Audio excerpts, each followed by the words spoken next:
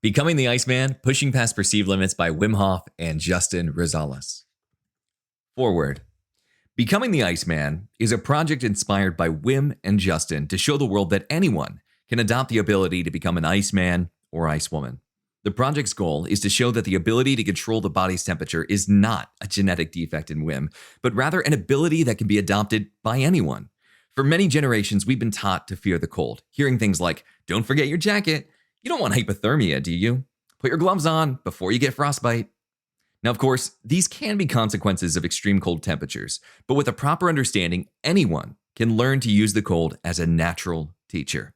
Now, you may have seen Wim running around on television, barefoot in the snow or swimming in ice cold waters. Now, while he's doing these incredible feats, he isn't worried about how cold it is. He's enjoying himself. Like any new tool, you must understand how it works before you can use it efficiently. This pertains to the cold as well. Wim is the epitome of what can happen if someone uses the cold to train the body. Now, you might ask, how can you prove that anyone can learn this ability? Well, we're glad you asked. As of fall 2009, Justin Rosales had no experience with the cold whatsoever. He was a college student attending Penn State University, and after Justin's friend Jarrett showed him one of Wim's videos on YouTube, they became exceedingly interested in understanding this ability. They wanted to see if it was possible for anyone to learn, and so they thought, why not test it on ourselves? Now, in spring 2010, after speaking to Wim for several months via email, Wim invited Justin to attend a workshop in Poland for 10 days. After many days of working as a dishwasher, Justin was able to pay for his trip to Poland and learn the technique of the Iceman. With more training and countless experiences with the cold, Justin began to slowly adapt. The length of time he could remain exposed to the cold increased dramatically. He quickly realized that the technique to withstand the cold was, indeed, an ability that could be harnessed by anyone. This book tells the tale of Wim and Justin's journey to becoming the Iceman. Chapter 5, Growing Up by Justin Rosales. Now remember, we wrote this book over 10 years ago and working on an updated edition. And if you want to check it out and get updates for when that happens, check out the link in the description. When I was younger, I didn't know what I wanted to do with my life. Honestly, I still don't have a plan. However, I feel that's what makes me who I am today. There are a lot of things that happened to me throughout the years that have shaped my perspective, my character, and determination. I guess a good place to start would be my childhood. I grew up with a normal family. My brother Preston and I were born in Miami, Florida. We moved to Pennsylvania after Hurricane Andrew destroyed our home. Our first move was to Philadelphia, Pennsylvania, where my next brother, Julian, was born. We stuck around Philly for about a year before moving across the state to Sharon, Pennsylvania. My mom and dad moved us to Sharon so that we could be closer to our grandparents. When I first arrived, I was about 5 years old. A few years later, my parents had 3 more children. Their names are Brandon, Christian, and Natalie. I was the oldest and Natalie was the youngest. Everyone assumed that she'd become spoiled with 5 older brothers, but they were wrong. She is now one of the most caring and considerate women I know, and we're blessed to have her in our family. It wasn't easy being the oldest. I always had to keep an eye on my siblings when all I wanted to do was honestly play video games. As much as I wish I had been doing anything else, it taught me a lot. It gave me responsibility. I felt like it was my job to be a good example to my younger siblings. Although sometimes I made mistakes, my intentions were always pure. Okay. Growing up in a household of 5 other kids can get pretty hectic, especially when living in our small ranch house in Sharon. When we first moved in, there were only 5 of us. 3 kids later, we were short on bedrooms. I learned how to be a very social person from always being surrounded by others. In the long run, it was worth all of the chaotic screaming and yelling from my siblings as they played video games together. At the time, I couldn't understand how my parents put up with it. My dad has been a car salesman for almost all of the years that I lived in the house. Growing up, I felt like he blamed me for everything, like I was the only one to ever get in trouble. I remember him telling me on multiple occasions, "It's your responsibility to act mature. You should know better because you're older." A lot of the time, I would feel a lot of angst toward my father. I constantly told myself, I never want to be like him. Actually, I may have told him that as well. Now, I realize that everyone has their own flaws and that my father's intentions were to give me responsibility, to help me become more successful. I know I won't grow up to be like him because he's unique. He raised 6 children and was willing to sacrifice all of his time to make sure that we were able to live life happily. We were nowhere close to wealthy, but we never would have survived if it weren't for my father's dedication. During his many hours of driving back and forth to work, my father would listen to inspirational speakers like Tony Robbins and Jim Rohn. On Sundays, he would make us listen to several of their seminars, and we hated it. But now I admire his perseverance and understand his purpose in doing all of that. He was trying to give us the knowledge that we needed to become successful if he should ever pass away. I now see it as the greatest gift he has ever given us. Suffice to say, my dad didn't do it all alone. Throughout my lifetime, my mom has always been there as my guardian angel. I believe she is that way to all of us. During my earlier years, she was the typical stay at home mom. She picked out our clothes, tucked us in, said our prayers, and even made us whatever food we wanted because we were always all so picky. She was always willing to go out of the way to make sure that we were happy. When my parents lived in Miami, my mom worked as a nurse, but she gave it up to spend more time with the family when she became pregnant with me. Around the year 2000, my mom wanted to become active again. She wanted to help raise money for the family, but still be there for us. So she decided to do something that the family could enjoy while still making money. She began her own business called Party Zone for Kids. It all started with one moon bounce, also known as a bouncer, that she rented out to families. And as the business grew, she bought 14 more bouncers, cotton candy machines, popcorn machines, snow cone machines, and a facility to store the equipment and have parties at during the winter. Now averaging over 300 parties a year, Party Zone for Kids is a stable business that provides for the community as well as our family. My mother has always been our hero and the person that we go to with our problems. I'm really proud of my mom for putting up with everything we put her through. Now that the business is stable, she has returned to nursing school to become a registered nurse. We will always cherish the lessons she taught us. Even though she will one day pass on, the love she gave to us will never cease to reflect in our actions. As you could probably tell, my parents had an incredible impact on my life. Although I never had set a goal, I knew the type of person that I wanted to become. Ever since I could remember, my mom would always tell me, anything's possible. She would also tell me that if I could simply think of an idea, then I would be able to find a way to make it a reality. Each night before I went to sleep, my mother would whisper the following phrase into my ear. If you can learn how to use your mind, anything is possible. That phrase continues to resonate in my mind every second of every day. Chapter 8, Superpowers by Justin Rosales. Every day after my brothers and I arrived home from school, we'd play video games. It was one of the ways that we bonded together. We especially enjoyed the games that were challenging and involved characters with, you guessed it, special abilities. The idea of having superpowers just fascinated us. Oftentimes, we would use our own imagination to pretend that we were the characters in the video games. I would assume that this is where my mother's philosophies fused with what I was doing in my spare time.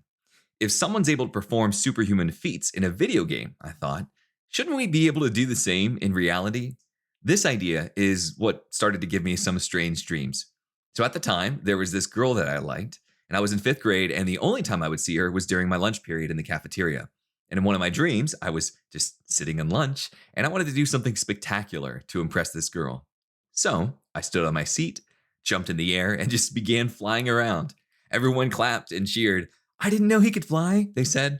As I landed next to the girl, she wrapped her arms around me, and I woke up. I had other strange dreams like that where I was able to move objects with my mind or was able to play back any piece of music after only listening to it once. I loved my dreams. They really inspired me. However, my parents emphasized that school was important and I needed to focus on my homework. So I resorted to living vicariously through my video game characters. A few months later, after my dreams began, my mother told me a story that she once heard over the radio. Apparently, a man froze to death after being locked inside a train with traveling cargo. As the story goes, the scientists concluded that the temperature couldn't have dropped below 60 degrees Fahrenheit, which is 15.5 degrees Celsius, that night. Yet somehow, the man froze to death. The psychologist deduced that the man must have just panicked and simply thought himself to death. I assume this meant that his mind made him believe that it was colder than it actually was, and his body just responded accordingly. I imagined each organ slowly shutting down as the man believed he was freezing to death. My mother told me that they found him curled up in the corner, his skin a deep shade of blue. It was a sad story, but it really got me thinking. If a man could actually think himself to death by lowering his body temperature, could he do the opposite and warm himself up in a cold climate? My mom and I spoke about it for a while, and she suggested I try it out. Just imagine yourself sitting in front of a warm fireplace, she said, or just tanning at the beach. I tried it, but honestly didn't feel any effects. So I did what any other kid would do with a short attention span at that age. I gave up on the idea. Besides, superhumans, they only existed in video games. Even though my initial attempt failed, my mother's story remained ingrained in my head. It just seemed possible to me. I couldn't figure out why I believed controlling your body's temperature was more possible than other powers, but it just stuck with me. The idea returned to me from time to time whenever I'd walk through winter snow. I continually thought about just how awesome it would be to be able to walk outside without a jacket, just create my own body heat.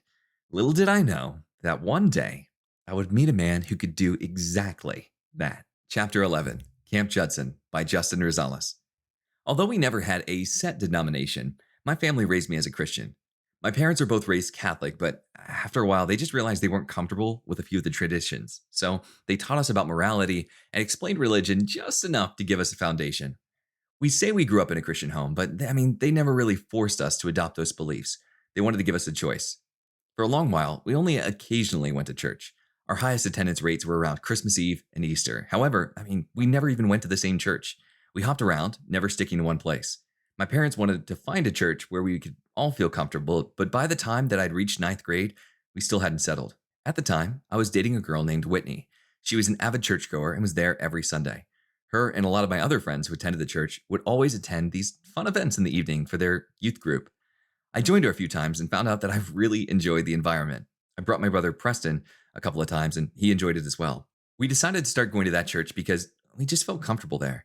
That summer, the church offered us an opportunity where they would pay to send us to go to camp for a week.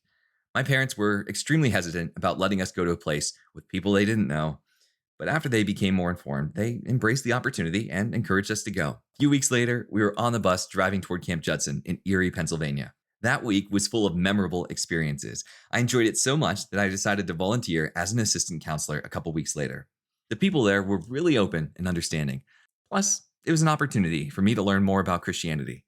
For the next 4 summers, I returned to Camp Judson as a counselor. During that time, I made a lot of good friends and even more memories. Judson was a powerful motivator for me. I wanted to do more with my life and understand how people worked and functioned. That was about the time where I was really able to focus on my passion that developed as a child. I still wanted to understand the mind and how it worked. Judson was a very inspiring place, and it made me feel like I was capable of anything. While there, I was detached from all video games, schoolwork, chores, and stupid things that I'd worry about in high school. I felt free, and that's where my mind began to wander. It was one of the few times in my life where I was able to think on my own. Petty things no longer influenced me. I wanted to change the world, and I felt like I could in a positive way. I wanted to help people. At the beginning of my last year as a counselor at Judson, I met someone that changed the way that I perceived the world. During staff training, I met a mysterious fellow named Jarrett. He always kept to himself and was very private, but when it came time for capture the flag or dodgeball, he was an obvious extrovert. When I played against him in previous sport classes, I realized that despite how quiet he appeared to be, during any physical activity, he just exploded with unbelievable amount of energy. In basketball, he was the quickest and most enthusiastic person in the game. In Ultimate Frisbee, he developed strategic plays while being a key part of the scoring process. He seemed like a good guy, but I really didn't know much about him other than what I had observed. For the 4 years that I was at Judson, I never spoke to Jarrett. Usually, Jarrett would sleep in the quarters above the office, but on one night in particular, Jarrett decided to join myself and a couple of other staff members in the counselor's cabin. Sleeping in that cabin was Preston, my brother, Jarrett, myself, and 2 other staff members. After a couple of minutes of talking about the day's events, the other 2 staff members fell asleep and began snoring. Jarrett, Preston, and myself continued conversing. We spoke about our majors and other interests in our lives. Then, the conversation moved to dreams and escalated to childhood passions. As the conversation continued, I realized that I wasn't finishing my sentences, Jarrett was. Apparently, the way he processed information was just very similar to me. He was able to understand what I was saying without me actually saying it because he previously thought those things himself. Actually, I found myself finishing his sentences as well. We clicked. There was something resonating inside both of us. It was as if my life and all of my thoughts as a child were building up to that moment. Jarrett and I realized that we had a lot of the same goals, and we felt that it could prove beneficial if we worked together. From that point on, my life would no longer include a one-time attempt at an idea followed by nothingness. It would include the collaboration of someone who had as much belief in an idea as I did. We shared one mind and were willing to do anything to press forward. We understood each other, but more importantly, we had understood each other's core belief that anything is possible. Chapter 14, Who's the Iceman? By Justin Rosales. During the summer of 2009, I wasn't able to return to Camp Judson. I was forced to find a higher paying job to pay for my apartment, so I picked up a job as a dishwasher at the deli, a local restaurant in State College. When the fall semester began, I kept my job to make some extra money on the side. I felt rejuvenated and ready for another school year. Jarrett and I spoke as often as we could, but because I had a lot of homework to do, our conversations were usually cut short. In one of our previous talks, I had mentioned to Jarrett that I thought it would be interesting to control body temperature. I told him the story of the man that died of hypothermia in 60 degrees Fahrenheit, which is 15.5 degrees Celsius climate. He enjoyed seeing the mind's potential just as much as me. Even though his major was computer science, he was very interested in learning everything that was psychology related. After my first week of classes, I received an email from Jarrett with a link to a YouTube video. The video was about a man they called the Iceman. It was a television special titled Extraordinary People featured on, you guessed it, the Discovery Channel. The clip showed the Iceman running a half marathon barefoot through the snow, wearing only shorts. I was intrigued. Here was a man running in temperatures below freezing, not 1 mile, not 5 miles, but 13 miles through the snow. I was extremely impressed by his stamina and how comfortable he looked while running. At one point in the clip, Wim, the Iceman's real name, explained that he had controlled his internal thermostat using only his mind. This meant that it wasn't just some genetic mutation or natural gift, but his conscious control. My mind immediately filled with thoughts like, man, I knew it was possible. Is this maybe some sort of trick? I wanted to believe it was real, but I also wanted to view it from an objective perspective. So as I continued watching the video, I saw that Wim actually suffered from frostbite in his left foot. Okay, I thought, well, maybe it wasn't a trick if he actually got frostbite. When the video ended, I called Jarrett and expressed my excitement. We spoke of theories about maybe how it could be possible. After ending the call, I went online and just did some of my own research, and I came across an ancient Tibetan technique called Tumo, also known as inner fire. This technique offered the Tibetan monks the ability to withstand extreme cold and generate heat within their body without any external force. The most known story, passed along with the idea of Tumo, consists of Tibetan monks sitting in the snow with cold, wet sheets draped over their backs. Allegedly, they would sit and meditate for hours in order to generate heat. Their goal was to dry the wet sheets on their back in the cold climate using only the heat from their bodies. This technique just sounded awesome, and I wanted to learn it as soon as possible. Winter would be around in a couple months, and I was extremely interested in being able to keep myself warm without the aid of layered clothing. Now, at this time, I was a huge fan of a book called Way of the Peaceful Warrior by Dan Millman, and I really looked up to him as a role model. I followed a few of his seminars and read many of the other books. The concept in this particular book really inspired me to do more. One day, I decided to email Mr. Millman, not really thinking he'd respond. And to my surprise, his secretary responded for him saying that Dan wasn't familiar with Tumo and suggested that I just do some research on Wikipedia. So I went to the webpage for Tumo and checked the reference section. There, I found a book called The Bliss of Inner Fire. The title intrigued me, and I thought it was about time to take my research just a little more seriously. So I purchased the title and received the book a few days later. When the book came, I put aside my homework and began reading. The text was honestly kind of difficult to read because it was a unique set of vocabulary words that I just didn't understand. I assumed it was common knowledge to most of the audience that followed yoga, but it was hard for me to comprehend. So I went online to define some of the words I didn't know, like prana, chakra, and kundalini. I progressed through the book slowly and took my time to understand each chapter. The first few chapters expressed the background of Tumo and the opinions of the author. After a few days of sporadic reading, I finally came to the chapters explaining the technique. It focused on a lot of different breathing exercises and visualizations. It seemed strange, but I blamed my opinion on my ignorance. After finishing the book, I didn't feel any closer to understanding how to control my body heat. And, I'm the type of person that likes to physically watch others and then ask questions. Therefore, I felt like the book was, to me, a dead end. So I threw it under my bed and pulled out my homework. For the next few weeks, I focused on my classes and just gave up on learning Tumo. I was disappointed, but I resolved my dissonance by watching videos of the Iceman on YouTube. One day, I was sitting in my 9 a.m. class listening to the professor speak on the subject of personality theory. As he prepared the next few slides, I decided to do a quick search on Tumo just one more time before I gave up completely. I don't know why I felt compelled to do it right then in the middle of class, but I tend to have those spontaneous moments quite often. I used Google's search engine to search for Tumo, and the usual listings came up. A few websites with the definition, a forum site for those who study Buddhism, and a few images of monks sitting in the snow. I decided to revise my search and type in Tumo seminar, just for the heck of it. One new listing popped up that I hadn't seen before. It was a downloadable PDF containing a flyer. As my professor began talking again, I ignored the last 10 minutes of the lecture to investigate my new discovery. The flyer advertised a seminar to teach people the art of Tumo. The seminar was set to take place during the weekend a month and a half later in Berkeley, California. The cost was about $250, and registration needed to be completed by the end of the month. Man, I was ecstatic. I had lost all my focus in that class, and all I wanted to do was tell Jarrett. So for the rest of the class period, I just brainstormed ideas of how I could get to Berkeley, California in a month and make it to that seminar. As I was leaving class, I told one of my classmates and my best friend at the time, David Hanneman, about my idea of going to California to study Tumo. He thought it was a cool idea, but impractical, especially because, we're just college kids with limited funds. Luckily, I had my job as a dishwasher, which, although it may not have been the most flattering job, dishwashing provided me with the funds that I needed to perform research. So I called Jarrett on the way to my next class and told him about the opportunity. I'd hoped that he would be able to go with me, but sadly, he had an appointment in his hometown and was unable to reschedule. I would have to go to California alone. I never flew before, so the idea of flying across the country alone intimidated me. Regardless, I was determined to do whatever I needed to make it to that seminar. Over the next couple of weeks, I picked up a few extra shifts to cover the potential expenses of my trip. Each night, I'd come home from work with food caked under my fingernails.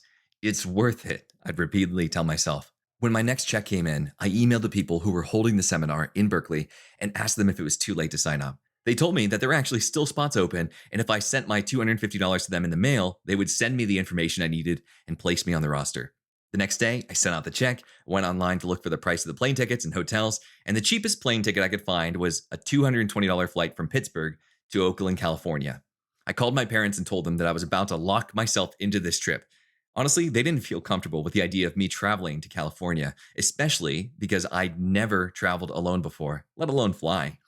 After a long conversation over the phone, they agreed to let me go, just as long as I remained cautious and tried to plan out everything. So I went online and purchased the airline tickets with the money that I'd earned from the deli. At that point, I didn't have enough money to pay for a hotel room, but I knew that they wouldn't give me the bill until I checked out. Therefore, I went online, searched for the closest hotel to the place where the seminar would be held, and I found a 5-star hotel in a 5-mile radius of the building. I took the closest one with the easiest walking route to the seminar. However, I did have one concern. I knew that in some states, only people over the age of 21 could reserve and stay in hotel rooms. Sadly, I still had a few months until my 21st birthday. I called the hotel that I'd be staying at and spoke with the manager. They assured me that it wouldn't be a problem, and I was relieved. I then proceeded to go online and find out the distance from Oakland, California to Berkeley, California. Google Maps told me it'd be about a 35-minute drive with traffic, and with the taxi, it would be about $40 total each way. I looked at the map again and searched for nearby locations where I could buy food. Luckily, there was a Walgreens just up the block, and after calling my manager to reserve the weekend off, I felt like I had done enough in one day and went to sleep. For the next 2 weeks, I focused on my studies during the day and worked at the deli during the night. My next paycheck would give me enough to cover the cost of the 2-night stay at the hotel, the taxi fare, and the potential cost of food. 3 days before my flight left, I received a packet in the mail explaining the material that'd be covered in the seminar. It also gave me the starting time and what to do when I had arrived. Everything was finally set in place, and I was ready to take on my first big adventure. Other than my best friends, my family, and my manager at work, no one knew where I was going. I didn't even tell my girlfriend, Brooke Robinson, until the day before I left. Honestly, I thought she'd think I was crazy. We'd only been dating for a few weeks, and I really wanted to be careful on who I was telling because I didn't want anyone to put me down, say it was ridiculous, or try to keep me from pursuing it. But even though I wish Jarrett could have gone with me, I had to accept it and go on behalf of the both of us. I wanted to understand Tumo beyond what the internet had to offer, and finally, I was going to have that chance. Chapter 16, California, by Judson Rosales. Shortly after buying my plane ticket, I informed my professors that I'd be flying to California for a few days. They were okay with me going, as long as I made up the work, which I gratefully accepted. After getting my final things together and saying goodbye to my girlfriend, I jumped in the car and started driving home. During the 3-hour drive home from Penn State, I contemplated many things. First, I thought about everything that could go wrong, like missing a flight, getting lost, or even getting mugged. It took me a little while, but eventually I calmed myself down and tried to be a little bit more optimistic. I told myself that what I was doing was important and helpful to my understanding of life. I felt mature traveling alone and taking an opportunity to improve my knowledge. To me, that was more important than my college classes. In the past, I had considered withdrawing from college to pursue knowledge on my own. Of course, there are plenty of benefits to attending a university, but I believed the structure was flawed. Regardless, I really enjoyed the idea of pursuing information that interested me. Not every college class inspired me to do more and become better, but this opportunity did. I was ready to accept whatever came my way. I was ready to take on whatever challenge was ahead, and more than anything else, I was just ready to learn, to understand, and to hopefully gain wisdom. My wandering thoughts on the 3 hour drive made it feel more like 30 minutes. When I got home, it was almost midnight. My parents were happy to see me when I walked through the door. And even though I could see the fear in their eyes when they considered my safety, I told them I'd be responsible and extremely cautious. We're fine, they told me, but their body language said otherwise. My flight was scheduled to leave the following morning at 8:56 a.m. from Pittsburgh International Airport. I was tired of driving and I wanted to get a good night's sleep, so I said goodnight to my family and went to my room.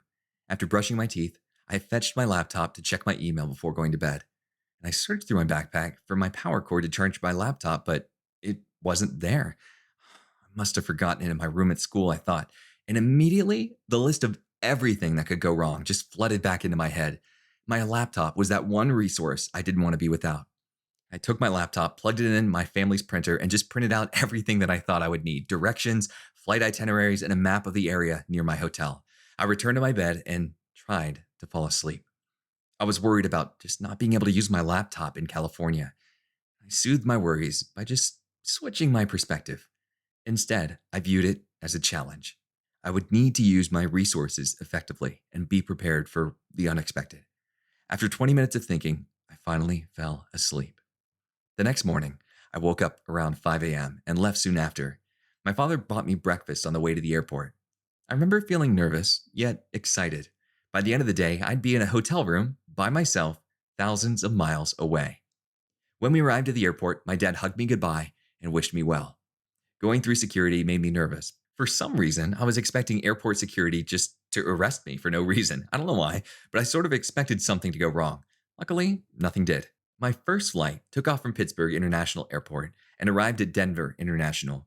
From there, I flew to Oklahoma International. By the time I touched down in Oakland, it was 5 p.m. Eastern Standard Time and 2 p.m. Pacific Time. It was strange being on the opposite side of the country. I was nervous, but still very excited at the same time. I was on my own. I grabbed my luggage and jumped into a taxi. The driver told me it'd be a $40 trip. I gave him the cash, and as the car started moving, I admired the scenery as we drove through the busy streets of California. Remembering that my parents wanted me to call them when I landed, I pulled out my phone and dialed their number. They told me that they were worried, but glad I was safe on my way to the hotel. They asked me to call them when I arrived. By the time the phone call ended, we had parked in the front of the hotel. I unloaded my bags and tipped the taxi driver. My heart beat with anticipation as I walked over to the office. Now, even though I'd previously spoken to the manager on the phone, I was just still very afraid that they would turn me away because of my age. My worries were swept away after the receptionist smiled and handed me the key to the room. I gratefully thanked her and left the office. The hotel was, by no means, extravagant. There was only one floor and about 30 rooms. The layout of the complex was like a giant U shape. The building surrounded the parking lot where only a few cars were parked. I found my room in the corner of the parking lot. I opened the door and brought my luggage inside. The room had a cozy, simple layout. There was a bed, TV, mini fridge, table, lamps, sink, and 2 beds. I unpacked my clothes and placed them in the drawers beneath the television. After I got everything settled, I called my parents once more to tell them that I was all right. I didn't stay on the phone too long because there was a few more things that I needed to take care of before the sun set. I hung up the phone and collapsed on my bed. In the room adjacent to me, I could hear a man yelling angrily in a foreign language. I was really out of my comfort zone, but I was excited to have the opportunity to embrace it. All my expenses were paid for, and my only priority was to attend the seminar. There would be no more worrying about making the trip possible. I was finally on the trip. The only thing I had left to do was enjoy it. I rose back to my feet and pulled my laptop out of my backpack. I placed it on the table and turned it on. The hotel had free wireless internet access. I quickly checked my email to see if anyone sent me anything about the seminar. There was nothing. My laptop only had about 10 minutes left of battery. I shut it down to reserve the rest in case of an emergency. After grabbing my wallet and room key, I walked out the door. I had a couple hours until sundown, so I decided to buy groceries. I walked to the office to ask the receptionist if she knew of any places where I could buy food. My map told me where Walgreens was, but I wanted to make sure it was still up to date. I didn't want to wander around aimlessly looking for a building that was taken down years ago.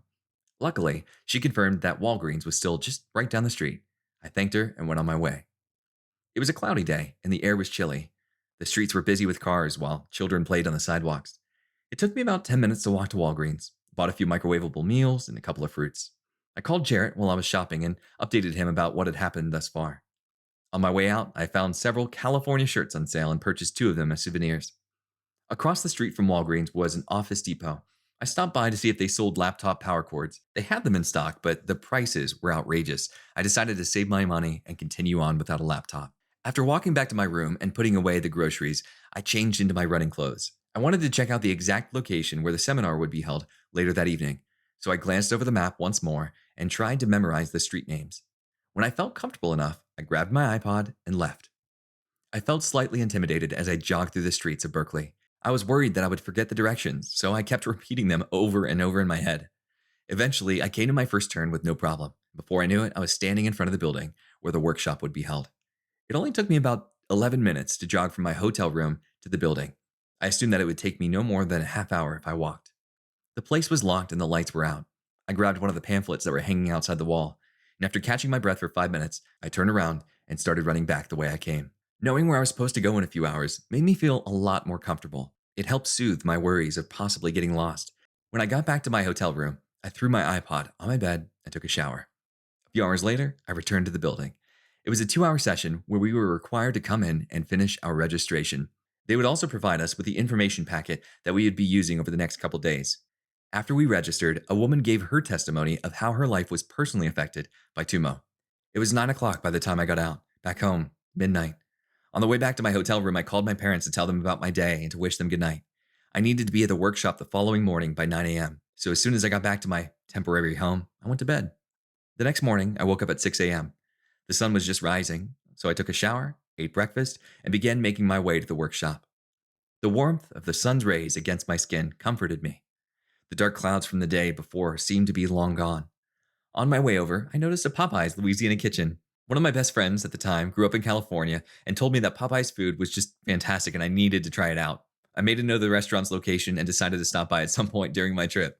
Guys, I'm so glad that we're updating the book because a lot of this stuff is just funny and out of date and non-essential. So again, check the description for more information so that you can check the newly updated Becoming the Iceman coming out in the next year.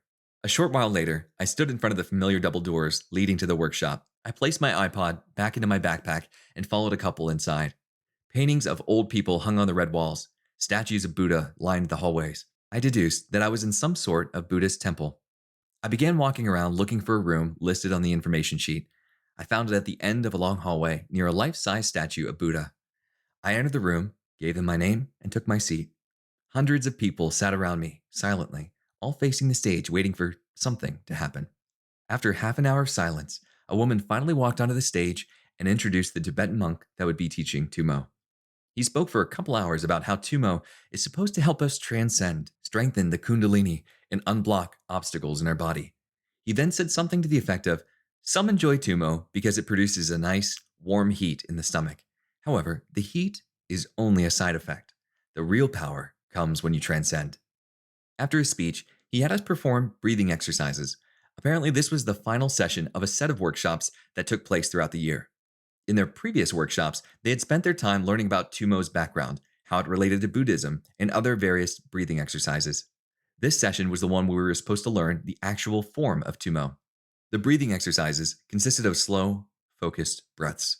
Essentially, we were supposed to hold our breath for a minute while sitting there and also kind of do some awkward movements with our arms. After a quick lunch break, we came back and began learning Tummo. The form was not what I had expected. It didn't seem to be much different from the breathing exercises that we had just performed before lunch. Instead of the only arms moving this time, while holding our breath, we moved our upper torso as well. Our instructor also had us practice visualizing a fire in the center of our stomachs. With each breath, we were told to imagine the flame growing with intensity. I was happy to learn the technique, but I didn't feel like I was getting any warmer. Also, I didn't feel comfortable with all the beliefs that surrounded Tummo. I never studied Buddhism, but I understood the basic premises. They were saying that the only way you could perform Tummo was to follow their methods exactly, and honestly, I just begged to differ. From that point on, I began viewing the workshop from an objective point of view. I wanted to see if it was possible to perform Tummo without their set belief system. Sure, I did the visualization of the little flame in my stomach as well as the movements, but I remained detached from their views of transcendence. As a result of shifting perspective and viewing everything objectively, I found myself quickly growing bored. Of the 10 hours we spent there on Saturday, we practiced the breathing and Tumo exercises for only 2 hours each. For the other 6 hours we were there, the teacher elaborated on how Tumo affects the body and clears any obstructions in life. At one point, they asked us to imagine ourselves turning into some transcendent female being. I couldn't see how it possibly related to heating up the body. When Saturday's workshop was over, I walked home. I attempted to eat at Popeyes, but I decided to save the $15 I had left in my wallet for my final dinner in California. When I got back to my hotel room, I phoned my parents to tell them how my day went. I also reassured them of my safety. After hanging up, I tried looking over the instructional papers that they had given us on how to perform Tumo, but I found it hard to follow with just all of the beliefs interlaced in the text. I decided that I would bring a notebook with me the following day to objectively record the core concepts of Tumo. When I woke up the next morning at 5 a.m., I realized that I was in the mood to go for a run. I used what was left of my laptop battery to find the directions to the University of Berkeley. The college was a mile and a half away from the hotel, not too far for a run. After eating breakfast out of a complimentary plastic cup, I grabbed my iPod and ran out the door. Eventually, the campus was in sight. It took me about 20 minutes to get to the University of Berkeley. There was a lot of traffic on the road, making it hard to cross intersections quickly. I crossed the street and ran up toward the campus alongside a wooden fence. And as I turned the corner to continue jogging uphill, a speeding bicyclist actually struck me. Luckily, there was just enough time to lower my shoulder and brace for impact. A man flew through the air and yelled as his body skidded across the concrete. He grabbed his knee in pain. He was screaming in some other language that I didn't understand. I repeatedly tried to offer my help, but it appeared that the man just didn't understand me. After I apologized over 30 times, the man rose to his feet, jumped on his bike, gave me a foul glare, and rode off. For the next few minutes, I stood there, feeling guilty, contemplating if the man was seriously injured. As my iPod clicked and the next song began to play in my headphones, I snapped out of my daze and returned to my run. And by the time I reached the campus, I had forgotten the incident. In my opinion, the campus was much more beautiful than Penn State. There was luscious grass everywhere and little pathways that extended in every direction. I continued running uphill until I found myself in the middle of a park. Students were lying on benches and reading their textbooks. It seemed like a very lovely place to study. Near the end of my loop around campus, I found myself running by the University of Berkeley's gymnasium. I remembered it as the place where Dan Millman had trained in Way of the Peaceful Warrior. It was a surreal moment for me, just to be standing next to the gym where my favorite author had trained for many years. I continued running home and arrived 20 minutes later. I took a shower, ate another quick breakfast, and made my way back to the workshop. Mostly, the day consisted of more breathing exercises and Tumo practice. The teacher also taught us 2 more additional methods of Tumo, but allegedly, Tumo experts should only attempt them. There is one moment in particular that I do think is important to share with you. We just finished the breathing exercises and began one of the Tumo forms. After 10 minutes of doing the form, my body felt warm. 10 minutes later went by, and I found myself actually sweating. By the end of the exercise, my shirt and shorts were drenched with sweat. Somehow, I managed to tap into the side effect of the heat that comes with Tumo. I was ecstatic, yet strangely disappointed. Ever since I had seen the Iceman on YouTube, I couldn't wait for the chance to consciously raise my body temperature. When it had finally happened, I expected more. I didn't like the idea that you had to be sitting down to properly perform Tumo. In the videos that I'd seen of the Iceman, he's running around barefoot in the snow, submerging himself in ice, and swimming around under ice water. The only situation where I saw Tumo being useful to survive would be if someone were forced to be in extremely cold temperatures for an extended period of time. That's the only time where I could see sitting and warming yourself up as efficient. I now understood why the Tibetan monks saw Tumo's main goal as transcendence, not heat. When I exited the building where I spent most of my time over those last few days, part of me felt like the trip was worthless. The other part of me did kind of feel accomplished. I thought, well, now there's at least one way to consciously warm up the body. On the way home, I stopped at Popeye's Louisiana Kitchen for my final dinner in California. Their chicken was delicious, and I was extremely satisfied. After I got home, I decided to go for a walk around the city to help my stomach digest the food.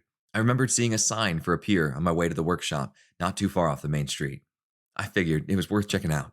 It was a little intimidating walking through the streets of Berkeley at night. When I first diverged off the familiar path, I called Jarrett to tell him about my weekend. Having someone on the phone with me was also a way to calm my nerves from walking through unknown territory. I told him of my excitement that I had on the first day, but also told him how I was disappointed overall. In learning that the Tibetan way of Tumo involved only sitting, I explained that I wanted to learn more about how the Iceman could do what he did. I finished my conversation with Jarrett as I approached the Berkeley Marina Pier. To the side, there was a path that crossed a giant interstate. When I was on the bridge crossing the interstate, I realized that it was the very same highway that goes through my hometown. It was kind of a mind-blowing moment. Thousands of miles away from my home and college, I was standing on top of the interstate that leads directly to my house. I continued crossing the bridge and found myself standing atop a hill facing a large body of water. At the time, I didn't know which body of water I was looking at, and in the distance, I saw a long line of lights outlining the structure of a bridge. It was an utterly beautiful sight. I later came to learn that I was gazing at the infamous Golden Gate Bridge. I returned to my hotel room around midnight and promptly fell asleep, but only after setting 3 alarms. The next morning, I was happy to have woken to my first alarm at 4:30 a.m. I packed up my belongings, ate breakfast, and called a taxi. The taxi arrived around 7 a.m. The driver was a friendly fellow, very polite. While he helped me place my bags in the trunk, I noticed he had a twitch that shook his entire body. At first, I thought my eyes were playing tricks on me, but after several more occurrences, I was convinced this man suffered from some form of, perhaps, Tourette's syndrome. I was worried about how it would affect his driving, but I climbed in the car anyway. A few minutes later on the ride, I noticed the man jerk a few more times, but luckily his movements didn't affect the momentum of the car. I safely made it to the Oakland airport with 2 hours to spare. During those 2 hours, I called my family, told them I was coming home safe. I also checked into my flight and ate a second breakfast. My first flight took me from Oakland, California to Seattle, Washington. And from Seattle's airport, I flew to Chicago, Illinois. And finally, I left Chicago and arrived in Pittsburgh's airport in the early evening. In total, it took me about 13 hours to finally reach my home in Sharon, Pennsylvania. When I arrived at home, I reflected on my trip as a whole. And although I hadn't learned what I was expecting, I had acquired a very useful experience and actually pursued understanding on my own. It was the first time in my life that I felt fulfilled.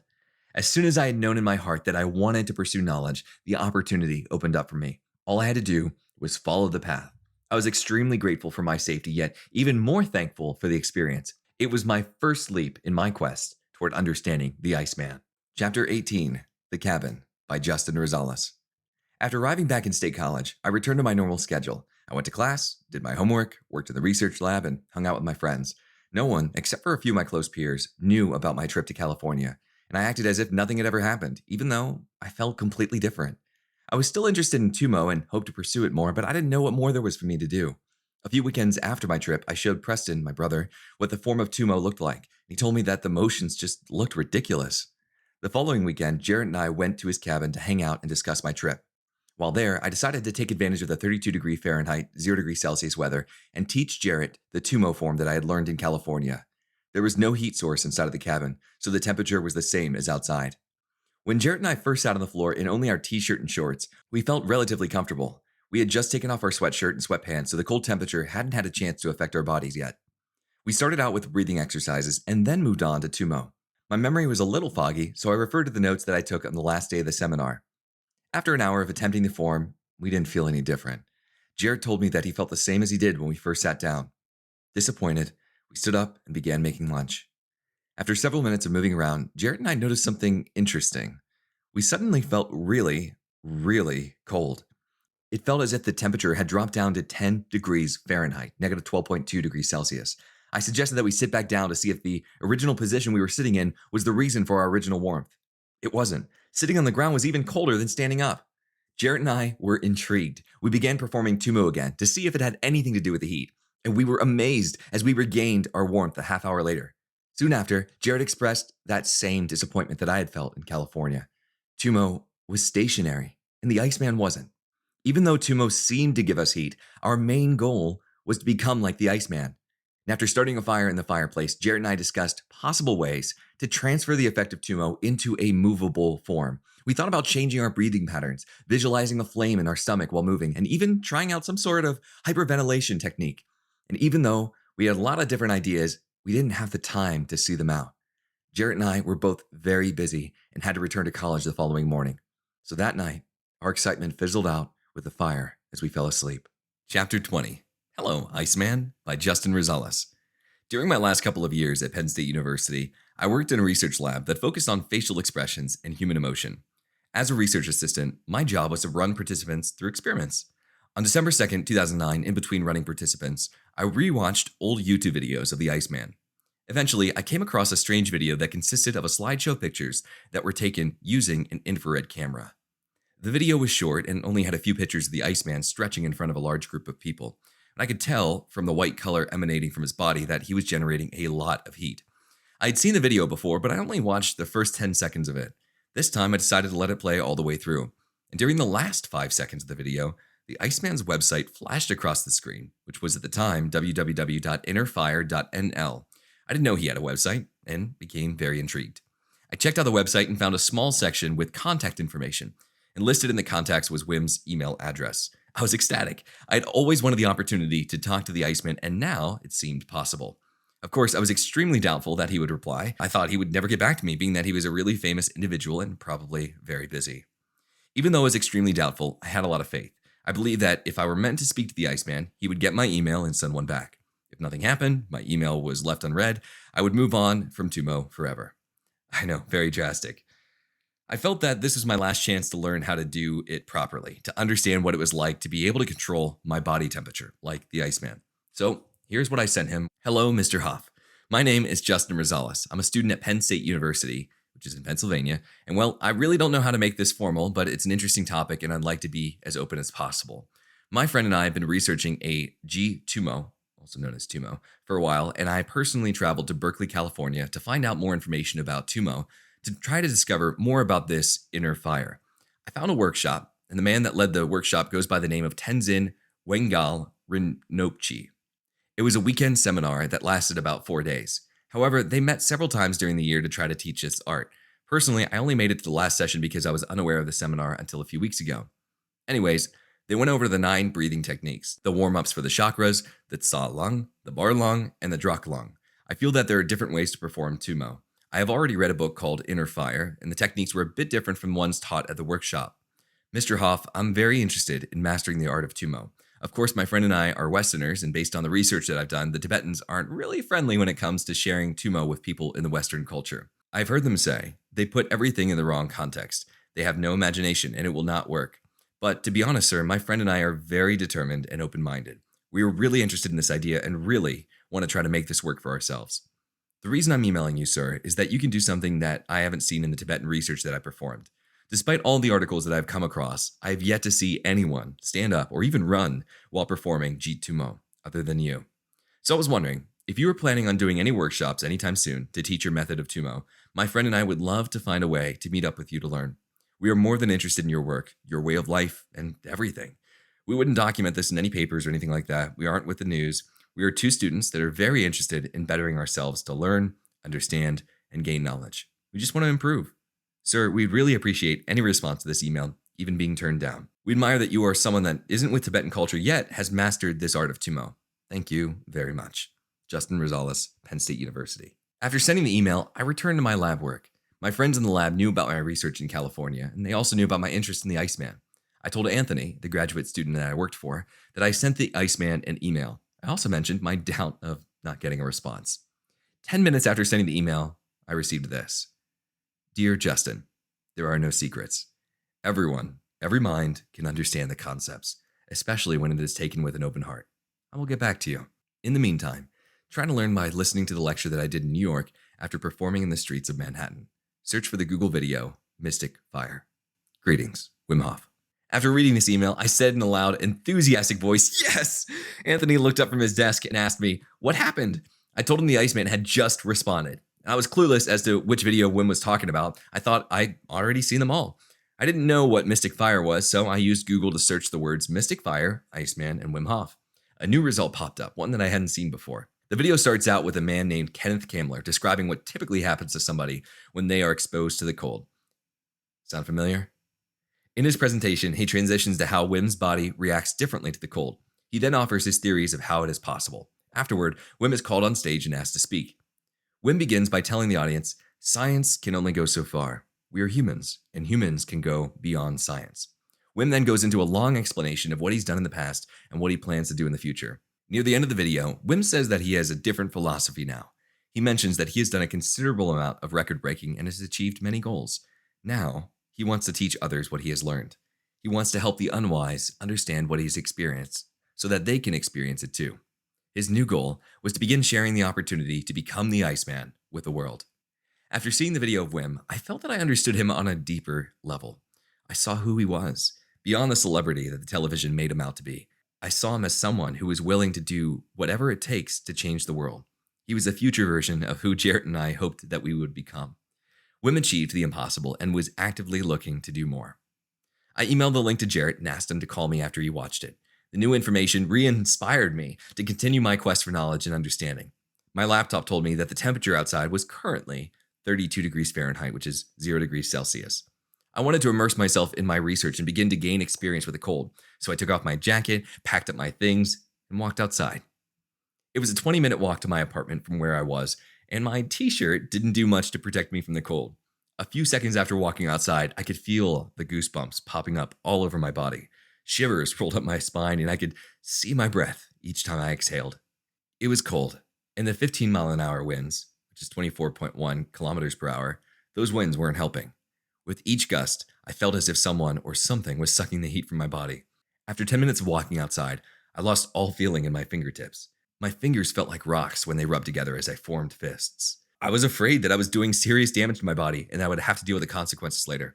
As I continued my walk home, I received a lot of attention from people. There were a lot of glares, raised eyebrows, and open mouths. Almost everyone stared. At first, I was really self-conscious, but then I understood that what I was doing was going to be bizarre to most people. This is why Wim is so famous. Most people view what he does as a circus act because they can't imagine doing it themselves. When I finally reached my house, I slowly managed to pull my keys out of my pocket. It was incredibly hard to unlock the door as I fumbled through each key with numbed hands. Eventually, the lock turned and I pushed the door open. As I walked in, the hot air from my home engulfed my frozen hands. They began to sting. It felt as if the tips of several hundred knives were positioned around my hands and someone was applying pressure to all of them at once.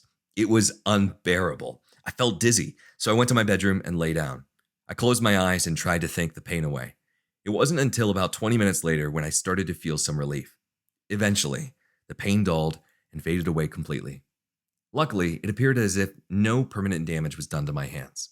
My fear of frostbite had left me once I regained the feeling back in my fingertips. That night, I received a call from Jarrett. We talked about how awesome the video was, and he told me he had enjoyed seeing this different side of Wim. Where the Discovery Channel's video of Wim running a half marathon made him seem superhuman, Wim's interview made him look more normal. You could easily tell he was a regular guy that just wanted to help people. That's what Jarrett and I loved about Wim, that he was willing to make sacrifices to show people their true potential. At one point during our conversation, Jarrett and I agreed that Wim was taking the world in a new direction. He was looking for ways to help people live more efficiently. And most of all, Wim seemed selfless, humble, and more than willing to teach people his technique. I described to Jarrett that walk home that I took earlier that day and how painful it had been. I told him that I thought the key to unlocking the Iceman's ability was to condition our bodies through direct exposure. And I assumed that over time, our bodies would adapt to the harsh conditions. Speaking of pain, I decided not to try any more cold exposures until I spoke with Wim again. I didn't want to do any damage to my body and ruin my chances of ever learning to control its temperature. The following day, I received an email from Wim explaining how the cold is a hard but righteous teacher. He told me that we, as humans, lost our natural ability to adapt to the cold over time. To get it back, we needed to naturally adapt through progressive exposure. In response, I sent him the following with my frigid walk home in mind.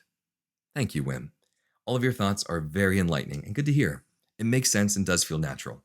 My one question is, as I expose myself, how do I know when to stop? I can accept the cold and my body feels fine. However, when outside in t-shirt and shorts, my fingers start to hurt and then burn and then eventually lose feeling. At what point should I stop? Or should I just wear gloves? Though if I do wear gloves, does it take away my ability to adjust? I'm sorry for my misunderstanding, but I'm just trying to do it as accurately as possible so I don't hurt myself. Thank you for your continual support and advice. My friend and I are happy to be learning and regaining the natural mechanisms. Justin Rosales. To which he replied, Hi, Justin. In the beginning, you will feel the cold. Your fingers and toes will react. I am a rock climber who climbs without gear. I need to have good control and good blood circulation in my fingertips to hold on. Here is what helped me train my hands. Try it out yourself. Find a rock or cold item. Touch it and let the fingers react until it does not feel good anymore. Then, remove yourself from the cold and wait a couple of minutes. This is when the veins in your hands are opening up again, the natural way, and make it possible, in my case, to climb for hours on ice-cold rocks. It feels great. Once again, it is all natural, but you have to find out through experience. I helped many people heal their feet's reaction to the cold by having them walk barefoot in the snow for a quarter of a mile with the right mental attitude. After that, they didn't have any more problems with cold feet. The secret is that their veins were too small, restricting blood flow. With exposure, you can condition the veins to become larger and allow more warm blood to reach your extremities. It is not hocus pocus. You can condition the veins by exposing them to extreme colds. When you first enter the cold, the veins and arteries will constrict, restricting blood flow immensely. After they're conditioned, the veins and arteries open back up again while in the cold, and they can continue to pump warm blood to exposed parts of your feet. This increases the circumference of the walls of both the veins and the arteries. It's all natural. Simple. Wim. This was the first time it was beginning to make sense to me. Understanding that there was some science behind the ability made it seem more achievable. I viewed it as if I was going to train a muscle or run a race, and each time pushing progressively farther. I didn't have any cold slabs of rock available, so I'd have to be creative. And regardless, I was ready to start training. Chapter 22. How Can I Train? By Justin Rosales. After a few more exchanges of email with Wim, I decided to construct my own training program. Wim emphasized that any exposure to the cold leads to improvement. So I came up with the idea to make miniature ice baths for extremity immersions. I looked around my apartment for something small that could hold water, ice, and one of my extremities. Eventually, I decided to use a 1-gallon plastic garbage can that was stashed in my closet. I placed it in my bathtub and filled it up with cold water. I then went to my kitchen, grabbed 2 ice trays, a towel, and a container of salt. I brought everything into my bedroom and closed the door. After changing into shorts, I dumped the 2 trays of ice into the water and added salt. I had heard in the past that salt was used to lower the freezing point of water. I didn't know if it was true, but I wanted to do everything I could to make the water as cold as possible. Now, at the time, I didn't have any thermometers to check the temperature of the water, so I made a mental note to order one online when the experiment was over. After letting the ice and salt chill the water for a couple of minutes, I touched it with the tip of my finger to see if it was ready. Immediately, I could feel the blood rushing away from where my finger entered the water. I was hesitant, but still excited to see what would happen. After taking a few deep breaths to calm my nerves, I started the timer on my stopwatch and dove my right hand into the ice water. The pain was immediate and intense. It felt as if someone was cutting off my hand in multiple sections. My body became extremely warm, and I soon felt lightheaded. I didn't know what was happening. I was afraid, but I left my hand in the water anyway. I kept waiting for my pain to dissipate, but even after 60 seconds, it still remained. During the time that my hand was in the water, a lot of things flooded through my mind. At first, my entire body was just telling me to pull my hand out immediately. I tried talking myself through it and telling myself that I would be fine, but everything inside of me was screaming in agony. I was afraid that I was going to do damage, but then I remembered that I never heard of someone losing his or her finger after a couple of minutes of cold water exposure, and I doubted I would be the first. So I continued to fight through the pain. Eventually, around 90 seconds after I had first placed my hand in the water, the pain began to dull and then numb. My mind eased. But I questioned the phenomena. Can I not feel anything because I damaged my nerves? Is the water just warmer now? I checked the water with my left fingertip, and it was still freezing. Then I tried moving my fingers. They were slow, but still moved nonetheless. Not more than 2 seconds after I moved my fingers began to burn again, just like when I put them in for the first time. It seemed that any movement of my immersed limb would take away the numbness and bring me back to that immense pressure. I stopped moving my hand and tried to reach the numbing phase again. After another 20 seconds of biting my lip, the pressure finally eased away. But about a minute later, something else happened. I began feeling a tingling at my fingertips. It didn't feel like pain, it was just unpleasant. I guess you could say the feeling was comparable to when your hand or foot falls asleep. This sensation frightened me. I hadn't gone into detail with Wim about what I was supposed to experience, so I pulled my hand out. For my first exposure, my hand was immersed for 3 minutes and 7 seconds. It seemed like a long time, but I had nothing to compare it to. After drying off my right hand, I sunk my left hand into the water, and the same thing happened as before. The pain came, then the numbness, and then the tingling. I pulled my left hand out at 1 minute and 30 seconds. I blamed my inability to keep my left hand in as long as my right hand on my right-handedness. I assumed the vascular system in my right hand was stronger since I had used it more. When I had finished putting away all the things that I used for my test run, I got online and ordered 2 thermometers. The first one I ordered was a digital cooking thermometer that measured temperatures from 10 degrees Fahrenheit to 250 degrees Fahrenheit, which is negative 12.2 degrees Celsius to 121.1 degrees Celsius, all through using a metal rod that was inserted into the water. The second was an infrared thermometer that can measure the air and skin temperature. I figured if I was going to be serious about training, I might as well document my experiments and watch my data change over time. And for that reason, I placed my extremity immersions on hold until my thermometers arrived. A few days later, the first snow of the season fell. We received several inches, and it whited out the State College area. Ever since I had watched Wim's interview video, I had started trying to implement one of Wim's philosophies into my life. And this is what I remembered. If you want to withstand the cold, you must learn to enjoy it. Learn to like the cold. We've taught our bodies to avoid the cold and to put on a jacket when we feel uncomfortable. We are taught that the cold can get us sick, so we try to evade it at all costs. It's important to do away with this habitual aversion and learn to enjoy it. With this state of mind, you can begin to benefit from the cold and enjoy adapting to it. When I first woke up and saw the snow outside, I came up with the idea to go out during the evening and walk barefooted through the snow in a nearby park. Before I did so, I wanted to ask Wim for his advice. Before leaving for class that morning, I sent Wim the following email. Hello, Wim. As I train more and more, I find myself questioning the best way to possibly go about it. Later on tonight, I plan on going for a walk in the snow. We just had snowfall for the first time this season, so I plan on walking to a nearby park in sandals, a t-shirt, and shorts. Once I get there, I'm going to take off my sandals and walk barefooted through the snow. One of my questions is, would it be better to walk around with a shirt on or shirt off? In a lot of your videos, you're only wearing shorts. Should I do the same? I'll probably wear a hat because I have short hair and I lose a lot of heat through my head, but should I go without a shirt? Justin. P.S. Sorry to bother you again. Wim's response was sitting in my inbox by the time I got home from class. Hi, Justin. First of all, you're not bothering me. By the time I was 17, I had been attracted to esoteric disciplines for years. When the first snow fell, I went out with new energy. It was childish simplicity. My mind was empty. The snow showed itself to be strong and good enough to run in, wearing only shorts. I ran around in the untrodden snow in a wide circle for over an hour. It looked and felt like magic. There was no pain in my extremities whatsoever. But when I got back into the house where the heat was, my feet began to feel immense pain. The veins had adapted themselves to the cold, soft surface outside. And once inside, they had a hard time readapting to the heat. That pain is caused when blood is forced through the closed veins. Your body and mind will learn how to overcome it. Your determination and conviction should be positive and strong. Never force your body to go past its pain threshold. Listen to what your body is telling you. It is your teacher and guide. It's an intrinsic function, so use it. When you go out, go without a t-shirt and at least partially barefooted. Greetings, Wim.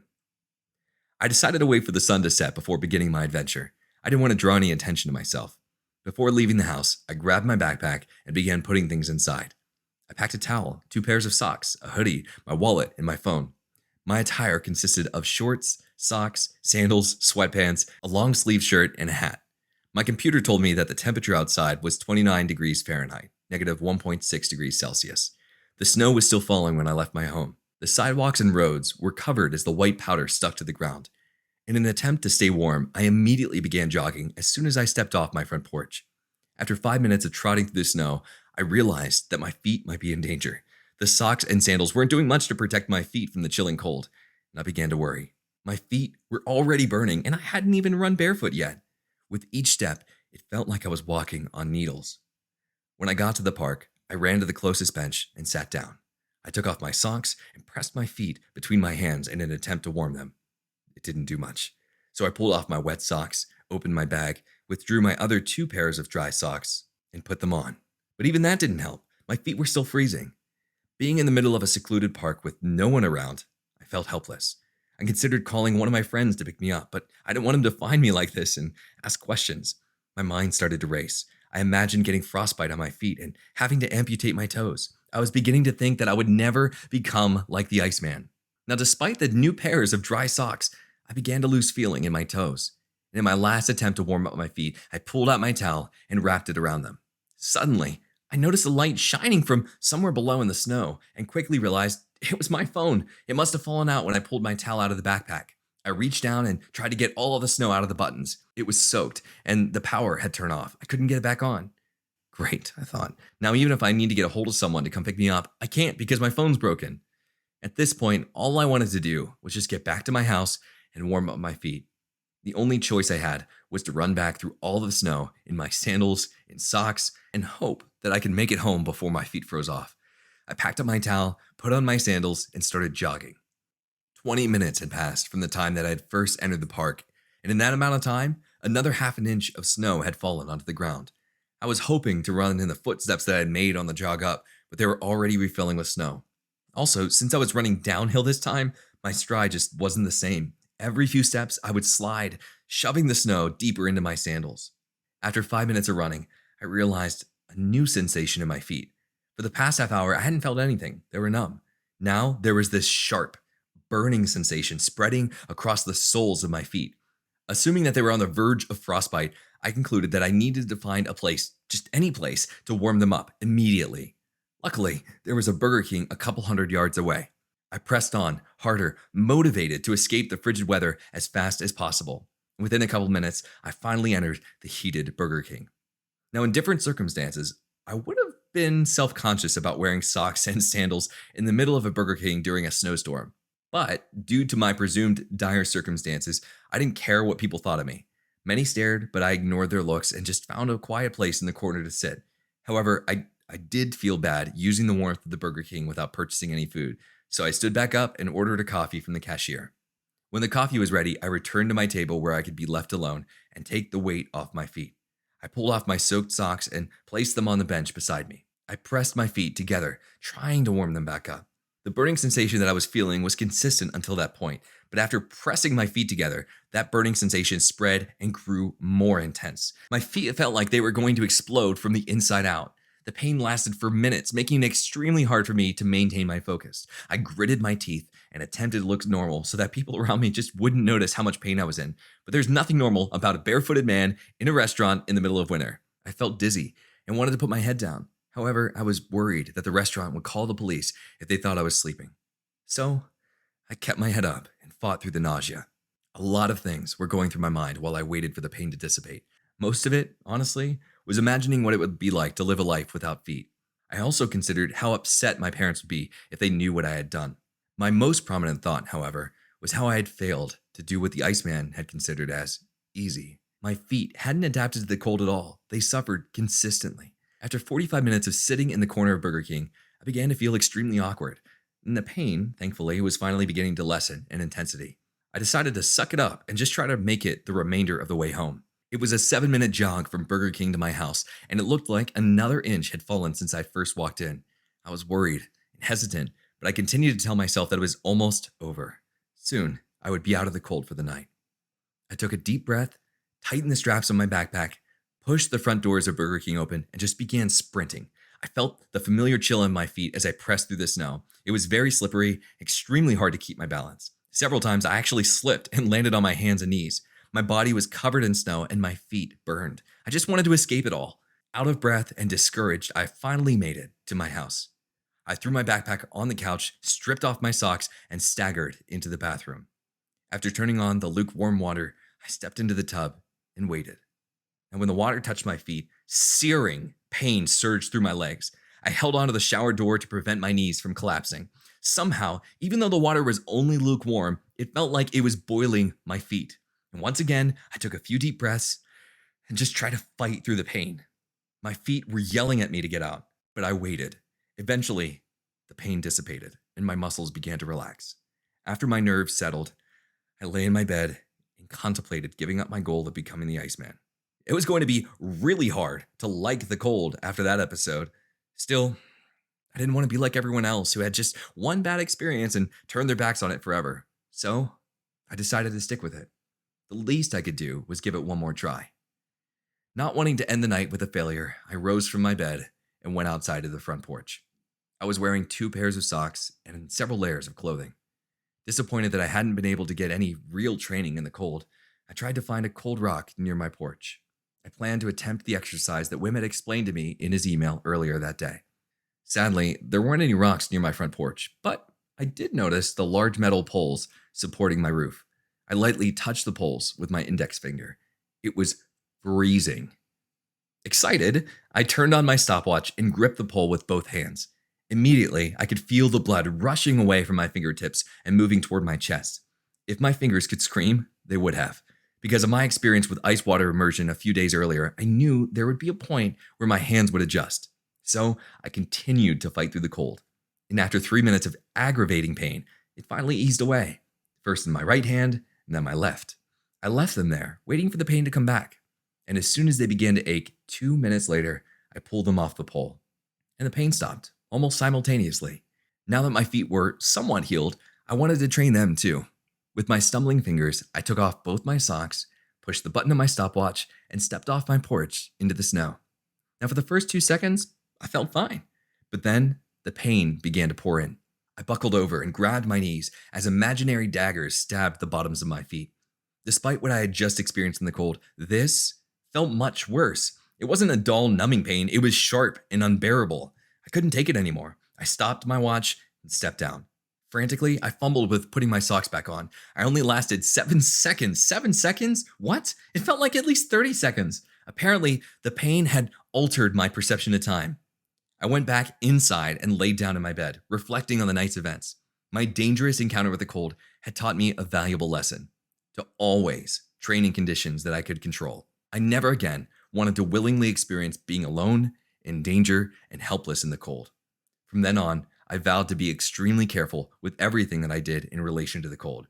I would always make sure I only performed tasks that I was confident that I could complete. If I wasn't confident, I would train at lesser intensity or train at different parts of my body until I was confident. Strangely enough, this experience didn't tear me away from the cold, but instead made me much more interested.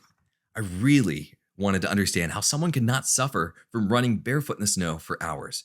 I couldn't even last 10 minutes while wearing 2 pairs of socks. I gained a lot more respect for Wim that night. Now that I had seen what the cold could do without training, I was ready to see what it could do with training. Chapter 23, Controlled Training by Judson Rosales. After my cold episode in the park near Burger King, I decided I should be more careful during my training exercises. I planned to control the conditions as much as possible so that I could focus on progress rather than survival. Therefore, I came up with a few ideas that hopefully I would be safe doing. Even though I told myself I wouldn't do any more submerging of my extremities in cold water until my thermometers arrived, I wanted to try again. Instead of doing my hands, I was interested in finding out what it would be like to put my feet in. Now at the time, my feet were really sensitive and had no training whatsoever. I rarely wore sandals because socks and shoes were always just more comfortable to me. Therefore, I thought it would be extremely painful if I started by submerging my feet in ice water. Instead, I decided to take it easy and start with only cold water, no added ice. Despite my lack of thermometers, I still wanted to document my exercises. I grabbed my stopwatch and opened a blank Word document on my computer. That way, I could at least view my records in the future. December 5th, 2009 was the first time I put my feet into cold water. At first, I was a little intimidated, but then I just wanted to get it over with. Being that my feet were extremely sensitive, I had a feeling that they were still going to burn more than when I had put my hands in. I set up my timer and placed my right foot into the 1-gallon bucket of cold water. And then after about 2 seconds, the pain started to creep up my foot into my knee. It felt like it was exploding from the inside. My entire body heaved up and I felt lightheaded. I couldn't sit still. My body was twitching. I tried rubbing my knees to ease the pain. Eventually, the pain subsided. I noticed that the numbness phase began at 1 minute and 23 seconds and wrote it down in my notes. During the time that my foot was numb, I tried to keep it very still. I recalled from the first time that moving any part of the exposed limb would essentially reset the cold. It was a strange phenomenon, but it remained to be true. The pain was absent this time until I reached 40 minutes and 30 seconds. Only then did I begin to feel the cold tingle in my toes. I was afraid that this meant that I was doing damage to my foot again. Instead of pulling it out though, I tested my theory by leaving my foot in the water just a little longer until the cold tingling feeling spread. I withdrew my foot when the tingling feeling had reached my ankle. The foot was bright red and stiff when I removed it from the water. I tested the flexibility by bending my toes. They moved slowly, but seemed to be just fine. I dried off my foot with a nearby towel and placed it in a sock to warm it up. I proceeded to prepare my left foot for the cold water. Despite the pain in my right foot, I considered what it would be like to put my left foot in ice water. I knew it'd probably hurt a lot more, but I had hoped that I would be able to fight through the pain. I filled the bucket with a tray of ice cubes and dove my foot into the water. Immediately, nausea overwhelmed me. I rubbed my knees again, just trying to take my mind off the pain. And then after 3 minutes of agony, my body and mind finally settled. 7 minutes later, the cold seeped in and I felt the familiar tingling. I took my foot out after 11 minutes of exposure. It may not have lasted as long as my right foot, but the end result was still the same, stiff and red. The next day, I repeated the same process. This time, I exposed both of my feet to the ice water. It took my right foot 3 minutes and 50 seconds to adjust to the freezing temperature, while my left foot took 4 minutes. Now when I say adjust, I'm referring to the amount of time it takes my extremity to become numb, at which point there is no longer any pain or pressure. It can also be referred to as the point in time when the exercise becomes bearable. After exposing both of my feet to the ice water, I did it again, one after the other. For both feet, the improvement in my ability to adapt to the water was much more apparent. Although it took an average of 4 minutes for each foot to adjust, the pain was only mild this time. This made it extremely difficult for me to tell the exact point when the water became bearable, because after the initial shock, the pain just slowly faded away. For each of my second attempts, I timed how long it took for my feet to feel normal again. I defined normal to be the point when my foot regained maximum flexibility and didn't feel slow anymore. It took 46 minutes for my left foot to completely return to normal and 42 minutes and 48 seconds for my right foot. The next day, I gave my feet a break and submerged my hands instead. I found a giant metal bowl in the kitchen and made my usual concoction: salt, cold water, and ice. With the bowl sitting on my lap, I submerged both my hands into the water at 6:35 p.m. The water seemed to become bearable for my hands at 2 minutes and 6 seconds. At 19 minutes, I took my hands out due to the appearance of that tingling sensation. After I took my hands out and dried them off on a towel, a burning sensation spread across my fingertips. Yet, even though my hands were warming up, cold sensations crept up my forearms. It was a really confusing sensation. They felt colder outside the water than they had inside the water. Furthermore, my motor skills had significantly slowed down. I put on gloves in an attempt to warm up my hands. Instead, the opposite occurred. The gloves had actually made my hands feel significantly colder. I ignored the strange sensations and continued to wear the gloves until my hands warmed up 45 minutes later. The following day, December 8, 2009, my thermometers finally arrived. I set up my equipment, let the ice sit in the water for a bit, and then took the temperature. The water was 45.4 degrees Fahrenheit, 7.4 degrees Celsius. When I put my right foot into the water, I was surprised to find that I had received no initial shock. It just went into the adapting phase. It only took my foot 1 minute to completely adjust to the water. I was amazed. After only a few days of training, I was seeing enormous progress. After 12 minutes of exposure, I began to feel the slight tingle in my toes. I was confident in my ability to last longer, so I pressed on. I noticed that the water felt colder than when I had first put it in, so I took the temperature again. And at the 22-minute mark, the temperature on the thermometer read 35 degrees Fahrenheit, 1.6 degrees Celsius.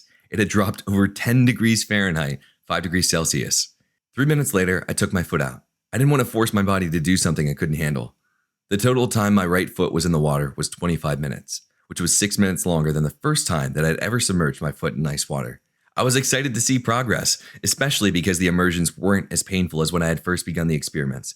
It took my right foot 29 minutes to return to normal after withdrawing from the exposure. That's about 13 minutes less than the last time that I exposed my foot to ice water. The results astounded me. I didn't have any more ice water in my freezer to resupply the bucket for my left foot. I measured the temperature of the cold water to be 44.5 degrees Fahrenheit, 6.9 degrees Celsius. When I had first put my foot in, I was somewhat disappointed that there was an initial shock, unlike my right foot. Despite the pain in the beginning, my left foot only took 2 minutes to completely adjust to the water. That slight tingle in my toes began to creep up on me at the 11-minute mark. I withdrew my left foot when it began to ache at the 20-minute mark. It took my left foot 34 minutes and 13 seconds to return to normal. That's 12 minutes less than the last trial I had for that foot. Author's note: instead of explaining every piece of the results, I've decided to exclude my quantified data from this point on. I apologize if it causes any inconvenience, but you're more than welcome to reach out at becomingtheiceman.com. A few weeks later, after my dangerous experience in the park, the snow began to melt. It seemed like an opportune time to try running under the conditions that Wim had suggested. I called up my friend, Dave Hanneman, and asked if he wanted to go on a run with me. Dave agreed to come along. He had just bought new running shoes and was interested in trying them out. The weather said it was 39 degrees Fahrenheit, 3.89 degrees Celsius, with no wind. Sadly, there was no way for me to run with my feet partially exposed like Wim had suggested. Either I could run barefoot, which really wasn't an option due to a lot of broken glass in the streets, or I could run with shoes, so I picked the shoes. When Dave arrived at my house, I informed him that I would be running in only shorts and shoes. "You're crazy," he told me, "but do whatever makes you happy. Just make sure you're 10 feet behind me at all times. I don't want people to think I know you." He smiled. The cold air brushed across my chest as we started running. It only took about 30 seconds for my body to adjust to the cold. For my first time ever running bare-chested, I was relatively comfortable. Even though I could feel my hands slowly losing heat, the rest of my body felt perfectly fine. I was amazed at how easy it was. After several minutes of running, I began to have difficulty breathing. My mouth was dry and my throat was sore. Normally a mouth breather, I tried to switch to my nose. A few attempts at sucking air through my runny nose proved to be rather uncomfortable. I decided to switch back to my mouth and deal with the consequences. 15 minutes into our run, my body succumbed to the cold. My hands were numb and my chest was burning. I was unable to keep up with Dave's pace because the muscles in my legs were tightening.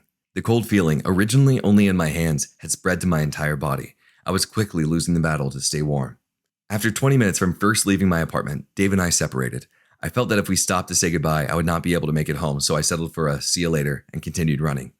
I tried to increase my speed to get home faster, but my legs were already pushing their limits. After 25 minutes of running, I finally escaped the freezing cold and entered my apartment. Surprisingly, the only pain I received when readjusting to the temperature was a slight burning sensation, nothing more. After using the restroom, I noticed my skin's color in the bathroom mirror. It was bright red.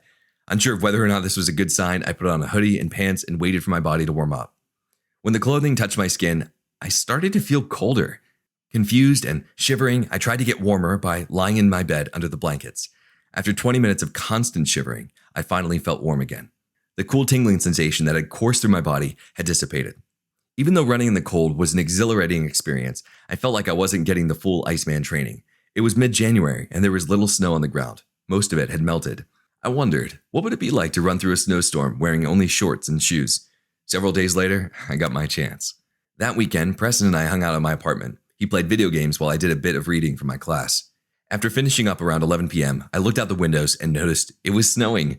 I smiled to myself and was overwhelmed with the idea to go for a run. I checked online to look up State College temperature and saw that it was 31 degrees Fahrenheit, negative 0.5 degrees Celsius outside. I wouldn't be able to focus on my homework. The snow was calling to me. I expressed my excitement to Preston and told him I was going to run downtown in the snow. At this point in time, Preston didn't know much about my Iceman research. He only knew that I went to California for a workshop and occasionally performed a few cold exercises. Naturally, when I told him about my plan, he looked at me as if I were insane. After several seconds had passed, his face relaxed and turned into a smile. I assumed my cold interests had temporarily slipped his mind. A few minutes later, I stood at my back door wearing only shorts and tennis shoes. With my hand on the knob, I took a couple deep breaths, turned the handle, and ran out into the snowy abyss. "Good luck," Preston called to me from behind. I started running down the street toward the luminous downtown sidewalks. The conditions outside were perfect. I had never seen State College so beautiful. The snow was falling in clumps, and there was no wind. My view resembled that of a television station, skewed by the static of bad reception. My body screamed at me, though, as it adjusted to the cold, but after a minute of exposure, it relaxed. There was no more shock or cold feeling. I was comfortable. The snow melting on my skin felt like a cool, refreshing blanket. As my feet crunched over the snowy sidewalks, they produced a lovely rhythm. Thick thunk, thick thunk, thick thunk, thick thunk. It felt like a dream. The world seemed too beautiful to be real. The sight of people brought me back to reality. There were women dressed in miniskirts being escorted by their boyfriends. They were desperately trying to keep their balance through the untouched snow, but it proved to be an impossible task. Numerous times, I saw couples slip and fall onto the concrete sidewalks. The men would try to help the women off the ground, only to lose their footing and fall right beside them. It reminded me that I needed to pay close attention to my steps. After running by the falling couples, I realized that breathing in the cold, dry air through my mouth was extremely uncomfortable, so I tried something different. I kept my mouth shut and breathed solely through my nose. I also slowed my pace down to the point where I didn't feel like I was pushing myself and needed extra oxygen. Doing this made me feel 10 times better. Not only did I not have to worry anymore about getting a sore throat from running in the cold, but I also realized that it made me warmer. As I approached the middle of the downtown area, about 6 or 7 minutes into my run, I noticed a sudden change in volume. There was loud music blaring from the apartments on both sides of the street. The towering buildings on each side resembled skyscrapers found in miniature snow globes. What set apart these buildings, though, from the ones that were in the snow globes were the drunken students partying on the balconies. Several screamed profanity at me as I ran by. Some even made snowballs from the snow that accumulated on their porch and aimed for me as their target. Luckily, none of them hit my exposed flesh. The streets were now filled with people going to and from the bars, and almost every person I ran by had something to say. "Are you crazy? Put a shirt on. You're not going to get girls that way." Somebody lost a bet. "Naked lap." "You want to fight?" Apparently, my bare-chested running threatened some guys to the point of confrontation. I simply ignored them and continued running. When I reached the loop to turn around to come back to my house, I looked over my shoulder and noticed a man chasing me. I had no idea who this person was or what he wanted, but for the next 3 minutes, he just chased me. As he ran by women on the street, he would ask for high fives and encourage them to cheer me on. I couldn't tell if he was being sarcastic or just extremely intoxicated. Eventually, his footsteps faded away and I was alone again. By the 12th minute, I could feel my fingers begin to tingle. It wasn't painful, just noticeable. The rest of my body felt completely fine. Actually, I felt extremely warm. This realization encouraged me to increase my speed for the rest of the run home. I arrived back in the comfort of my home after 20 minutes of being exposed to the cold. After a few seconds of being inside, I felt the desire to go back out again, not because I wanted to go for another run, but to expose my feet to the fresh snow. I took off my shoes and went out into the front yard. My feet were hot and sweaty from the run in socks and shoes, so the first few seconds of standing in the snow felt refreshing. After 30 seconds had passed, I was still comfortable. My body wasn't sending me any signals to get out. I was content.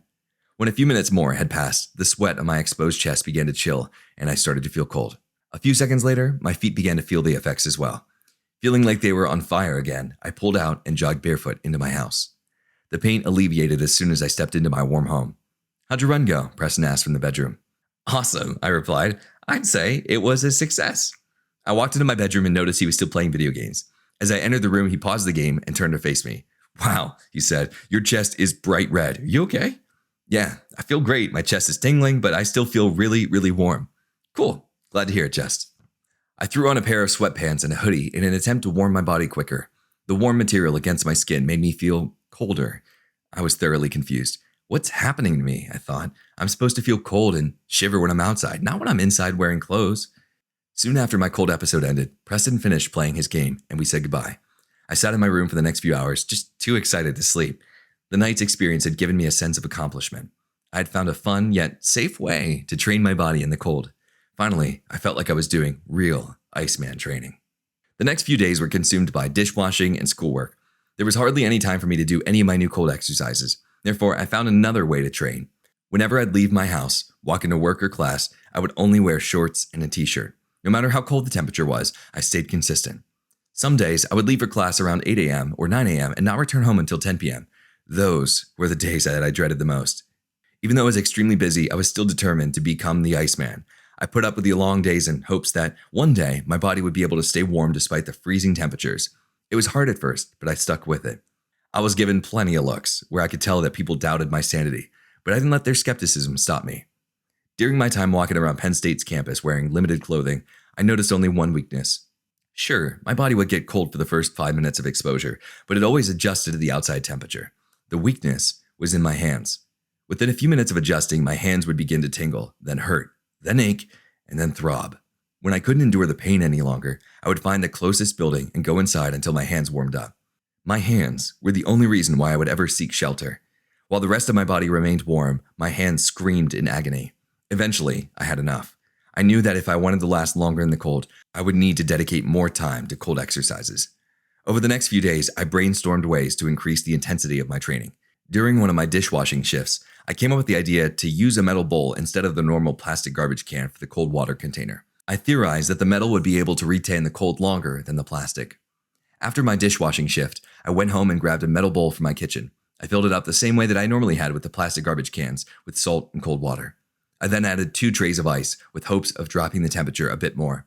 The temperature of the water in the metal container was measured to be 43.3 degrees Fahrenheit, 6.3 degrees Celsius, which was lower than the temperature I'd previously measured in the plastic can when I had first received the thermometers. I realized that due to the wide mouth of the metal bowl, I would be able to fit both of my hands into the water comfortably. I put a towel between my legs, placed the bowl on the towel, and sat comfortably on the couch. Being that both my hands would be underwater simultaneously, I would be unable to record the data during the exercise. Therefore, I decided to use the time to focus on the exercise and pay close attention to the changes in my hands. I took a few deep breaths, closed my eyes, and placed both of my hands into the water. With my eyes closed, I could focus on every sensation. A second or so after immersing my hands, they began to sting, and then the pain continued to grow more intense as the seconds passed. Several times, thoughts came screaming into my head. "You're going to hurt yourself. Get out now." I tried to calm my mind and ignore the pain, telling myself it would soon be over. Eventually, the pain subsided and I was able to sit comfortably. At this time, I named the time frame from when I first put my hand into the water to the point where the pain went away as the adaptation phase, hereby known as Stage 1. After the pain faded, I felt nothing. My body was relaxed and at ease. I repositioned my hands in the bowl and immediately the cold shock flooded in. Pain surged back into my fingertips, and after a few seconds of tensing my muscles, the pain eased away again. I recognized the absence of pain and overall tranquility after the initial shock as the relaxation phase, hereby known as Stage 2. Several minutes passed since the beginning of Stage 2. Slowly, a tingling sensation appeared in my fingertips. It was similar to the feeling of a hand or foot falling asleep. Steadily, the tingling increased. Worried thoughts began to fill my head. Pull it out, Justin. You're doing damage to your body. This isn't good. Curious as to what would happen, I ignored my thoughts and forced myself to stay in the water. Over the next minute or so, the tingling spread from my fingertips up to my knuckles and then to my wrist. My thoughts became overbearing. What are you doing? Take it out, now! I felt like my body was literally screaming at me to remove myself from the cold substance. Afraid, I listened to my body and pulled my hands out. I deemed the first signs of a tingling sensation and worrisome thoughts as Stage 3. After drying off my hands on the towel beneath the blanket, they began to burn. The pain was unbearable. Once again, they felt like they were exploding. I took the bowl off my lap and placed it on the ground in case my writhing body knocked it over. I shoved both of my hands inside my shirt and placed them under my armpits. I jumped as my cold hands touched my warm skin. Within seconds, the pain intensified. The heat from my body had raised the pain level to excruciating. My first thought was to pull away, but I gritted my teeth and fought through it. Several minutes passed before the pain finally dissipated. I realized that I had made a grave mistake. I never should have pushed myself farther into Stage 3. I made a note to always remove myself from the cold at the first sign of Stage 3, which is tingling and worrisome thoughts. I considered what would happen if I had forced myself to stay longer, but I knew that there would be dire consequences for fulfilling my curiosity. Therefore, I deemed anything more than the noted symptoms of Stage 3 to be considered as Stage 4. I could only assume that the prolonged exposure to Stage 3 or the onset of Stage 4 would inevitably lead to permanent damage, something I had hoped I would never have to experience. That was the last exercise I performed during the fall semester. Finals were days away, and I desperately needed to do some studying. Therefore, all my time was devoted to studying, finishing projects, and working dishwashing shifts. After finals, I had a little more time, but not a lot. With the semester over, most of the students employed at the deli were home for the holiday season. As much as I wanted the time off to see my family, I needed the money to pay for my rent. I also saw it as an opportunity. Staying in state college over winter break would give me ample time for cold training. On December 23rd, shortly after midnight, I returned home after a long shift at work. I had spent the last few days recouping after my extensive studying for finals, but I was now ready to get back to training. After showering, I lay down on the couch in my living room and stared at the ceiling. While brainstorming new ways to train my body, my mind stumbled upon the idea of full body immersions. I remembered Wim saying he took daily swims in frozen lakes for exercise. Sadly, there was no place around my apartment where I could freely swim in the water. I convinced myself that this was a good thing. I would rather be in a controlled environment than subjected to unforeseeable circumstances. I didn't want a repeat of the night when my feet were freezing in the park. Eventually, I settled on the idea of using my bathtub as my controlled environment. While trying to figure out the details of how I could use the bathtub to simulate a frozen lake, my friend, Danielle Cardell, texted me.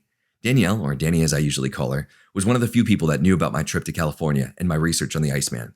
In our texts, we were discussing the exercises I'd used thus far to train my body, like the cold runs and the hand and foot immersions. When I finalized the details of how I would go about the full body immersion in the bathtub, I asked Danny if she would like to come over, supervise, and perhaps participate. She said she didn't know she was going to participate, but she'd be willing to come over and supervise to make sure I'd be okay. I was worried that something may go wrong, and if it did, at least she would be there to call 911. The clock read 1:08 a.m. on my car's dashboard as I sat in Danny's driveway. I was listening to an audiobook of C.S. Lewis's Mere Christianity while waiting for her to come outside. If Danny decided to try the full body immersion after I did, it would be the first time anyone, other than myself, willingly agreed to participate in my cold exercises. The idea of sharing Wim's teachings with someone else excited me. I didn't know how others would react to the cold, but I was interested in finding out. When we got back to my house, Danny and I talked for a good half hour. We haven't seen each other in a couple weeks, so we caught up on each other's lives, and eventually the discussion switched to the topic of the cold. I gave her a few in-depth explanations about the methods that I'd been using to train, and then I proceeded to show her the ice buckets that I used for my extremity immersions. She was still unsure about whether or not she wanted to try the full body immersion, so I suggested trying a different cold exercise first. I filled up one of my plastic trash cans with cold tap water, salt, and 12 ice cubes. After letting it chill for a bit, I placed the contents in front of Danny. I didn't bother taking the temperature of the water. It was simply a demonstration of what she would feel upon entering the bathtub.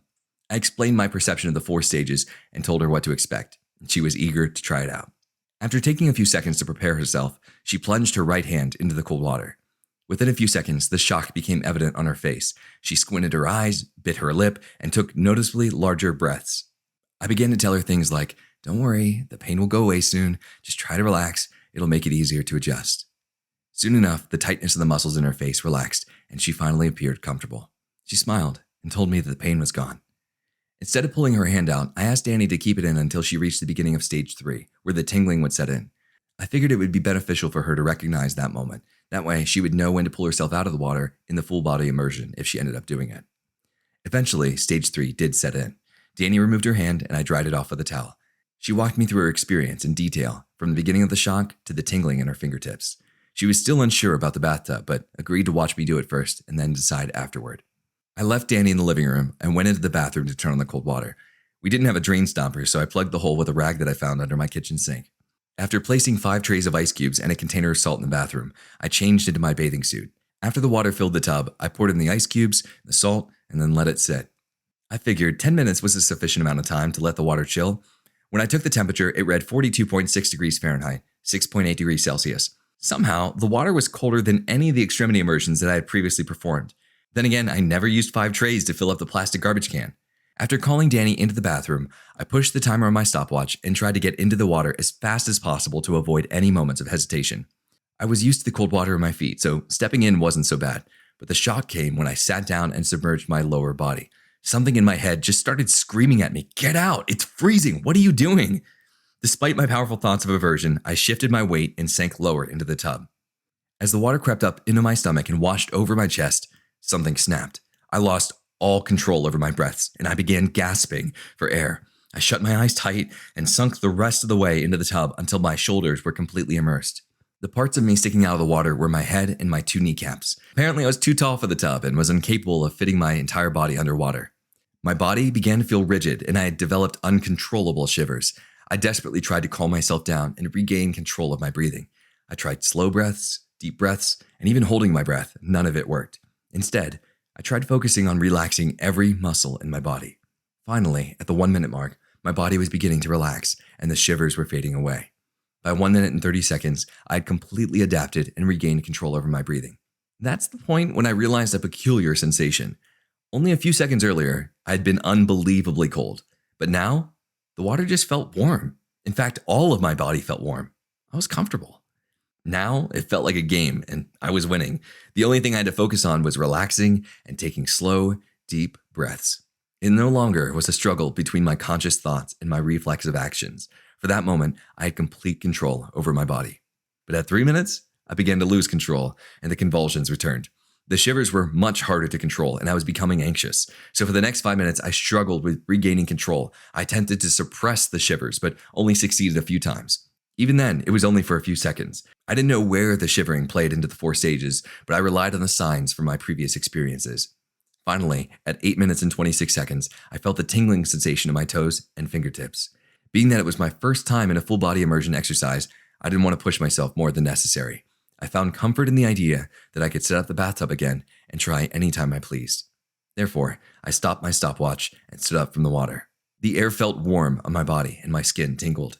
I looked down and noticed my skin color was a deep shade of crimson. I noticed that I resembled someone who had been lying in the sun for hours without the aid of sunscreen.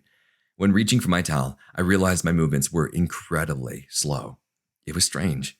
I had to consciously focus on the actions of grasping my fingers around the towel. Usually, I'm very good at multitasking, but in this situation, each movement required my full attention. I began drying myself off and immediately noticed something was wrong. I couldn't feel the spot where my towel had touched my skin. Several more times, I poked the skin on my arms and couldn't feel a thing. I proceeded to dry myself off using a dabbing motion. I would put it on one place, let it soak up the water, and then move it on to another area. When I tried drying off my feet, I lost my balance and grabbed the shower door to prevent my fall.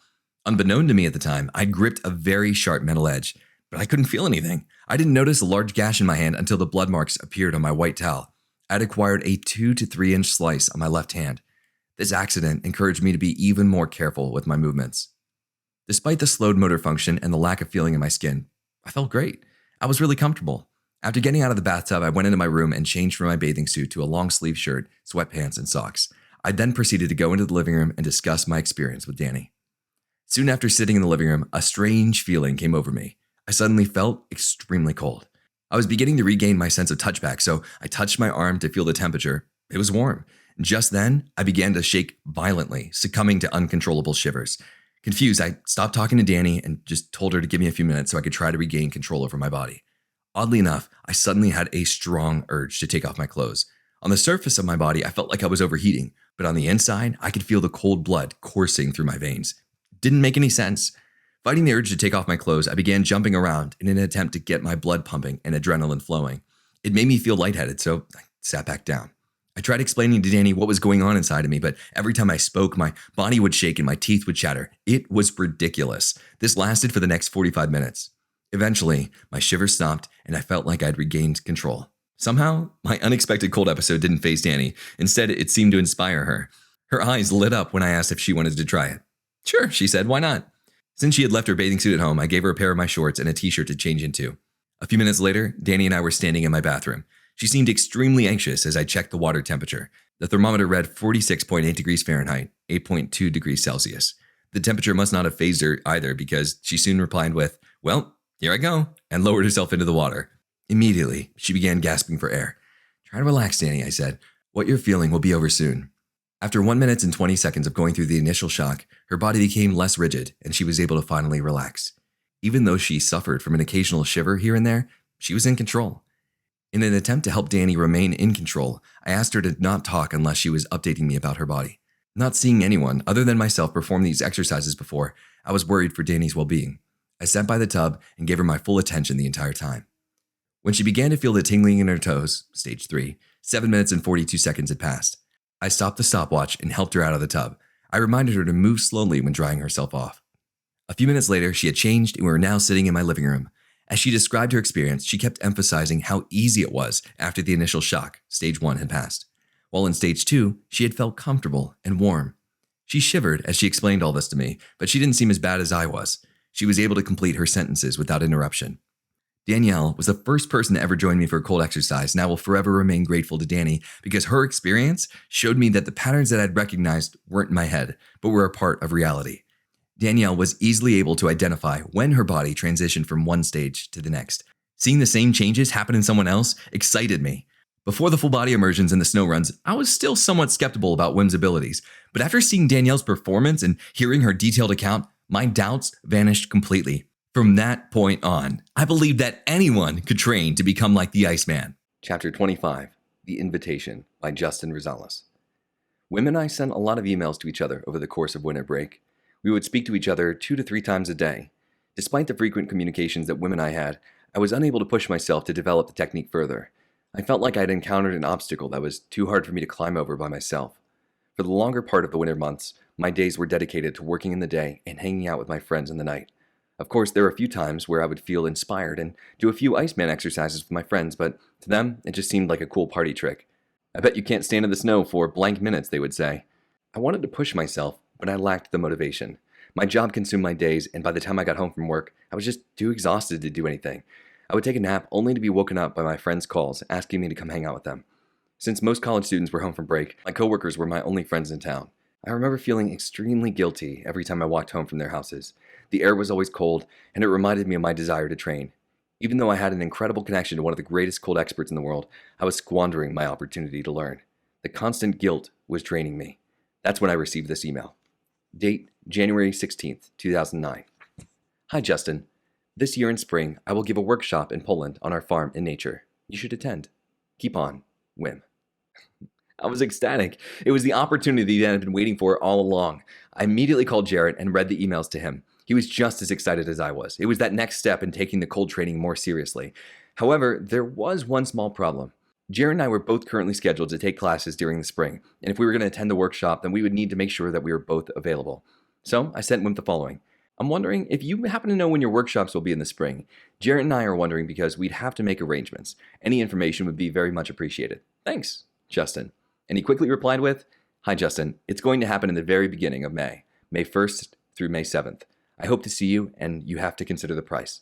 What is your financial position? Many greetings, Wim. I texted Jarrett the date, and we both checked our schedules. We soon realized that we had a major conflict. May 1st through the 7th was the week of our final exams. It also happened to be Jarrett's last semester of college, and it was essential for him to be there during the last week, so he wouldn't be able to attend the workshop. I could sense his disappointment. If I went, I could still share the technique with him upon my return.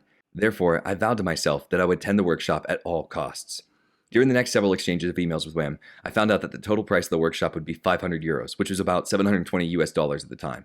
That's a lot of money for a college student to fork over on a whim. Aside from the cost of a workshop, I would still need to pay for a round-trip plane ticket and get myself a passport. Not more than a few hours after hearing of the workshop in Poland, I devised a plan to make the trip possible. When I called my parents to tell them about my trip to Poland, they were not happy. The conversation went something like this. Hi, Mom. Hi, sweetie. So, remember when I told you I was talking to the one guy I saw on TV, the Iceman? Yeah, why? Well, he's been training me for the past few months to become like him. Actually, I just received an email from him inviting me to come participate in his workshop during the first week of May. Where? Poland. I don't know if I'm comfortable with that. You've never met this person in real life. How do you even know if you're talking to the guy that you think you are? I said, I don't know. He told me things that lead me to believe it's him, like things he's going to do before it's even released in the media. He's also given me a lot of information about the cold that few people would know anything about. Honestly, I believe it's him. And so she said, well, your dad probably won't be happy about you going to Poland, especially because we wanted to take you on vacation. What are you going to do about your job? I guess I'll put in my 2 weeks notice before I leave. To me, it was a means to an end anyway. Now I have a reason to leave, although I still need to put in a lot of hours before I go, just so I can afford it. In total, it looks like the trip is going to cost me about $1,700. She said, yeah, as much as your father and I would love to give you the money, we really don't have it. Don't be using your loans for this either. That money's for school. Don't worry, Mom. I understand that if I want to do this, I'll have to raise the money on my own. I also need to get a passport. I have a really bad feeling about this. I don't feel comfortable with you going. It's not that I don't trust you. I just don't trust the people you're talking to. I don't know them. I know, Mom, but I'm also confident that I'll make it there and back just fine. My biggest challenge will be raising the money, but I think it'll be worth it. This is a once-in-a-lifetime opportunity, and I don't know if I'll ever get the offer again. I have to try. Okay. Just make sure your grades don't suffer and that you're able to pay for food and rent this semester. All right, I'll do what I can. Thanks. Love you. Love you too. Bye. After I got off the phone with my mom, I started thinking of ways to make more money. I remembered that there was this place downtown where I could give plasma twice a week, averaging a total of $50 extra a week. I called in and scheduled an appointment to begin donating. It seemed like everything would be okay, but I also knew that my schedule was about to get a lot more hectic. Not only would I be working part-time at the deli, but also my classes would be starting up the following week, and they'd require a lot more of my time and focus. I also had responsibilities in my research lab. My time was going to be cut short, and I quickly realized that I would need to make sacrifices. No longer would I be able to spend late nights hanging out with friends, but I would need to remain focused. Otherwise, I could kiss the workshop in Poland goodbye. In an attempt to keep things organized, I devised a list of things to do to make the trip possible. 1. Get a passport. 2. Raise $1,700 to cover the total and unexpected expenses. 3. Make enough money so that I can also cover the cost of food and my rent, which is $475 a month. 4. Rearrange my schedule and talk to my professors to take my finals early. 5. Maintain good grades so my mother doesn't have a reason to keep me from going to Poland. Normally, if I were told that I would have to raise $1,700 at a part-time job while enrolled as a full-time student, I would freak. Actually, I came pretty close to freaking out numerous times, but the idea of doing something meaningful with my life outweighed all of the other sacrifices and possible consequences. I was ready to accept everything I had to do to make this trip happen. Instead of my goals being go to college and work to pay it off, it became go to college, work, and make enough money to do something that can actually improve my life. To me, Poland wasn't an option, it was an obligation. It was what I needed to do to live. I accepted the steps necessary and made sure that it was a lifestyle I could accept. And beyond that, nothing else mattered. This shift in my perspective totally changed the way that I lived my life. Over the next several days, my classes began. Already, I felt different. Normally, I'd go to class, sit there, and stare off into the distance until it was time to leave. But now, I listened attentively. Why? Because I had a purpose. I needed to learn the information so that I could make time for myself to learn what was actually important to me. My psychology classes were too slow and were layered with information. As informative as they were, they didn't grab my attention, but life experience did. I wanted to see what was possible in the world, and I had finally found a way to pursue it. At work, I became extremely efficient and motivated. I did the best job I could because I wanted to feel like I deserved that money. With each paycheck, I felt like the value of my life was increasing. I always knew that something could possibly go wrong and that the Poland opportunity may disappear, but I made sure that I did everything in my power to ensure that I could afford the trip when the time came. Everything I did for Poland. I wanted to know if Wim could actually control his body temperature and withstand extreme colds. Seeing something on the internet doesn't mean it's true. I needed to find out for myself. And if it was real, I wanted to see if it could be a skill that could be developed in everyone. I felt like my hopes of understanding would be lost if I did not train with Wim in person. I didn't care about the information that college had to offer. I cared about the human potential. I saw more potential in Wim's ability than I ever had in a college degree. And when I came to that realization, my original path of getting a job and settling down vanished. A new road was being paved for the direction of my life, and I was in control. Patience by Justin Rosales. A few days after I'd received Wim's invitation, my excitement wore off. At first, 4 months seemed like plenty of time to be able to complete my to-do list, but I was wrong. When I first received the invitation email from Wim, I had completely forgotten about the whopping 19 credits that I had scheduled for this semester. This severely limited the amount of time that I could spend outside of my class. Homework and dishwashing at the deli took up any free time that I had left. Classes moved slowly for the first few weeks. Luckily, my professors were kind enough to let me reschedule my finals, as long as I provided them with a proof of plane ticket. Then they would approve my excuse. Most of my mornings and afternoons consisted of me going to class and working at the deli during the evenings. After I'd get out soaking wet from working in the dish room, I would walk home and take a shower. When I was clean, I'd pack up some food and walk 30 minutes to my research lab to work on my homework for a few hours. On multiple occasions, I found myself pulling all-nighters to complete an assignment that was due the next day. It was a hard time for me, but I accepted the sacrifices. I'm usually a very social person who loves to hang out with as many people as possible, but there wasn't enough time anymore. I lost most of my friends that semester. They knew that if I wasn't working at the deli, I was either in class or doing homework in the Moore building, which was where my research lab was located. The only people I talked to were my family, my coworkers, Jarrett, my girlfriend Brooke, and Dave Hanneman. Luckily, Dave and I were in the same major and therefore a lot of the same classes together. There were a few nights where I would travel to Moore and Dave would come along. We didn't talk much because we usually had a lot of work to do, but it was nice to have his company. Some days, his presence was the only thing that got me through that night. One day, in the middle of February, I suddenly got a burst of inspiration. Because I couldn't decrease the amount of time that it took me to receive paychecks, I decided to tackle another item on my to-do list, my passport. After a phone call to my mother, I learned that I would have to pick up an application from the local post office. So that's what I did. After examining the application, I noticed that I needed to include two 2x2-inch photographs of my face. I didn't know how to get those done myself, so I called the post office and just tried to figure out where I could go to get my picture taken.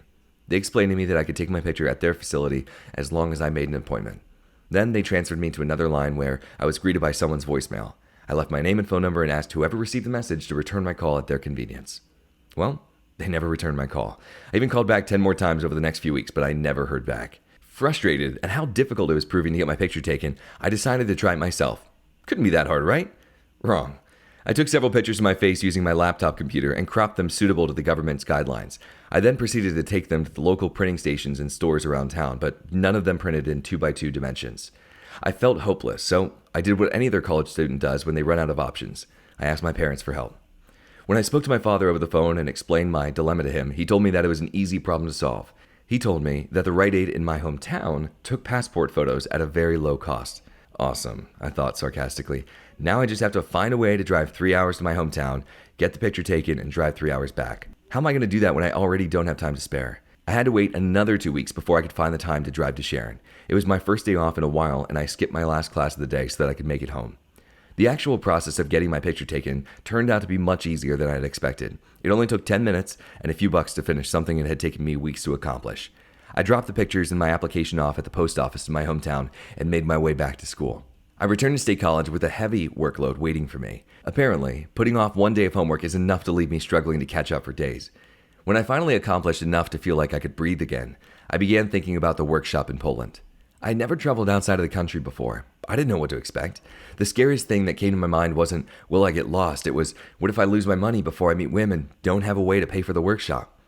Over the next few days, I looked into methods that I could use to get the money to Wim before I got there. I eventually decided on trying a wire transfer. Wire transfers have acquired a lot of bad press due to the amount of email scamming that goes on nowadays, but after looking into it, it seemed safe enough. My parents didn't seem to think so, though, nor did any of my friends for that matter. Everyone always said the same thing. That sounds shady, man. I wouldn't do that if I were you. Well, after Wim sent me his bank information via email, I started to believe them. The way the wire transfer information looked just seemed really sketchy. It was written in a language that I didn't understand, and none of the provided numbers were labeled. I prayed that printing the information and giving it to the bank would be enough to make a successful transfer. I drove to the bank in between classes, thinking it wouldn't take too long, and then once again, I was wrong. The woman helping me with the transaction was completely oblivious as to what the numbers meant. It was her first time doing a wire transfer as well. Talk about nervous. I was terrified. There was a lot of, I guess it could be this, or maybe this goes here, going around. When I left the bank, I didn't even care that I'd spent the last 2.5 hours there and missed my class. I was worried that I just lost the $720 that I worked so hard to acquire. By this point, I was just praying that everything would work out. I felt like I had no control over anything, and I knew that if the money disappeared, there wouldn't be enough time for me to be able to make enough to cover the cost of the trip. I sent Wim an email when I got home, just begging him to send me an email when he received the money. I told him that the bank and I were really confused and we didn't know if we got it right. It was March 16th, 2010 when I sent Wim the money via wire transfer. 1 week later, there was still no indication that he had received the money. I was convinced that my money was gone. I believed that the dreams of becoming like the Iceman were lost forever. I started to believe the what-ifs that my parents had suggested. What if he's not who he says he is? What if he just takes your money and doesn't talk to you again? What if something goes wrong? On March 31st at 1 a.m., before I went to bed, I sent Wim one last hopeful email. Wim, did you receive the money? Greetings, Justin. In the morning, I woke up to this, March 31st, 3:20 a.m. Sorry, Justin. Yes, I did. Busy. We will have a great week. Greetings, Wim. My heart soared, and my dreams were rekindled. I quickly forgot about my worries and just imagined myself swimming in a sea of ice. I was back on track. Chapter 29, Almost There, by Justin Rosales. With 4 weeks left until the workshop, my life became really hectic. I just spent $940 on a plane ticket and my supplies were running low. To save money, I would buy large pizzas and portion them to last me for days. I'd hoped that my coursework would lessen as the semester went on, but the complete opposite had occurred. To have enough time to work at the deli, go to class, and work in my research lab, I had to sacrifice some homework. There were days where I would go through my assignments and just calculate which ones were worth the least amount of points. I chose to sacrifice those points in exchange for a little bit more time. Usually, I'm a very good student, but I had never been so overwhelmed in my entire life. Tactically deciding which assignments were worth completing seemed like my only option. Sadly, there was no more time for my Iceman training either. My last exercise was a run downtown in the snow. Even though I had raised all the money I needed to attend the workshop, I wasn't ready to lift my hands in victory just yet. There was still a lot of schoolwork that needed my focus, and the only time I had to relax was when I was dishwashing. The work had become second nature and gave me an opportunity to free my mind. I guess you could say that it was somewhat therapeutic. It definitely helped maintain my sanity during those busy days.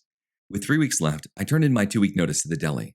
I planned to use the extra time during the last week to finish studying for my finals, which were all rescheduled for that Tuesday. I also had 3 research papers and 2 online assignments to turn in the day before those finals. Time was running out, fast. The amount of work that I had to do made Poland just seem so far away. On April 10th, 2010, an aircraft of the Polish Air Force went down in Russia. Many Polish political leaders died that day in the crash, along with the president and his wife. When I first heard of the disaster, I thought it was quite a coincidence. In all my years, I'd never heard of Poland ever being mentioned in the news, yet a little under 3 weeks before my trip, the Polish president died in a plane crash. It seemed like a bad sign. Skeptical, I called my parents and told them the news. They thought I was joking at first, but once they realized my serious tone, they became worried. Immediately, they started telling me about how the streets of Poland would probably be in utter chaos and that my safety was now compromised. I calmed them down by sending Wim an email. He told me that we would be fine because we would be in a very secluded part of Poland, away from large groups of people.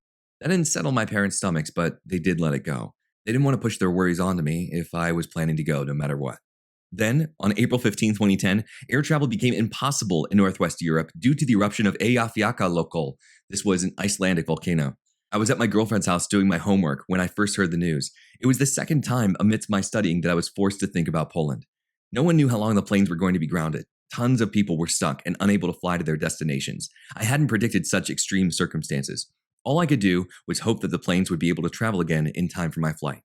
6 days later, my hopes were answered and air travel was possible again. The eruption and temporary grounding of flights caused my parents to become more desperate. Even though they didn't have the money, they offered to reimburse me if I decided to stay. They believed that the planes being grounded in Europe was a sign that I shouldn't go. And at this point, I didn't see it as a sign. I saw it as a test, and I wasn't going to be scared away by a couple of unforeseen circumstances. I felt like a giant weight was lifted off my shoulders when I had finished my last shift at the deli. It had been a year since my weekend trip to California, and I hadn't had a vacation since then. This was the first time not having to worry about incorporating my work schedule into everything else. Despite the large amount of work I still needed to complete for school, I began to feel a little better. So I went home and sent Wim an email telling him I was excited to come and asked for more detailed information about what to do when I arrived in the Amsterdam airport, which is where he lived, and suggested that I fly into. On the Wednesday before my last week in State College, I made a decision. There was a time difference of 6 hours between my home in Pennsylvania and where Wim lived. I wasn't about to waste my first few days in a new country being constantly tired because of the jet lag. No, I was going to be ready. Luckily, I had purchased a bottle of melatonin pills a few months back. I initially bought them to fix the sleeping problems that my late nights at work created, but now they had a much more important purpose. I would use them to set my biological clock to Wim's time, CET, 6 hours ahead from where I lived in Pennsylvania, EST. I also thought it would be a great opportunity to escape the noisy college environment and study for my finals in solitude. The first few nights of this most recent endeavor proved to be rather difficult. My new sleep schedule had me going to bed between 7 p.m. and 8 p.m. and waking up between 3 a.m. and 4 a.m. I would lie in bed for hours, just trying to drown out the sound of my roommates partying in the living room by covering my ears with pillows. When my alarm went off, I would force myself to wake up and take a shower. I dreaded leaving the comfort of my blankets, but I continued to tell myself that if I didn't get in the shower, I would fail my classes and crash in a plane on the way to Amsterdam. I know what you're thinking, not exactly a reliable consequence, but the satirical extremes were enough to get me on my way. It wasn't until the following Monday when this new sleep schedule had finally set in. My roommates still partied, but I had bought earplugs and a face mask to block out the sight and sound. It worked like a charm. After my morning showers, I'd eat a quick breakfast. I would then proceed to make 5 peanut butter and jelly sandwiches for the day's meal. When I finished, I would grab my backpack and head over to the research lab to work on my homework. Those walks in the early morning were always interesting. I would typically encounter many intoxicated students that were walking back to their apartments or dorms after a long night of partying. I found it kind of funny. As they were passing out, I was just beginning my day.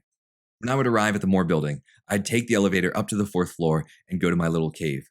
The room I worked in was extremely dusty, full of storage, and had no windows. Some nights, I felt like I was locked in a prison. I had no concept of time except for the watch that I wore on my wrist. And the only thing I really remember clearly from those days was the overabundance of peanut butter and jelly sandwiches. I'm surprised that I can still manage to eat them today. Luckily, my friend Dave was also stressing over finals. He joined me in Moore for a few hours during those late nights. It was nice to have company. It reminded me that there was more to life than working and studying for school, which was my life for those previous few months. Studying those few nights with Dave made my schedule bearable. And it was bearable until I developed a debilitating eye infection. With the long hours in that room and no air circulation, the dust must have irritated my eyes past the point of their tolerable threshold. They were constantly itchy and my eyelids were always heavy. You would think that the heavy eyelids would make it easier for me to sleep, but it didn't. Whenever my eyes were shut, it felt like thousands of eyelashes were scratching my retinas. Over the next few days, I continued to force myself to work in that room despite my infection. It was the only place that was available to me that late in the night. My eyes continued to get worse, but I was nearing the end of my workload. By Thursday, 7 days after I'd initially asked Wim what to do when I arrived, he still hadn't replied. My parents continued to badger me with questions. Do you know where you're going? Have you thought about everything that can go wrong? You have figured out where you're going to meet him, right? I was just so preoccupied with school that I always answered my parents in the same way, regardless of the true answer. Yes, I'll be fine. Don't worry about me. It'll all work out. I didn't want them to worry any more than they had to, even though I was beginning to worry myself. There were 2 days left until my plane for Amsterdam departed, and I still had no clue what to do when I arrived in the Amsterdam airport. Finally, on Tuesday, minutes before taking my exams, I received this email from Wim. Tuesday, April 27th, 2010, 7:42 a.m. Okay, Justin, I will be waiting at the gate past customs. Right on, Wim. What? That was it? So much for the explicit detail about what I was supposed to do. What if something went wrong and there was no way for me to get a hold of him? I was frantic. I later found out that he was extremely busy traveling and hadn't had time to check his email, which, for me, just terrible timing, I guess. Anyway, I received the email as soon as it came in, so I immediately sent one back to him asking for a phone number where I could reach him if something went wrong. And luckily, I got a response a few minutes later. My nerves eased and my worries washed away. Of course, most of the questions my parents asked were left unanswered, but at least I had his phone number. Seconds after his reply, I packed up my things and left for my exams. There were 3 tests total that I had to take in a matter of hours, but I wasn't worried anymore. The stress was gone. There was no more time for me to go back to the books and review the information. Knowing that there was no more studying for the rest of the semester lifted a giant weight off of my shoulders. The finals were difficult, but I expected nothing less. I probably would have been more nervous if I'd actually cared about my grades, but at that point, I was just too focused on Poland. In a matter of 48 hours, I would be standing next to the infamous Wim Hof, the Iceman. After my finals, when I got back to my apartment, I frantically tried to figure out, what do I need to take to Poland? I knew that I couldn't have a suitcase weighing over 50 pounds, or I would need to fork over extra money I didn't have. I was clueless. What should I bring? I thought. Should I take a lot of t-shirts and shorts because we'll be training in the cold? Should I take a lot of pants and long sleeve shirts because I'll need to warm myself up afterwards? Is he going to think I'm a wuss if I bring a jacket? Despite worrying about what I should bring, I was even more concerned about the fact that I hadn't trained in months. My body wasn't used to any cold whatsoever, and I didn't want to freeze to death. This thought made me decide that I should bring some of everything. The only information I got from Wim about the workshop was that I needed to bring my bathing suit. That's it. I didn't know what to expect because I had been told virtually nothing.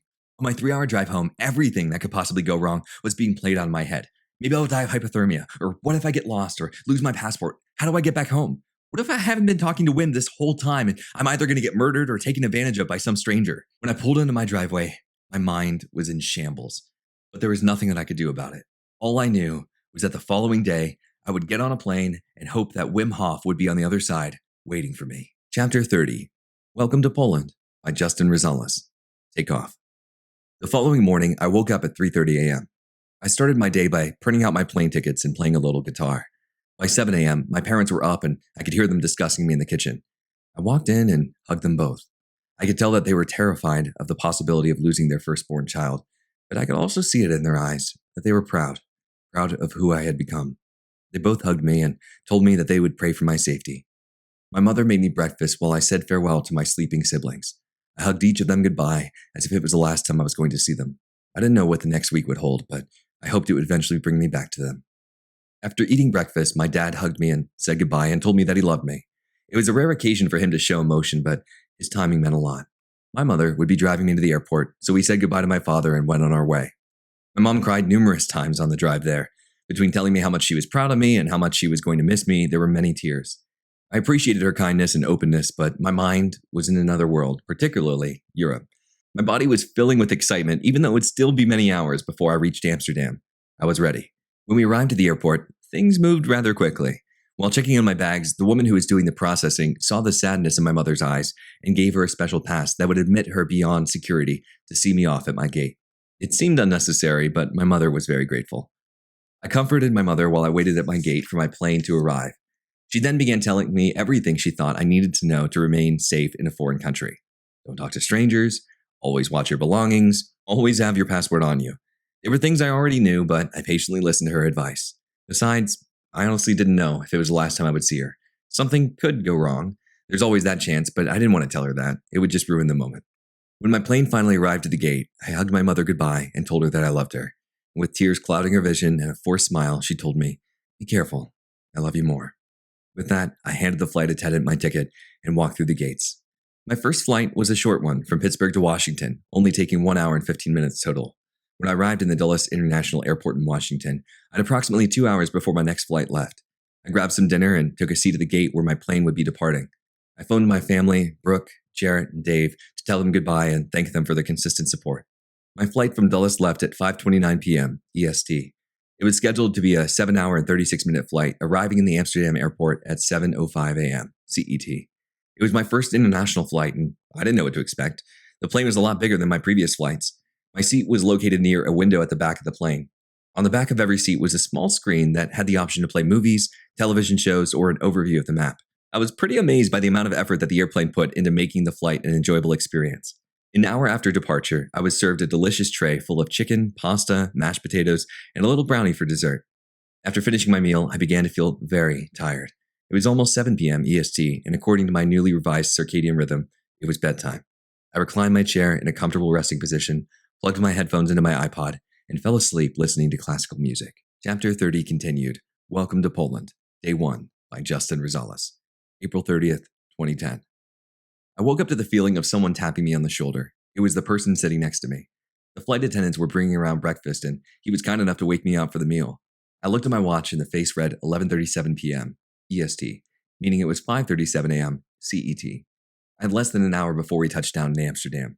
My eyes were still heavy, but I fought the urge to go back to sleep and awaited the flight attendant. The cheese omelet that I was served for breakfast was filling. It provided me with the energy that I needed to not fall back asleep, and with half an hour left before landing in the Amsterdam airport, my mind went wild. What if he forgot, doesn't show up? What if it was all a joke and no one would be waiting for me in the airport? What would I do for the next few days? Where would I sleep? I calmed myself down by remembering that if something went horribly wrong, I could phone home to my parents and work something out. At that point, my mind let go of the worst case scenarios and began to think of all the amazing things that could happen if the infamous Iceman was actually waiting for me in the airport. My plane stopped at the gate at 7:04 a.m. CET. By the time I had cleared customs and retrieved my bags, it was 8:05 a.m. CET. There were hundreds of people standing around the gate. I looked around for a few minutes, but Wim was nowhere to be found. I considered asking security for help, but when I had finally found someone working for security, I noticed a giant gun strapped around his neck. It wasn't the kind of handgun that you would typically see an officer carrying in the line of duty in the States. It was a weapon that looked awfully similar to a machine gun. I decided to take my chances on my own. After an hour of walking around the place, searching for Wim, I sat down in a Starbucks located on the opposite corner of the building. I pulled out my laptop, just tried to check my email to see if he had sent me anything, only to realize that the internet was not free. Fail. So I decided to go for the next best thing. I pulled up Wim's phone number from my computer and went to find the nearest payphone. On the way to the payphone, I realized that I had no European currency on me. Luckily, when I came to this realization, I was standing near a currency exchange booth. I converted $150 that my parents had given me in case of emergencies and went to find the nearest phone booth. At 9 a.m. CET, I finally found a payphone. It took me another 10 minutes to figure out how to use the thing, but eventually the phone was ringing and a little boy's voice answered. Hello, wie is dit? Hello? Is daddy or mommy there? Mama! Hello, wie is dit? I just remember thinking, please be the right home. Hello? My name is Justin. May I please speak to Wim Hof? Oh, Justin, hello. This is Caroline. Wim is there looking for you. Check out this voice, guys. He was running late, but he should be there now. Has he found you? No, not yet. I tried looking around for a while, but I can't seem to find him. Well, he's wearing blue jeans, a blue jacket. And I didn't catch the rest of what she said because at that moment, among the crowd, I saw a very, very familiar face. I'm sorry, Caroline. I think I just found Wim. I need to go chase him down. Thanks. All right, good luck. I hung up the phone and started running toward the place where I had spotted him. He was gone. Where was he? I looked around for a while longer and had no luck. So I returned to the phone booth and called Caroline once again. Hello? Hi, Caroline. I'm sorry to bother you again, but it seems that as soon as I got off the phone with you, Wim disappeared. Do you happen to know how I can get a hold of him? Yes, actually. There's a place in the airport where most people go to meet. It's in front of the ticket information desk where people can buy their train tickets. Go there, and I will call him on his cell and have him meet you right there. All right. Thank you, Caroline. I hope we can meet someday. Me too. Have fun in Poland. I hung up the phone and went looking around for the ticket information desk. To my surprise, I came across 3 information desks.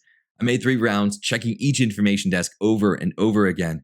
And 45 minutes later, after I'd ended the call with Caroline, I finally spotted him. He stood a few inches shorter than I and seemed to be in great physical shape. I couldn't believe it was him. It was the first time that I had seen someone famous, let alone talk to them, but I somewhat just tried to, gather my composure and walked over. Hello? I whispered in case I'd mistaken his identity. Wim? Justin, he said while opening his arms in an attempt to hug me. How is everything? I am glad you are here. I embraced him and replied with, I'm glad to be here too. I'm sorry about the confusion. It took me a lot longer to find you than I thought it would. Everything okay, he replied. Let's go to the car, yes? Hearing Wim talk gave me a better understanding of the content of his emails. In his emails, I sometimes thought he was angry because he would send short responses, but I now realize that it was just the way he spoke. I had also forgotten that he wasn't a native English speaker. Later, I learned that his first language was Dutch, but altogether he spoke 8 different languages. Wim is quite the linguist. He grabbed my larger suitcase and started walking toward what looked like the exit. We walked through a set of revolving doors and into the fresh air. It was nice to be finally outside of an airport again. The sky was cloudy and the temperature seemed pretty chilly as the wind brushed across my skin. There were frequent gusts of winds blowing through the streets, but it didn't seem to scare people away. Thousands of people filled the streets outside of the airport. Wim, are there usually a lot of people around here in Amsterdam? I asked. No, he replied with an elevated tone. Today is the celebration of Queen's Day. A lot of people come and sell stuff in the streets, like a giant market with a lot of fun. Are we going there? I questioned. No, we are going to get on the road. It's a long drive to Poland. Perhaps we will go for a swim when we arrive. Did you bring your bathing suit? Yes, I did. I'd be down for swimming. Sounds fun.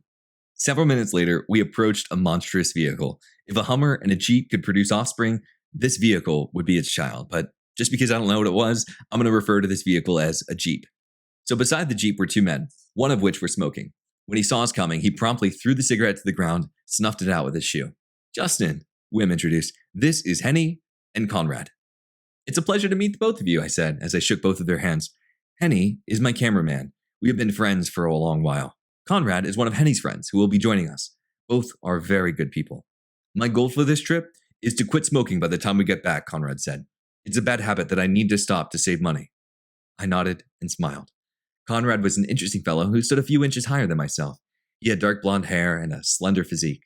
I couldn't see his eye color or tell when he was looking at me because he was wearing a dark pair of sunglasses. I quickly learned that the Jeep belonged to Conrad and he would be the one driving us to Poland. Conrad was a friend of Henny's that he had met during a game of squash. Henny seemed to be a very kind fellow. He reminded me of an estranged GQ model. His glasses were the feature that stuck out to me the most. They seemed to be really expensive and customized. Perhaps it was because they were made in Europe rather than America, but as the first pair of glasses I had seen in a new country, they fascinated me.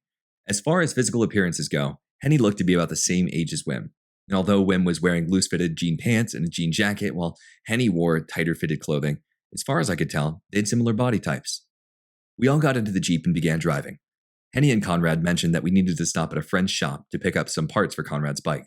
On the way there, we stopped at a gas station to fill up with diesel. Wim asked Henny to pay for the gasoline and said that he would reimburse him at the end of the week. I was glad to have paid all of my dues to Wim prior to arriving.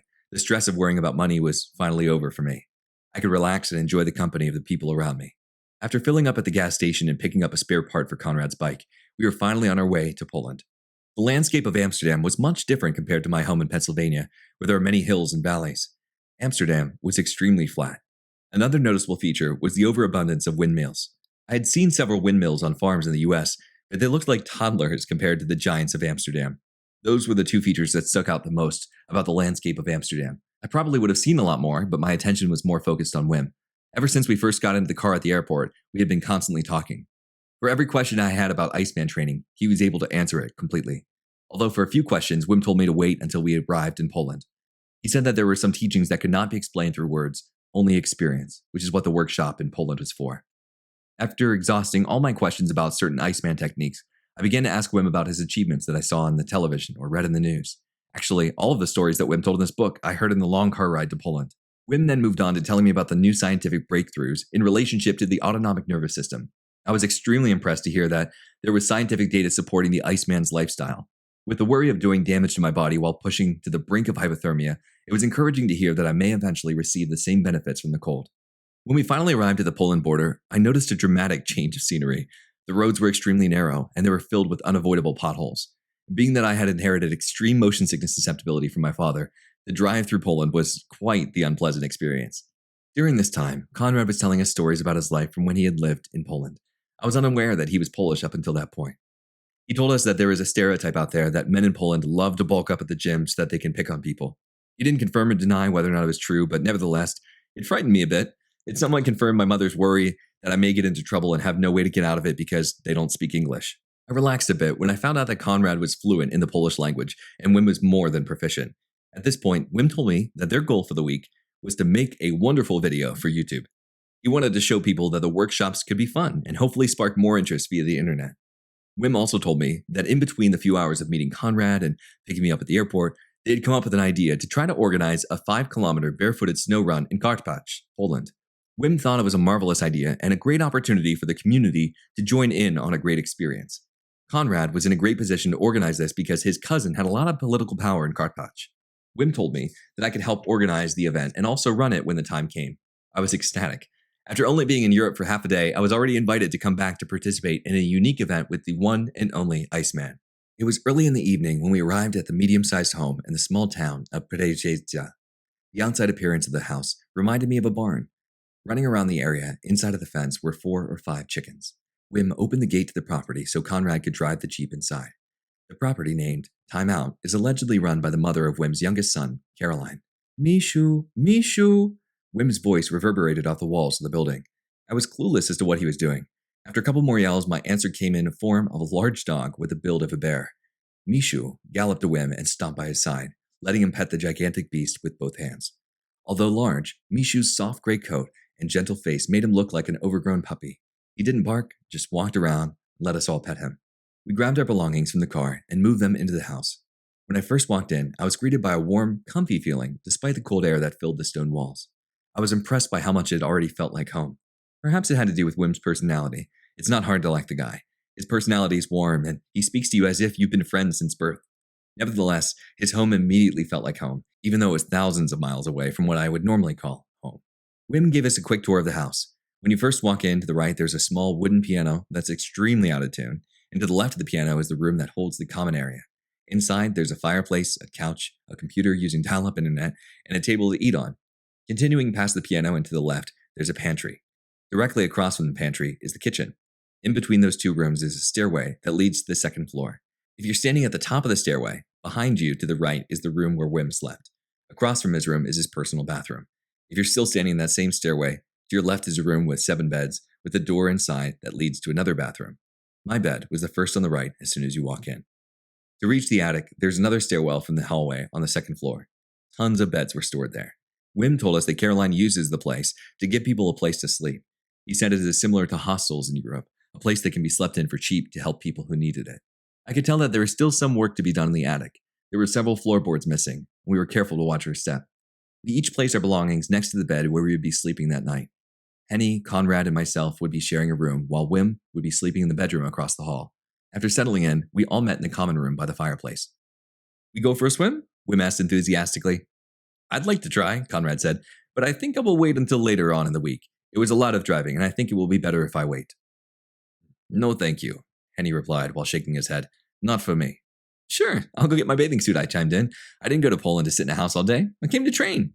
"Okay," Wim continued. "We go for a swim, and Henny, you bring your camera and make a beautiful picture for YouTube." Henny nodded. I ran upstairs to prepare myself for my first swim. I opened my suitcase and pulled out both of my thermometers, my bathing suit, and a towel. The air temperature was somewhat warm, so I assumed that I would be a lot warmer as soon as I got out of the cold water. It had been ages since I last performed my cold water immersions in my bathtub at college, but I felt comfortable enough wearing only my swimming trunks, a sleeveless t-shirt, and my running sandals. A few minutes later, I met everyone downstairs in front of the house. "The place where we'll be swimming is a 10-minute walk from here," Wim announced. "It is where I go in the winter to do my cold exercises." We left Mishu at home and closed the gate behind us. We walked alongside of the dirt road, passing houses on both sides of us. At one point, Wim raised his hand toward a property similar to the size of a timeout. "A woman lives there that takes care of Mishu and the chickens when I'm gone," he declared. "She collects the eggs and leaves them in a basket near the fireplace for when we return." Nice woman. We continued walking around the road until Wim told us we had gone far enough. We cut across the grass through some shrubbery until we found ourselves at the opening of a river. On our right was a few logs lying next to a pile of ashes. "People come here sometimes and make a bonfire. It's relaxing," he said. "We'll dive in here and do a quick swim, 600 meters or something." Now, being from America, I'm not super familiar with the metric system. I hadn't done any conversions in years. I'd use this, though, to my advantage. Not knowing how long 600 meters were in feet or miles was less intimidating to me. I ignored the distance he gave me and listened to the word quick. I'm not a swimmer, I'm a runner, but I do know how to swim. Well, let me rephrase that. I know how to stay afloat and slowly propel my body forward. "Yeah," I replied. "Sure, let's try it." While Henny prepared his video camera, I took one of my thermometers and measured the temperature of the water. The thermometer read 48 degrees Fahrenheit, 8.7 degrees Celsius. Even though the temperature of the water was several degrees warmer than the water had been in my bathtub, I wasn't sure what to expect. I tried to remain hopeful, but I didn't want to look weak in front of the Iceman. When Henny had the camera ready, Wim had me stand by him. Henny began recording, and Wim started talking to the camera. He explained how far we'd be swimming and how cold the water was. At the end of his speech, Wim took off his shirt and threw it to me. To get a running start, he took a few steps away from the river, and then after yelling loudly, "Yeah, go!" he took off with full speed and dove into the water. I thought he was going to wait for me to jump in before starting our challenge, but I was wrong. He started swimming in the direction that he previously pointed out to me. I guess that means we won't be swimming side by side, I thought.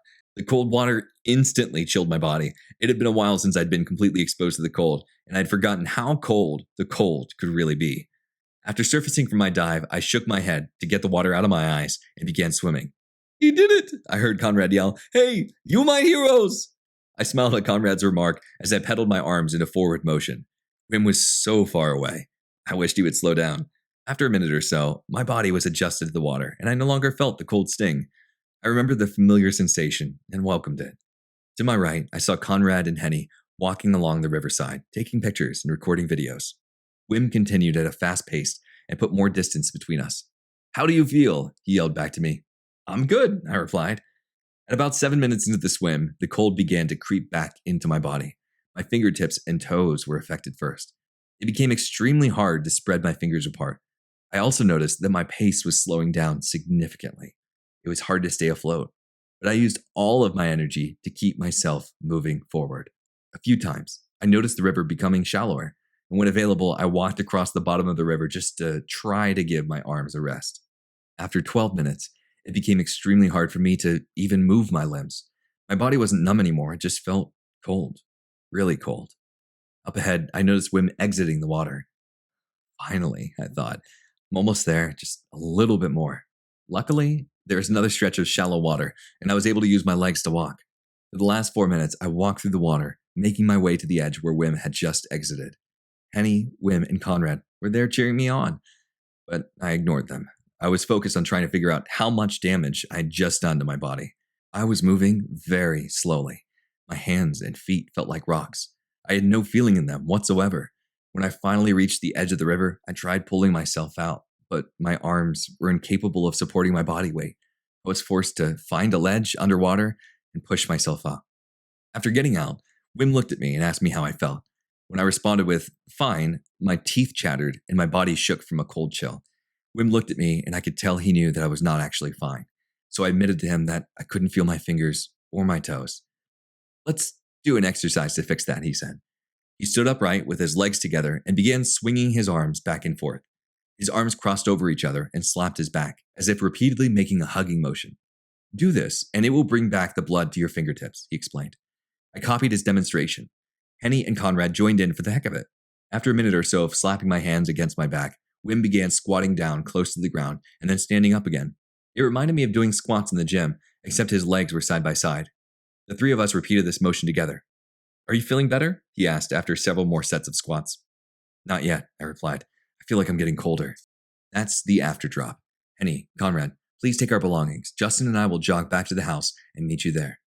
Wim and I started jogging up the path along the road. My body felt tight and the motor skills in my legs were still slow. I felt uncoordinated. After a minute or so of jogging, my stomach began turning. A feeling of possibly throwing up washed over me. My motion sickness was kicking in, but why? I was so confused. "Wim, I feel like I may throw up," I admitted. "Oh," he said, "that's not good. Let's walk." My nerves settled, but my body remained cold. Once Wim and I got back to timeout, he made coffee to warm me back up. I also grabbed one of the sweatshirts from my suitcase and put it on. By this point, my body was suffering from uncontrollable shivers. When Conrad and Henny arrived back at the house, Conrad suggested that I sit in his Jeep, which had been sitting in the sun for the past few hours. It couldn't hurt, I thought. I was willing to try anything. I brought the coffee into Conrad's Jeep and sat there for the next hour. While the warm air slowly reheated my body, I regretted how little I had done to prepare myself. There I was, in the presence of the master of the cold, and yet I couldn't even last a 15-minute swim in the cold water. Disappointment washed over me, but as my body slowly began to stop shivering and I regained control, I saw potential. I saw my first swim as a good reference point to look back on at the end of the week, to see how much progress I had made. When I felt like I'd regained my composure, I exited the car and found Wim. Everyone was sitting next to the fireplace discussing dinner plans. "Why don't we drive to the town and get groceries? Then afterward, we can go to a local place and buy dinner," Wim suggested. Everyone thought it was a good idea. We got into Conrad's Jeep and drove 15 minutes to reach the town of Loweslawski. When we got there, Wim suggested that I grab the guitar and my frisbee from the trunk so we could play around at the local park after getting the groceries. While on our way to the store, we ran into two young Polish women. Conrad stopped and asked in Polish if they'd like to join us in the park in 20 minutes to hear us playing guitar. They agreed, and we continued on our way to the grocery store.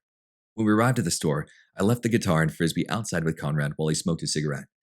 Wim and I looked around for ingredients that would fit all of our needs. Henry and Conrad were both vegetarians, so we'd be having meatless meals as long as they were around. After purchasing the food, we made our way to the local park, which was right across the street from the grocery store. The park wasn't that large. It took up about an acre of land, which was more than enough for our purposes. Wim sat on the ground in the middle of the park and took out the cookies and beer from the grocery bags. The beers were in warm cans. I'm not really a fan of beer, warm beer at that, but when he offered one to me, I didn't want him to think that I was rude, so I faked a smile and cracked it open. Wim grabbed the guitar and began playing Spanish love songs. I didn't know he could play guitar so well until that moment. The women from earlier must have heard his singing because they walked around the corner a few moments later after he started. They sat down on the bench and tapped their feet to the rhythm of the music. Henny, Conrad, and myself threw around the frisbee while Wim continued playing the guitar. Hearing Wim's music inspired me to want to do a backflip. It had been a while since I had attempted one, but I wanted to do something that could honestly impress Wim. Stupid, I know, but it was the thought that came to mind at the time. Anyway, I asked Henny to assist me by being my bass. Wim thought it'd be a good idea to put it on YouTube, so Conrad took Henny's camera and began recording. Within a couple of minutes, Henny understood the role that I wanted him to play. On the count of 3, I stepped into Henny's interlocked hands, and he lifted me with all of his force and threw me into the air. Milliseconds later, I was back on the ground, and Wim was clapping. I high-fived Henny and thanked him for his willingness to help me. Wim then told us that he used to do backflips as well. His training in yoga made his body more flexible and more able to perform difficult stunts. I was impressed and hoped to gain the honor of seeing him do one someday. Soon after the two women stood up to leave, our stomachs began to rumble. Wim suggested we drive to a local pizzeria and grab something to eat. We returned to our vehicle to put the groceries and guitar away, and then decided it'd be faster to drive to the pizzeria. Our stomachs required sustenance. The pizzeria was one of the nicer establishments I saw in Lower Slosky. The walls were painted a light orange and were covered in large murals of birds and trees. It had a nice, subtle jungle feel to it. I couldn't read the menu, so I asked Conrad to order me a pepperoni and chicken pizza with hot sauce. It smelled delicious. While we're eating our pizza, Wim mentioned that one more person would be joining our workshop the following day. His name was Marco. He said that Marco would be traveling by bus and would need us to pick him up. We quickly finished our dinners and decided it was time to head back. We had a long day. Wim paid for the pizza, and we drove back to Prezezia. The sun had set, and the air was even cooler. We wished each other good night and went back to our respective beds. I laid there for a few minutes, reflecting on the day's experience. I pulled out my laptop and tried to write down and document just as much as I could. But eventually, the weight of my eyelids grew too heavy for me, and I fell into a deep sleep. Chapter 30, Welcome to Poland, continued. Day 2, by Justin Rosales. May 1st, 2010. The next morning when I woke up, I heard voices coming from downstairs. I didn't want to miss out on any fun, so I quickly got dressed and walked down the steps. Henny, Conrad, and Wim were sitting at the table by the fireplace talking. Good morning, Justin, said Wim in a joyous tone. Would you like some coffee with milk and sugar? Sure, I replied. Thanks. Wim ran out of the room into the kitchen to fetch me some coffee, and I took a seat across from Henny at the table. Good morning, guys. How'd you sleep? I asked. Henny and Conrad replied in unison. Good. Wim came back into the room a moment later with coffee. Here you go. Here's some sugar, a spoon, and if you'd like to add some more. He placed the sugar and the coffee in front of me. It's hot, so be careful. Thanks, Wim. So what's the plan for today? I blew in my coffee and tried to cool it off. We were talking when you were asleep. We were thinking about driving to the other side of town. There are some rocks there that we can use ropes to climb down. It should be fun, yes? Sure, I haven't done something like that in a long time. First, I want you to try some breathing exercises. Perhaps after breakfast you can go back upstairs and try them while we clean up down here. Okay, I replied. Start off, he continued, by taking 30 breaths to saturate your body. Then, after your last breath, take one big breath and blow it out completely. Hold it for as long as you can with no breath in your lungs. When you need to breathe again, take one big breath in and hold it for 10 seconds. Close your eyes and maybe you'll see some lights going on. If it doesn't happen right away, it will hopefully happen in the future. After you did that 3 times, I want you to do 30 breaths and then hold your breath for as long as you can. Time yourself for all of these. As you do it more and more, your time will increase. It is a cleansing exercise. Sure, I'll try it. I have a quick question though. What's the most important part of the cold exercises? Is it the breathing or is it the cold exposure? It is both. The breathing gives you control, while the cold gives you the experience and conditions the body. All right, thanks. I'll do the exercises. I made myself a bowl of cereal to go with my coffee. When I finished my breakfast, I went upstairs to attempt the breathing exercises. My first 3 trials of holding my breath without air in my lungs resulted in the following times. First trial, 1 minute 33 seconds. Second trial, 1 minute 45 seconds. Third trial, 1 minute 22 seconds. I didn't see the lights that Wim had mentioned, but I had little hopes for it happening the first time I tried it. I then proceeded to try holding my breath after inhaling. I only tried it once, but my time was 3 minutes and 36 seconds. I usually don't hold my breath, but I thought 3 minutes and 36 seconds was good for my first attempt. By the time I got back downstairs, Wim was already done packing the ropes, carabiners, and harnesses into the Jeep. Everything was ready. We all jumped in and drove 30 minutes to the rocks. When we pulled in, Wim explained where we would be rappelling. The rocks that we will rappel down are hidden behind these trees, Wim said. We must climb the path a bit, then we will see them. We grabbed the gear and started hiking. 20 minutes later, our group was looking down a 90-foot drop, 27.4 meters. Here we are, Wim declared. This is where we will rappel. It's about conquering fear. If you're going to be in the cold, you have to be willing to look past the danger and focus on the moment. You must stay attentive or you could hurt yourself. Be like a cat with precise and acute reflexes. Prepare yourself. As encouraging as Wim's speech was, I was terrified. I've rappelled down fake rock walls at Camp Judson before, but not real ones. The Camp Judson rock wall was made out of plastic. Also, with the rock walls at Judson, we were belayed down and controlled by someone else. In this scenario, we would be in complete control of our own fate. I noticed that we didn't also bring any helmets. With one wrong move, I could easily slam my head against the rock and fall to my death. I told myself that I had to go down. I didn't want to look like a coward. What would Wim think of me if I were too afraid to rappel down a few rocks? I kept my fears to myself and bit my tongue. I had no choice but to do as he said and live in the moment. If I succumbed to any emotions, I would jeopardize my safety, and it would be no one's fault but my own. Wim went down first to test out the rope to make sure he had tied it correctly. It's always scary being the first to go down. Even I feel it, he said while dangling over the edge, but we must accept it if we wish to gain the riches of success. With that, he bent his knees and pushed off the wall with all his strength. He flew down at an incredible speed. He landed at the bottom in under 30 seconds with no injuries. This guy made it look easy. Henry and Conrad went next. Both of them went down smoothly. Conrad and I had discussed before he descended that he was also afraid. Yet he told me that he was excited to try something new. To Conrad, this week was about changing his lifestyle and experiencing life for all that it had to offer. His words, they motivated me. Hearing that someone else was intimidated by the heights made me feel comfortable. Watching Conrad descend before me made me feel more capable. When he reached the bottom, I approached the top where Wim was sitting. There were no safety ropes to prevent me from slipping, so I sat on the ground next to him. I slid the harness on and prepared myself. Everything will be okay, Wim assured me. You'll be fine. You have a strong mind and a strong soul. I believe in you. With those words, he tied the carabiner to my harness and wished me luck. I slowly slid my body toward the edge, and Wim held the rope so it wouldn't get snagged on a rock. When you're ready, turn around and put your feet flat against the wall, then lean back. I did as I was told. He let go of the rope and my life suddenly came back into my hands. I pushed myself off of the ledge of the rock and leaned backwards. I positioned my legs so that they were flat against the wall and released the grip on the tight rope with my right hand, and then my body suddenly jerked downwards. I reflexively gripped the rope again. Too fast, I thought. So I slowly let the rope slide through my fist and then performed a small horizontal jump off the face of the wall. Good job, Justin, Wim called from the top. Well done. I smiled at Wim's encouragement, but remained focused on the wall.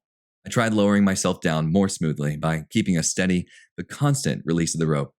After a few more kicks, I got the hang of it. Hey, Justin, I heard someone yell from behind me. I turned my head and saw that it was Conrad. Keep looking over here. I want to take a picture. It was hard to stabilize my body against the rocks. Gravity wanted me to keep going downward, but I held the rope tightly and did my best to look back and smile at the camera. A few clicks echoed off the surrounding walls. I took that as a sign that I could continue down. Thanks, Conrad yelled in appreciation. Descending down the rest of the way was a piece of cake. The only extremely scary part about rappelling down the rock is stepping over the edge. Everything else is simple. I knew that if something went wrong, I would have no control over it. I guess you could say I was comforted in knowing that, in my opinion, I could only control what was in my power and everything else would be left up to God. Once my feet touched the ground, a surge of adrenaline rushed through me. I was itching to do it again. I disconnected myself from the rope and yelled up to Wim, "Clear," to let him know that the rope was free. I then jogged up the path back to the top of the cliff. By the time I'd reached the top, Conrad was already on his way down again. I noticed Henny packing up the gear, but when Wim saw me, he asked if I wanted to go once more. Sure, I yelled in excitement. That was awesome. When Conrad reached the bottom and had disconnected himself from the rope, Wim connected my harness once more. Have fun, he said, while patting me on the back. He held the rope, which allowed me to get into position once more. When he let go, I felt the weight of my life in my hands again. It was a powerful feeling. This time, I wanted to go down faster. Simultaneously, I loosened my grip on the rope, tucked my knees, and pushed off with an exaggerated force. My body soared toward the ground, picking up speed on the way down. And right before I was in position to make my final kick, I tightened my grip to slow my body down. Soon after, I was safely on the ground once again. What an exhilarating experience. A few minutes later, we had taken all the equipment down and packed it into the Jeep. We then drove back to Lower Slosky to wait for Marco's arrival. It took us an hour or so before we found the bus station where he would be arriving. We thought we had missed him until we checked the bus schedule. It said we still had another 2 hours before his bus arrived. In the meantime, we began playing guitar and throwing the frisbee around in the streets. While Conrad and I were throwing the frisbee, Conrad told me that he used to play ultimate frisbee with an organized group. I could tell he wasn't lying because his throws were fast and accurate. I mentioned my time playing on Penn State's club team during my freshman year. Buses came and went. Around 5 p.m., Marco finally showed up, but not by bus. I was the first to see him, emerging from the bushes behind us. He told us he had been walking around town for a while, looking for us. He had apparently arrived earlier that day and went to check out the town hall in his spare time. Marco had a strong build and an evident tan. Born and raised in Ecuador, Marco was known for traveling around Europe to learn about yoga. He was searching to find enlightenment. Marco was a good fellow with a kind soul. He stood a little shorter than I, but we had the same haircut. We both had buzzed black hair. We could be passed off as brothers probably, being that we both have Spanish backgrounds and also Spanish features. His skin complexion showed he was a young and healthy individual. "So what now?" I asked after we had all been acquainted. "What should we do?" It was Conrad who spoke up. "Well, why don't we drive to Carthage, where my cousin lives, and we can find a place to have dinner there?" "Sounds good to me," said Marco. "Sure," said Henny. "Yes, let's go," Wim chimed in at last. We walked back to the Jeep with our new friend, Marco, and began driving to Carthage. Carthage was about a 25-minute drive from Lower Slosky. Carthage was also the town where Wim and Conrad were hoping to organize the 5K run in the snow in the upcoming winter. On the ride over, Wim and Conrad filled Marco in on their plan and invited them to participate in the run as well. Marco also had a slew of questions for Wim about Iceman training. Marco's questions carried on all the way until we arrived at the restaurant called Coloroa in Carthage. It was a beautiful place with a very interesting menu. For the first time ever, I tried beet stew. I typically don't like beets at all, but the flavor here tasted amazing. During dinner, the conversation switched back to the barefoot snow run. Wim and Conrad were trying to figure out marketing plans and specific information. I told them perhaps I could be of some help and try to spread the word in America. I have a few friends that may be interested in participating in something like this. They seemed excited and continued to discuss the potential. Wim's goal was to show the world that anyone could train to do what he had done. He figured that the barefooted snow run was an opportunity to get people interested in pushing past their body's perceived limits. It was exciting to be involved in this type of talk, to be a part of something bigger than myself. I felt very honored to be included. After dinner, Wim said that we should all climb Mount Blanc with him. Apparently, in the first week of August, he was scheduled to ascend Mount Blanc. He told Marco and I that we were welcome to join to help encourage our training. I didn't want to get my hopes up, but I told Wim I was interested if he thought it was possible. "Of course it's possible," he countered when I questioned him. "If I can do it, you can do it. We are all capable. The spirit has no age." These few words lit up my face. The spirit has no age. It's something that Jarrett and I had believed in wholeheartedly. And to hear someone whom I had never expressed those views with before say it on the opposite side of the world just came as a huge shock to me. It was comforting to know that someone else had come to that same conclusion on their own. At this moment, I knew Wim was something spectacular. Him and I were the same in a way. We both wanted to see what life had to offer and not let any obstacle get in the way. Wim was no longer some celebrity to me. I saw him for what he really was, selfless. He wanted to make a difference in the world and offer his services to anyone who needed it. He recognized the potential in his ability and wanted to share it with the world, not keep it to himself. He was the type of guy that competitively challenged people to push themselves to be better. And everything I saw in Wim was everything that I hoped I would become. After dinner, we went on a short walk. Wim and Conrad were trying to find a hidden path to a waterfall, but because it was dark and neither of them had been there in a few years, they couldn't find it. We ended up walking by an old monastery. Marco took tons of pictures. It seemed to fascinate him, and he kept quiet and followed along as Conrad and Wim continued to talk about their 5K event. Eventually, we all grew tired and deemed it time to go home. On the drive back, Conrad got a little lost. We drove in one direction for a while and then tried to correct it by taking Wim's directions. So instead of a 25-minute ride home, it ended up taking 2.5 hours. And then by the time we got back, we were all exhausted. We had barely enough energy to drag our bodies to our beds before passing out. I used my last few minutes of consciousness to write a journal entry in my laptop to document the day's events. And when I finished, I hit the power button on my laptop, closed the lid, and fell asleep as soon as my head hit the pillow. Chapter 30, Welcome to Poland continued, Day 3 by Justin Rosales, May 2nd, 2010. The following morning, I woke up to Wim's face peeking in through the door. "Good morning, Justin," he said. "Good morning, Wim," I replied. "What are you doing?" "I just wanted to see if you guys were up yet." I looked over to where Marco was sleeping. He was now sitting up in his bed and his attention was on the door. I also noticed that Conrad and Henny were missing from the room, yet I couldn't hear any sounds indicating that they were downstairs. "I just did some breathing exercises in the barn with the chickens around me," he continued. "I feel great now. I want you guys to try the breathing exercises again. Do them before you have breakfast. They have a better effect when you are on an empty stomach." I nodded and smiled while giving an exaggerated thumbs up. He then proceeded to explain the breathing exercises to Marco while I started on my own. My ability to hold my breath was much better than the day before. The best time for each were holding breath without air in the lungs, 2 minutes and 20 seconds, and then holding breath with air in the lungs, 4 minutes and 5 seconds. My ability to hold my breath was noticeably increasing.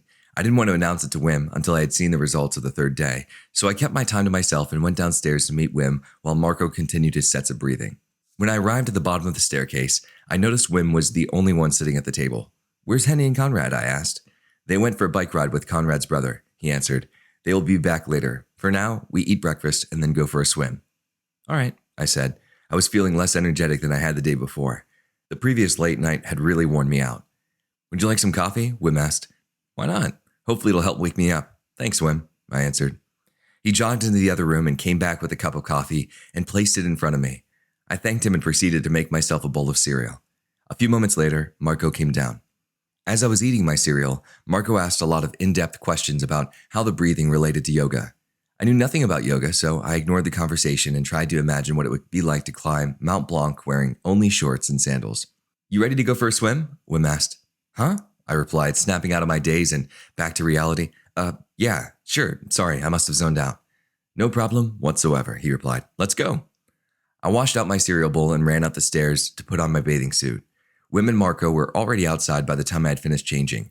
Wim was juggling a soccer ball in the air with his feet. Marco was using his camera to record Wim juggling. When Wim saw me come out, he kicked the ball away and began whistling. "Mishu," he said, "time to go." He walked out the front gate and closed the door after Mishu. "We have to be careful with Mishu," Wim explained. "There is a law that if a dog bites someone out of our property, people can come and kill the dog." "Well, that doesn't sound pleasant," I replied. "Yes, but it's okay. We will be fine. Mishu is a good dog." A few minutes into our walk, we came into a large opening. To our left was a small mountain. Wim pointed and exclaimed, "Sometime this week, we will climb there.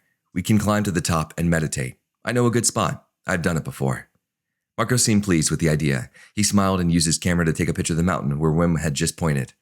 The four of us, including Mishu, continued walking until we arrived at the spot where Wim and I had been a few days earlier. We took off our shirts and placed them on the ground.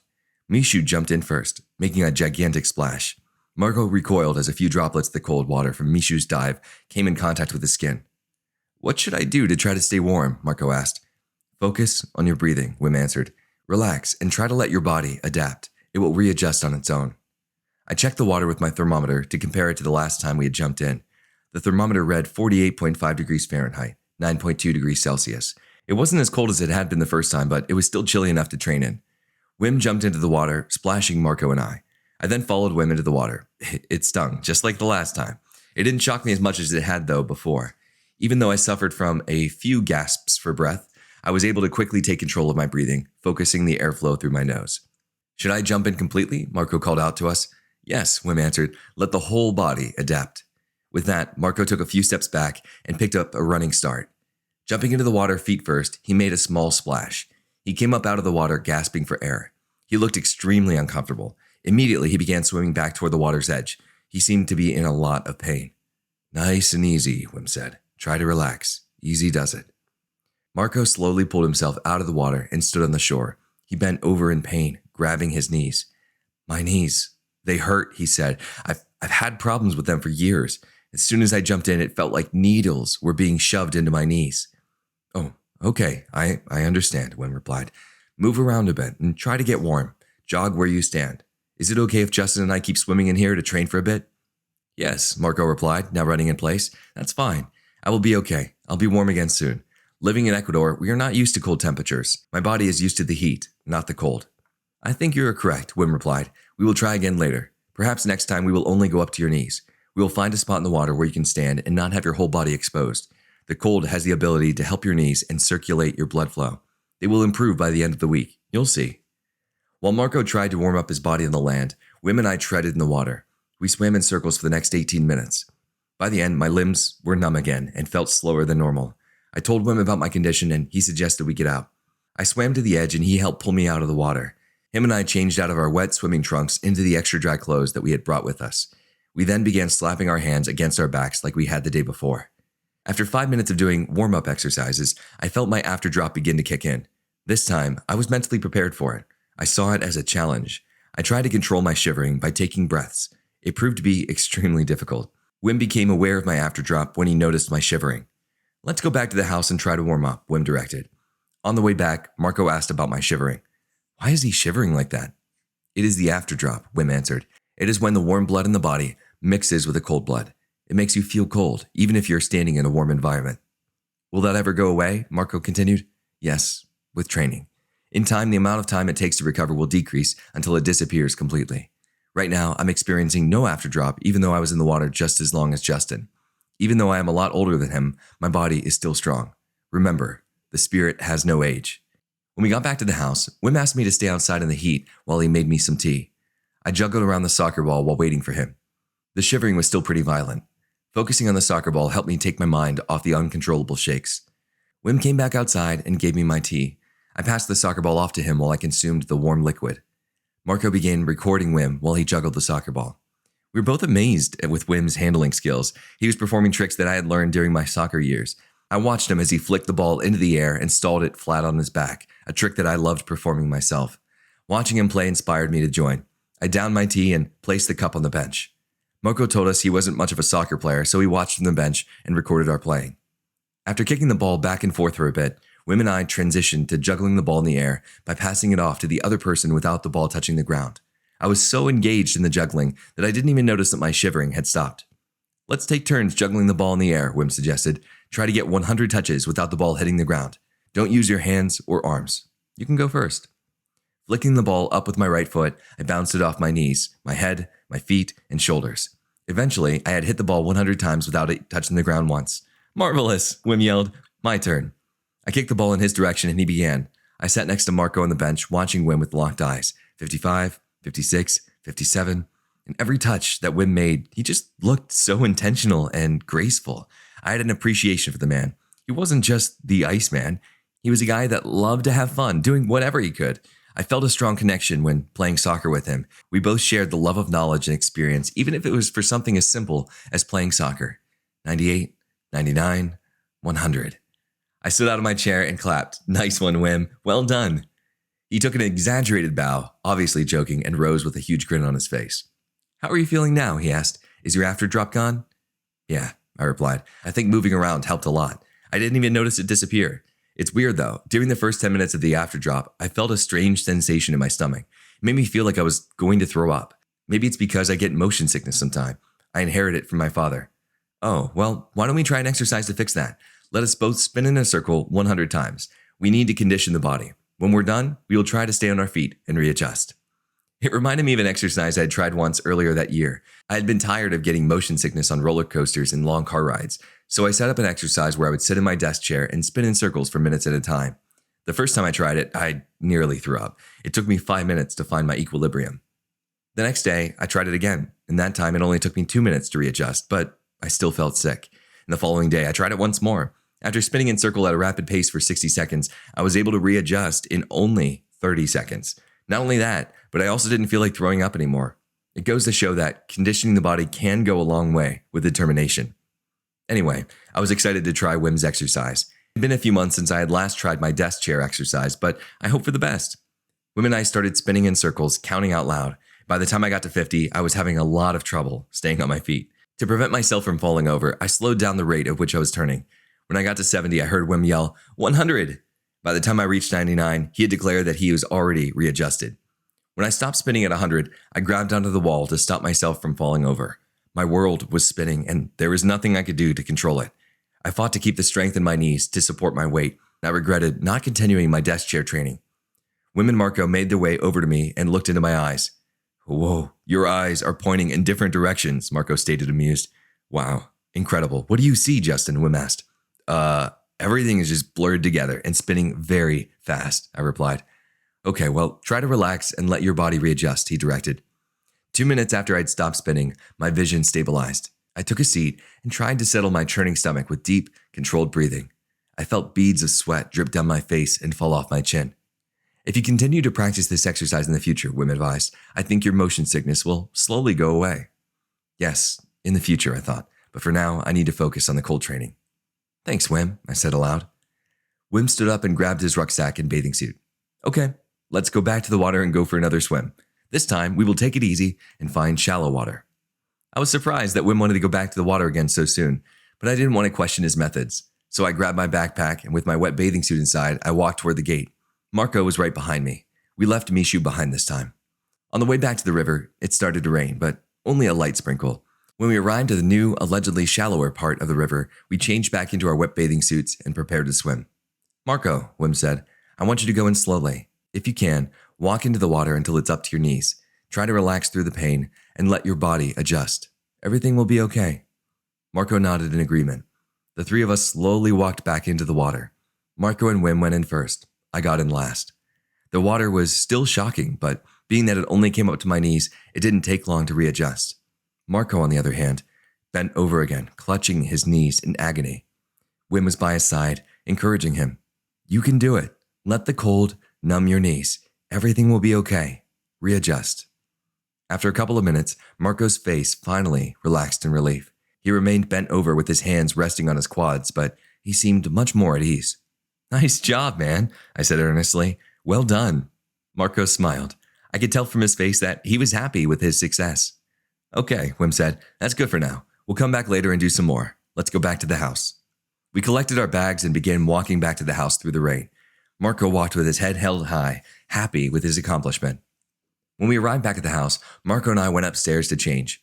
Wim had gone outside to grab some firewood, and by the time I got back downstairs, he had already started the fire. He placed our bathing suits on the brick walls that encased the fireplace. Marco was still upstairs changing. "Listen, Justin," Wim said while gazing into the fireplace, "I am very impressed with you. I can see that you're persistent and have the heart and motivation to do great things. I tell you this now because I think you will be breaking records soon. I can tell." "Wow, Wim," I replied, probably blushing. "That really means a lot to me. Do you really think Mount Blanc could be a good goal for us to shoot for?" "We shall see. I'm being sponsored by television, so I don't know if they'll allow you to go, but we shall see."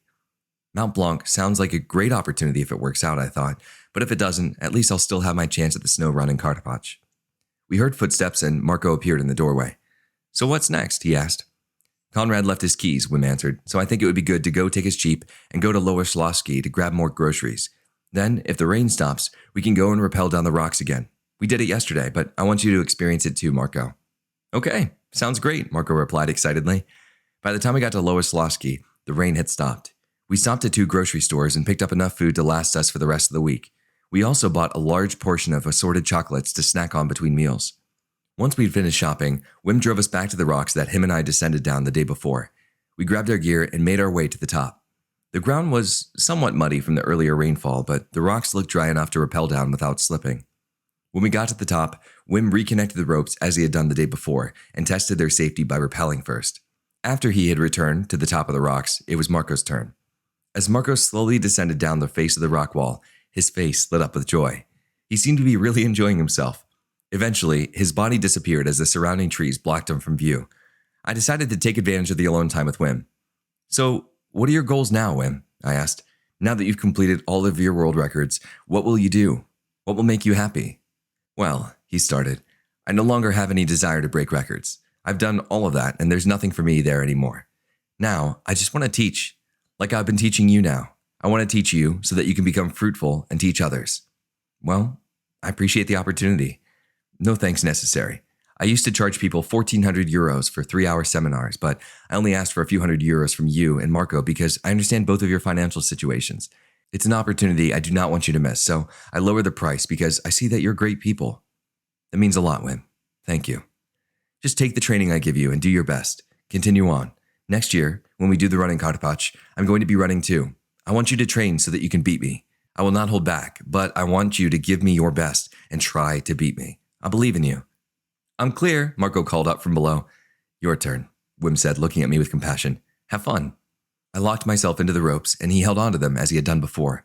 I stepped over the cliff and rappelled smoothly to the bottom. Several minutes later, the 3 of us were sitting on top of the rocks, watching the sunset.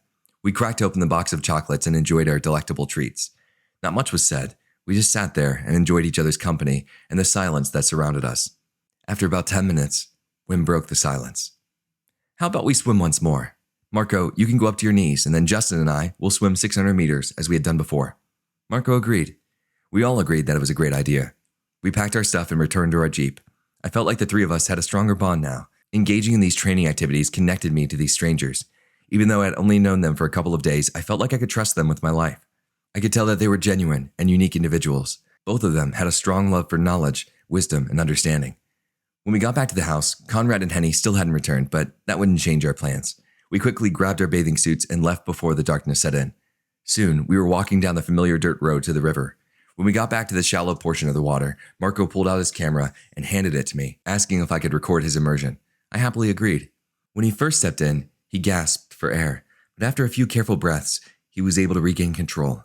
His face contorted in pain as his joints and knees locked up, but he stood strong. After 5 minutes, he came out of the water and did a few squats to restore the warmth in his legs. They tingle, Marco admitted, but it's a good kind of tingle. They feel more loose. Fantastic, Wim yelled. You're getting better. Nice one. He gathered his things and threw his backpack over his shoulder. If you're ready, let's go. Justin and I need to finish swimming before it gets dark. Marco switched out of his wet bathing suit and into his dry clothes. He followed behind us as Wim and I led the way to our spot. Do you mind carrying our things while we swim? Wim asked. It's not very much, just 2 rucksacks. No problem at all, Marco replied. As soon as we were ready, Wim and I dove into the water and began swimming. We didn't waste any time. The cold shocked my body once again, but it took even less time for me to adjust. My breaths were normal when my head emerged from the water. There was no gasping this time, whatsoever. Wim pulled ahead of me with an astonishing speed. He looked like a swan, propelling himself gracefully through the water. There was no way that I could keep up with him. I remained focused and stuck with my steady pace. This time, I noticed that I was able to keep the warmth in my body for much longer. There was no stinging in my fingertips, and I had perfect control over my limbs. The cold did not set into my body as it had the previous time. I was comfortable and warm. When Wim and I reached the end of the 600 meters, him first, me second of course, I emerged with triumph. My body had stayed warm the entire time, and I had no pain in my extremities. I was improving. I remained excited until the afterdrop kicked in a few minutes later. I told Wim, and he suggested that we all jog home, not just for my afterdrop, but just for the extra exercise. My new goal was to decrease the amount of time that it took for my afterdrop to dissipate. After my first time swimming the 600 meters with Wim, it had taken me about an hour to completely feel comfortable again. After my second experience treading water that day, my afterdrop had taken me 30 minutes to dissipate. I hope to see even less time knocked off this recovery period. By the time we returned home, we were all physically exhausted. The sun had completely set, and darkness engulfed time out, save for the few lights that were switched on inside the house. I sat myself down next to the fire and waited for my afterdrop to fade away. After 23 minutes from the time that I had left the water, my body readjusted. I had dropped 7 minutes off my recovery time. I was ecstatic. We all had a few bowls of cereal for dinner and discussed our progress so far. It was an encouraging conversation. We reflected on all that had happened and looked forward to more amazing experiences. Before we went to bed, Wim phoned Conrad to figure out his and Henny's whereabouts. Conrad mentioned that Henny had returned home because he had business to attend to. He also mentioned that he was still hanging out with his brother and wouldn't be returning for a couple of days. When Wim got off the phone, we spoke a bit longer and then headed to bed. As tired as I was, I managed to document the day's events in my laptop before drifting off to sleep. Chapter 30, Welcome to Poland Continued, Day 4, by Justin Rosales, May 3rd, 2010. I woke up in the morning feeling well and rested. After lying in bed for a couple of minutes, I decided to go downstairs and find Wim to let him know I was up. He was downstairs checking his email. Good morning, Wim, I said, announcing my presence. Good morning. Would you like some tea? Wim offered. Sure. He handed me a cup of tea, and we chatted for a few minutes about the previous day's events. When I finished my tea, I returned upstairs to my bed to begin my breathing exercises. My best times for each set were holding breath without air in the lungs, 1 minute and 9 seconds, holding breath with air in the lungs, 3 minutes, 25 seconds. My breath-holding endurance seemed to have dropped significantly. I was disappointed in myself. I began questioning my abilities. Can I really become like Wim? I thought. Maybe yesterday's breathing exercises were a fluke. This sucks. I hid my shame and returned downstairs.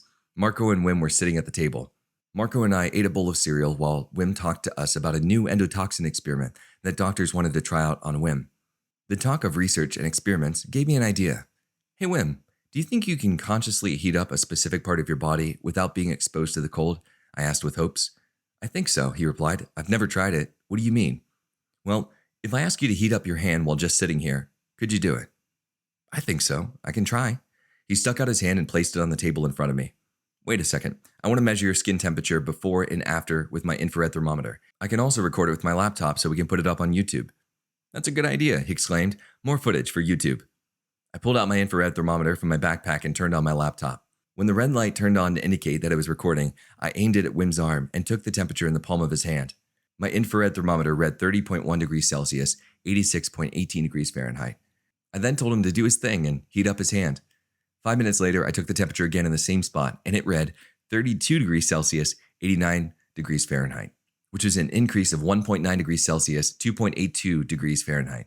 This simple feat fascinated me. It showed me that his ability was real and not some cheap parlor trick. He had his left hand on the table in front of me the whole time and warmed it up right there in front of my eyes. It would be quite the interesting clip for YouTube. Wim then encouraged Marco and I to try it too. Yet, after 5 minutes, neither of us could raise the temperature in our hands. Don't be discouraged, Wim said. Now you know the potential exists. Let's grab our things and go climb the small mountain we walked by the other day. Marco and I ran upstairs to change. A few minutes later, we were walking along the dirt road again with Mishu by our side. Mishu enjoys long hikes, Wim told us. When we came close to the river, we diverged from the path and started walking toward the mountain. As we approached it, I noticed that it rose several hundred feet in the air. Large, rocky overhangs cast shadows at our feet. I wish I had a small mountain to climb near my house, I thought. It took about half an hour to reach the top. Although the climb was steep, the sweat dripping off our faces indicated a great workout. Wim led us to a spot at the edge of a cliff overlooking the entire river. The terrain was steep and covered with loose rocks. We each searched and found a spot where we could sit comfortably, without sliding down over the edge. We sat quietly, gazing out over the valley. After several minutes, Wim spoke. Now we sit and meditate. Try to think about your goals and your life. Visualize who you want to be and what you want to become. Try to understand yourself. Open your mind and let it run free. Mishu plopped himself down next to me.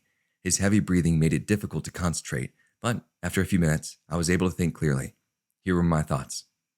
Gosh, I can't believe I'm in Poland. I can't believe that all my hard work is finally paying off. After all those weeks of scraping dishes and completing homework assignments, it was all worth it. I found someone who's very much like myself. His hunger for knowledge and understanding is magnificent. This is what it must be like to have someone that inspires you. After meeting Wim, there's no way I could settle for anything less than extraordinary. I've seen the results of the devotion and dedication he put forth in his life, and I want the same for myself. I can't settle for keeping my head down and accepting mediocrity. I now believe that it's possible for one person to truly make a difference in the world. Wim's intentions are pure and selfless. I've never seen a man so vulnerable to ridicule, yet choose to bear the weight and use it as motivation. He must have fought through years of teasing before being treated with respect. I'm extremely grateful for this opportunity he's given me. I will not squander any potential. I owe it to Wim to do everything that I can to help him make his dreams come true. I now see him as a brother, not a celebrity. I want to be like him, someone who's willing to sacrifice everything to improve the quality of life for other people in the world. Even though his message may appear insane, he will no longer stand alone.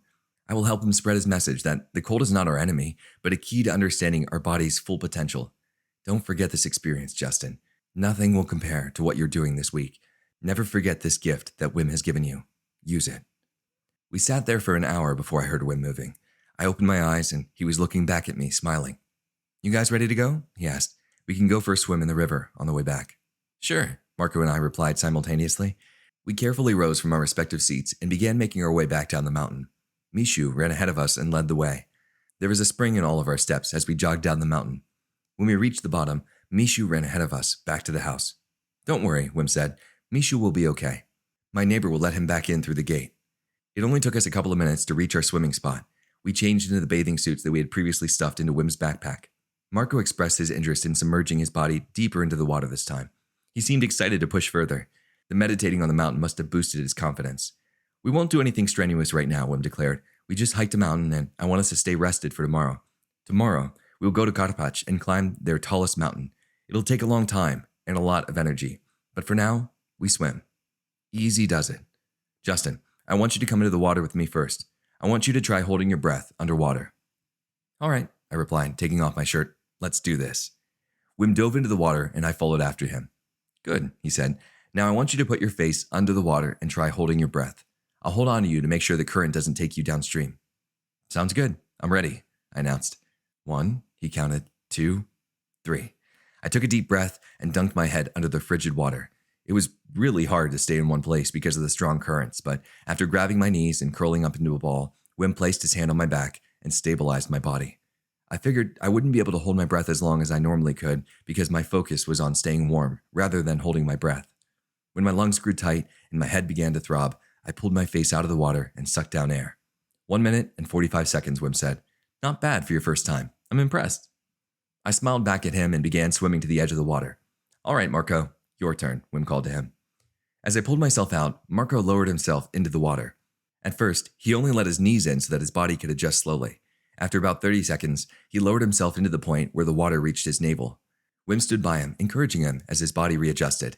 After several minutes had passed, Marco raised himself out of the water. "Nice one," Wim said as he pulled his body out of the water. "Easy does it. That's the way to do it. Slowly put more and more of your body in until all of your body can handle it. Good work. Let's go back home and eat some dinner." Not much happened once we arrived back at timeout. Wim prepared us a delicious vegetable and pasta dinner. "You both did a great job today," he said while smiling. "Tomorrow, we will take on a big challenge and climb the mountain in Karpacz. It will be cold up there, and hopefully we can find some snow." After dinner, we listened to some music and looked over the pictures and videos that we had recorded thus far. Surprisingly, there was a lot of good footage. "When I look at our YouTube video in the future, I will cry," Wim admitted. "I will cry because I will remember the bond we shared and the good people that you both are. I love you guys." Wim built a fire and we sat there, enjoying each other's company for the next few hours. We laughed and reflected on the memories that would last us a lifetime. Eventually, my eyes grew tired and I required sleep, so I bid Wim and Marco goodnight and went upstairs to my room. After documenting the day's events on my laptop, I fell asleep, the happiest I had been in years. Chapter 30 continued. Welcome to Poland. Day 5 by Justin Rosales. May 4th, 2010. The next morning, I woke up at 9 a.m. and immediately ran downstairs to greet Wim. "We're going to Karpacz. Are you ready?" he asked. "Yes," I replied. "But is it okay if I quickly run upstairs, do my breathing, and then get a shower first?" "Yes, easy does it." What a peculiar phrase. I took it to mean, take your time. I ran back upstairs and performed my routine breathing exercises. My best times were the following. Holding breath without air in the lungs was 2 minutes and 32 seconds, and holding breath with air in the lungs was 4 minutes and 32 seconds. Awesome. My breath holding endurance was increasing again. I jumped into the shower and began cleaning myself. It was my first shower since I arrived in Poland. I was filthy. After drying myself off, I packed my things into my backpack and rushed downstairs to make myself breakfast. Marco and Wim spoke next to the fireplace while I ate my cereal. Shoving spoonfuls of food into my mouth, I finished in seconds. "All right," I announced, "I'm ready. Thanks for being patient while I prepared. Let's go climb that mountain." The drive from Brzeźa to Karpacz only took about 30 minutes with traffic. Along the way, we listened to music from my laptop. I just learned from the previous night that one of Wim's favorite bands was Coldplay, so the sound of Chris Martin's voice filled the Jeep as we drove to Karpacz. When we arrived in the town of Karpacz, we found a place to park and made our way to the base of the mountain. Wim bought 3 tickets and handed one to each of us. "Let's climb," he said. We made our way toward what looked like the entrance. The first part of the incline looked to be about 40-degree angle. "There are several different areas that we could potentially climb to," he explained, "but we will be summiting on Mount Snitska. The top is about 1,620 meters, or about 5,315 feet for you, Justin. We're starting to climb here at 640 meters, 2,100 feet, but we'll still have a long way to go. Normally, it takes people 3 hours to reach the top. Let's try to beat that." Wim led the way at an incredible pace. He suited his philosophy well. The spirit has no age. He was climbing as if there was no incline at all. Marco and I trailed behind him. I could tell he had noticed our slow pace, but he kept his cool and didn't try to rush us. On the way up, we only stopped once to take a picture. For the first hour, the temperature was really warm. It was about 77 degrees Fahrenheit, 25 degrees Celsius that day. The amount of heat we generated resulted in a heap of sweat. Marco and I were having a lot of trouble, but Wim continued to seem perfectly fine. Eventually, the temperature began to drop. The sweat that had accumulated on our bodies began to freeze and chill our skin. It was hard to focus on climbing while our bodies were fighting to stay warm. So Marco and I pulled on our jackets and continued on. Soon after, a wall of fog greeted us. A few minutes into the fog, and we finally saw our first snow. It was to the side of the stone path, mixed in with some dirt. I was amazed to be seeing snow near the end of spring. The fog became thicker, lowering visibility. Patches of snow now filled the ground around us. We formed a single-file line to conform to the narrowing of the path. At one point, we were in danger of slipping off the mountain by walking over a slick stone edge covered in snow. We took intentional, careful steps to make sure that we would make it safely across, but Marco and I were still intimidated by the imminent danger. Luckily, none of us slipped and fell to our deaths. As the path opened up, we passed a restaurant on our left. "Perhaps we can come back here on the way down and grab a bite to eat," Wim suggested. "For now, let's keep on." Several hundred feet higher, we were finally standing atop Mount Snitska. I wasn't sure if it was completely accurate, but my infrared thermometer told me that the air was 32.5 degrees Fahrenheit, 0.3 degrees Celsius. Visibility was low due to the vast amount of fog. I felt like I was in a dream or some sort of limbo. The terrain resembled that of a frozen wasteland, consisting of rocks and frozen dirt. Sadly, snow was nowhere to be found up there. The wind must have blown it off the side of the mountain. After walking around for a little, we noticed a sign that read Czech Republic. Oh, I think this is a border between Poland and the Czech Republic, Wim announced. Watch this. He began jumping back and forth between Poland and the Czech Republic. After doing this several times, he stopped abruptly and pointed, "Oh, look, now we see some air. There's a good panorama." I looked to where he was pointing and noticed the fog breaking. There was an area the size of a football field covered in loose rocks. "Let's take off our shirts and change into shorts so that we can do some training, yeah?" he advised. We placed our stuff down and undressed. We did a few poses and recorded the shots with my laptop and Marco's camera. Wim also performed his infamous peacock on a rock. The peacock, as Wim explains, is when you use one of your arms to hold your entire body off of the ground horizontally. It is called the peacock because it's supposed to look beautiful and majestic. It also takes a lot of strength and balance. Marco and I both attempted the peacock, but only slightly exceeded by holding the pose with 2 arms. We hung out on top of Mount Snitska shirtless for about 20 minutes before Wim decided to head back. Our growling stomachs must have given away that we were hungry. We put all of our layers of clothing back on and made our way down to the restaurant. Along the way, we passed a large patch of ground that was covered in snow. Wim came up with an interesting idea. Why don't we get back into our shorts and sit and meditate in the snow for the camera? It can be in the YouTube video. Also, it'll be great training. Marco and I loved the idea, so we happily agreed. I set my laptop on top of a flat rock and pushed record. Wim had already been sitting in the snow for a few minutes by the time Marco and I undressed. It had also been half a year since I last walked through the snow barefooted. Climbing up the slope to sit in the snow was a daunting task. The place where Wim advised us to sit was on a slope of 45 degrees.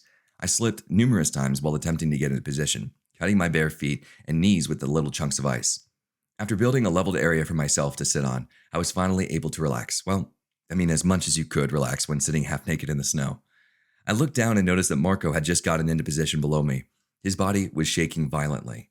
My body began to shiver as well. With each gust of wind, my body tensed. It was extremely uncomfortable, yet somehow, Wim was sitting perfectly still. "Let's sit here for 5 minutes," he announced. "Try not to move." For the next 5 minutes, I tried to slow my breathing and focus on staying warm. I lost concentration occasionally when strong gusts of chilled air blew against my back.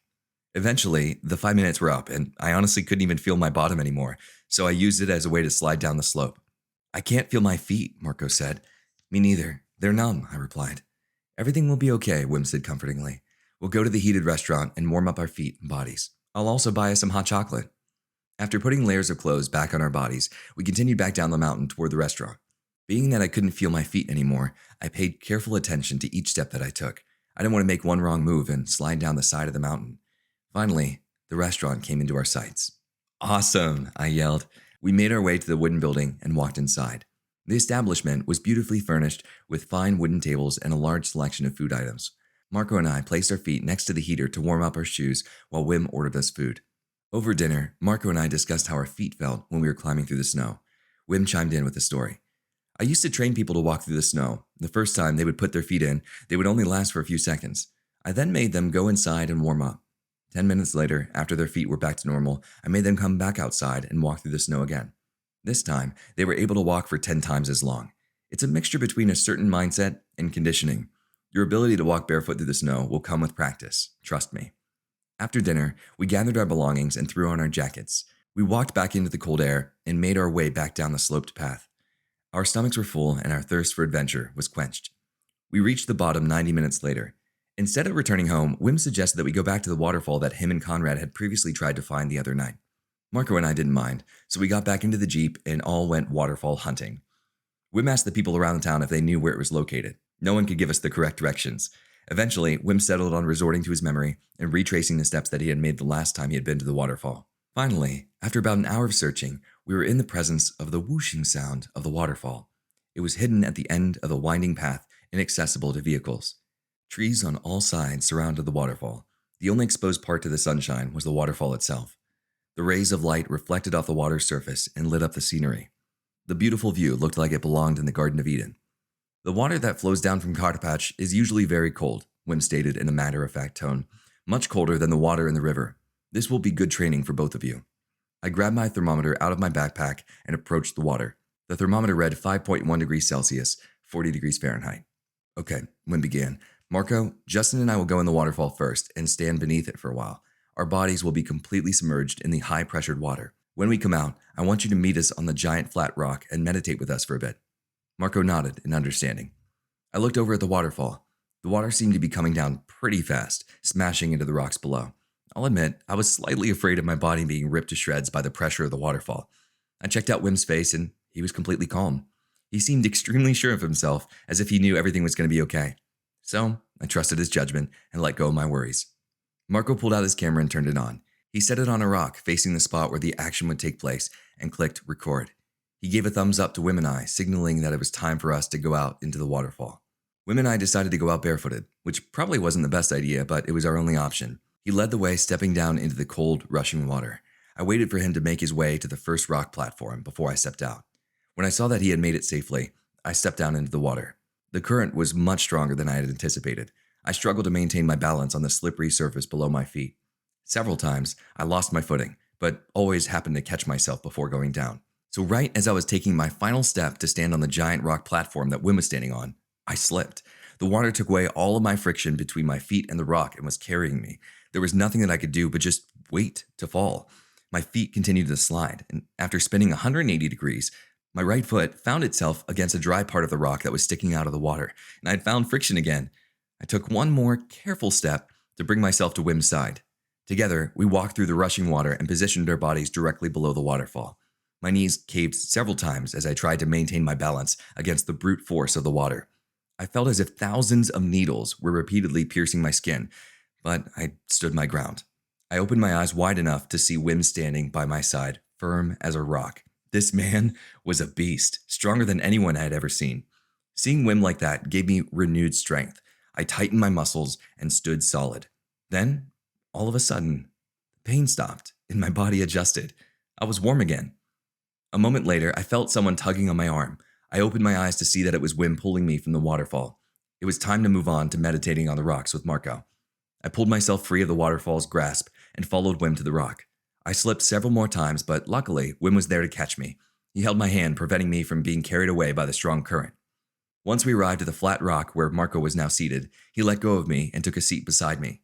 I sat on the edge of the rock and tried to scoot over to sit closer to Wim and Marco, but the water picked up my light body and slid me further than I wanted to move. Once again, Wim was there to catch me and seat me beside him. Exhausted, yet feeling accomplished, I closed my eyes and began to meditate. The sound of the running water made it easy for my mind to float free. I imagined myself back in the waterfall. When I was standing there, it felt like the whole world was pressing down on me. At first, I tried to fight it, stand up against it, but it wasn't until I accepted the situation did I finally come to understand it. I realized that accepting the cold was the only way to survive in it. Resistance caused suffering and pain, while accepting provided wisdom. It was my most important realization yet. After 5 minutes of meditating on the rock, Wim announced it was time to go. We all carefully removed ourselves from the slippery surface and returned to our dry clothing. Woohoo! I yelled. That felt great, Marco admitted. Wim looked at us and patted us both on the back, saying, I'm proud of you guys. Nice one. As we drove back to timeout, we all felt a sense of accomplishment. We had summited on Mount Snitska and had a great experience at the waterfall. We listened to Coldplay's Yellow on my laptop as we drove into the sunset. It was a perfect way to end a perfect day. Chapter 30, Day 6th, May 5th, 2010, by Justin Rosales. The next morning, I performed my breathing exercises before going downstairs. I felt energized and wanted to get a head start. My best times were holding breath without air in the lungs, 2 minutes and 40 seconds, and holding breath with air in the lungs, 5 minutes and 6 seconds. Those were my best times yet. I ran downstairs and told Wim the good news. He was excited to hear that I'd been able to hold my breath for over 5 minutes with air in my lungs after only a few days of practice. So, what do you do when you hold your breath? He asked. What do you feel? Well, I started. At first, I do the 30 breaths like you asked me to. Then, when I hold my breath, I feel nothing for a long time. No pressure, no signs telling me that I should stop, nothing. And after a while, at about 4 minutes, tightness appears in my chest. From that point on, I know that I can last about another minute or so by fighting that tightness. Well then, he replied, looking somewhat disappointed. I'm glad you're seeing results, but I think you're going about it the wrong way. You do not want to force it. Forcing can hurt you and take you back a few steps. Focus on relaxing. Don't force it. Hearing that I was doing it wrong was honestly a huge shock to my ego, but I felt comforted knowing that I didn't have to force it anymore. I figured that the tightness was natural and I just had to push through it, but I was wrong. I encoded his advice into my memory and went into the kitchen to fetch myself a bowl of cereal and some coffee. When I walked into the kitchen to grab myself a bowl, I ran into Marco holding a frying pan. "Good morning, Justin," he said. "I was thinking about making some French toast. Would you like some?" "Sure. Is there anything I can do to help?" "I should be okay. Thanks for offering." During breakfast, Wim made an announcement. "Today, we're going to take it easy. We had a long day yesterday, so I figure that we deserve to relax. I'll light a fire and we can just hang out around the house." Sounded good to me. My body was very sore from standing beneath the waterfall the day before. Resting would do me some good. It would also give me the opportunity to work on that YouTube video with the accumulated footage. After breakfast, Wim told me that he and Marco were going to go to the mountain and do some more meditating. I told him that I'd be okay staying at the house to work on the YouTube video, so they went on without me. I had never worked with video editing software before, so it took me a while to get the hang of it. After a few hours had passed, Wim and Marco had returned. When they got back, Wim exclaimed that Marco did his first full body immersion for a full minute. I was sad to have missed it, and also missed out on the opportunity to go in the water, but I had an important job to do. I needed to finish the YouTube video to help promote Wim's workshops. Time flew by that day. I spent several hours working on the video while Wim and Marco just talked. For dinner, Wim cooked again and made a marvelous meal. Conrad had stopped by earlier on in the day and told us that he was on his way to speak with his cousin about the barefoot run. He had also dropped off a couple bottles of wine as gifts. Therefore, wine was served at the dinner table. After dinner, I went back to work on the video. Marco went to sleep early and Wim stayed out to continue sipping on wine. We talked for a good while about the potential of cold changing the world. Eventually, the topic of Mount Blanc was brought up. "You should do it, Justin," he said. "Join me on the climb to Mount Blanc." "But you said it'd be difficult with a television crew organizing it," I replied, confused. Don't worry about them. If you can raise the money to get yourself to Europe and pay for your gear to climb, I will make it happen. I'm the Iceman. They will have to listen to me. You're my friend, and I want you there. We're like brothers." "Brothers?" I asked. "Yes, spiritual brothers. We both have similar visions. We want to change the world, and people want to leave it the way that it is and live ignorantly, yet we have wisdom and can show them a better way of living. We have the power to change the world. All my life, I've been ridiculed. I was called crazy and insane. But now, with this new research developing about me being able to control my autonomic nervous system, they won't laugh anymore. It's a deep and powerful technique. My way of living is redefining science." "Well, Wim, if you really want me to be there and you're serious about this, I will do everything in my power to make sure that I can come back to Europe the first week in August. I will climb Mount Blanc with you." "Yes," Wim exclaimed. "Spiritual brothers." We embraced one another as if we were family. "I love you, man," he said with tears in his eyes. "Thank you for believing in me. Thank you." "I love you too, Wim," I said with a smile, holding back tears of my own. "Thank you for showing me that there are these things in life that are worth pursuing. I will do everything in my power to help you spread your message." We hugged once more, and he wished me good night. "Tomorrow, we will do more training," he said. "Marco will swim 50 meters in the cold water. You and I will swim 1 kilometer together as brothers." I continued to watch the doorway as his footsteps faded up the stairs.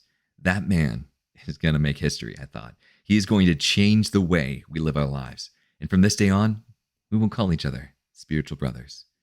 I decided to stay downstairs and work on the video a little bit longer before going to bed. But half an hour after Wim went to bed, the power went out. The eeriness of the pitch black house honestly just freaked me out. I used my laptop screen as a flashlight to find my way to my bedroom. And after typing up my journal for the night, I closed my eyes and fell asleep. Chapter 30, Day 7, May 6th, 2010, by Justin Rosales. The next morning, I awoke and immediately did my breathing exercises. However, I didn't want to bother to record them this time because I didn't want to have any reason to force myself. Instead, I took my time and relaxed. I still hadn't seen the lights that Wim had talked about, nor did I break any time records, but I did feel much better when I was finished. I felt relaxed and peaceful. I didn't know if that's what was supposed to happen, but I accepted it for what it was. When I went downstairs, Marco and Wim were already up and talking to each other. I prepared myself a bowl of cereal and joined in on the conversation. "So what's the plan, Wim?" I asked. "Well, we're going to do things a bit differently than I had explained last night," he said. "Instead of doing the kilometer swim, we are just going to do 800 meters. Nice and easy. We'll take baby steps.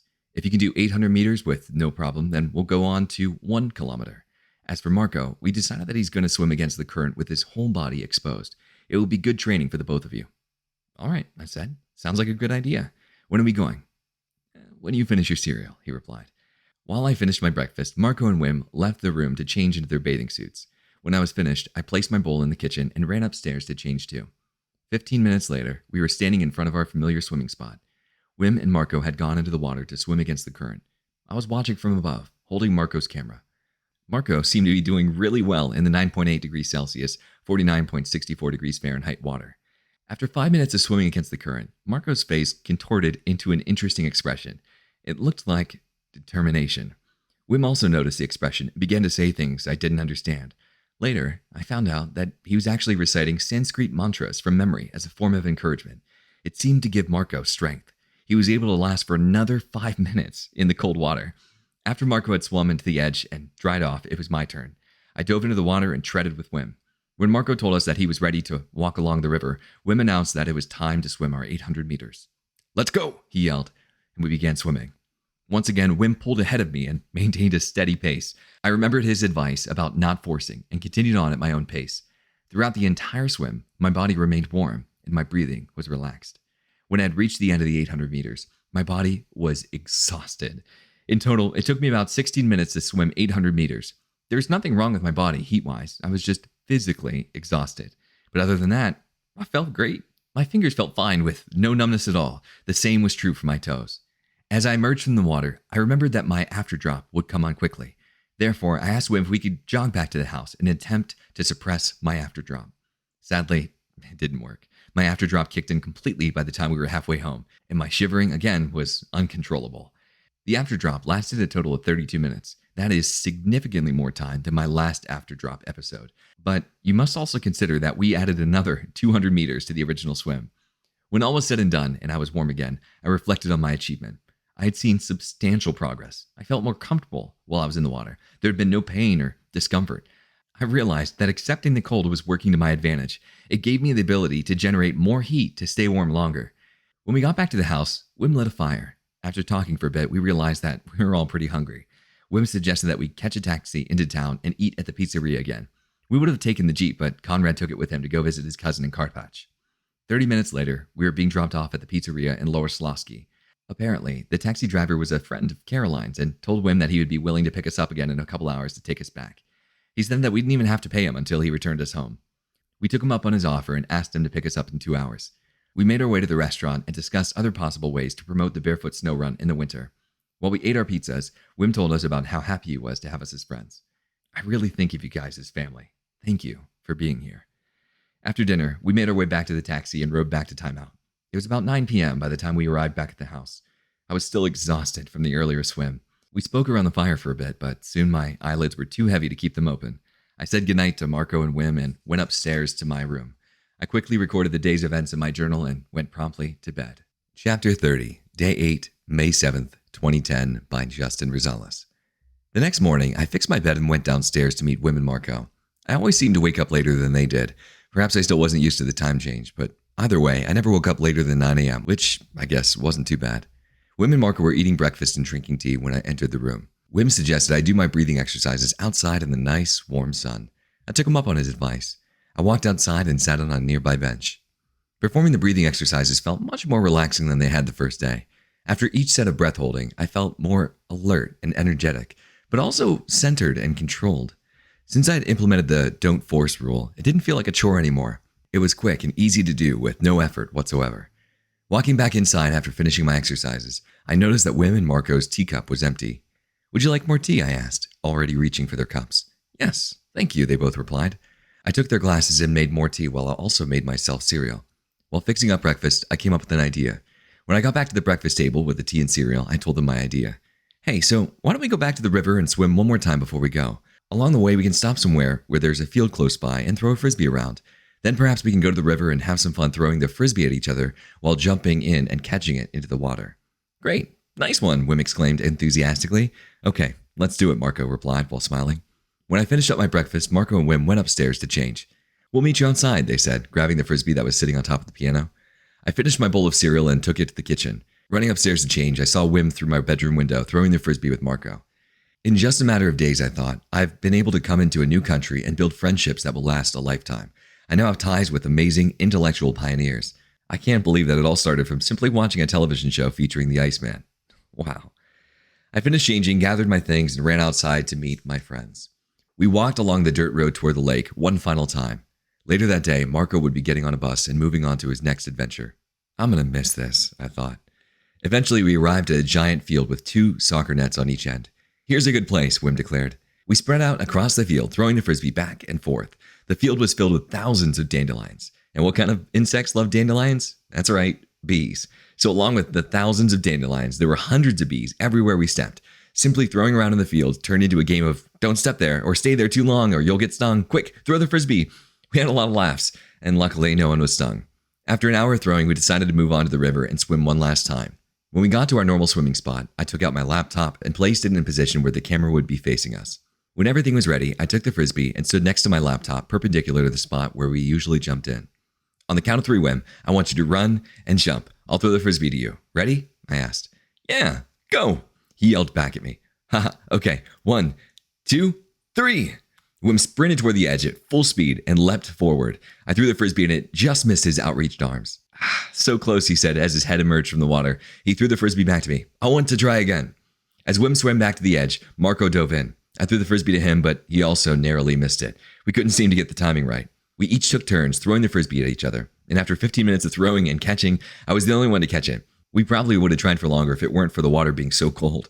It's not that the cold was affecting us in the way that it was losing heat, but whenever we dove in, the impact from hitting the water would sting our sides and backs. It was extremely painful.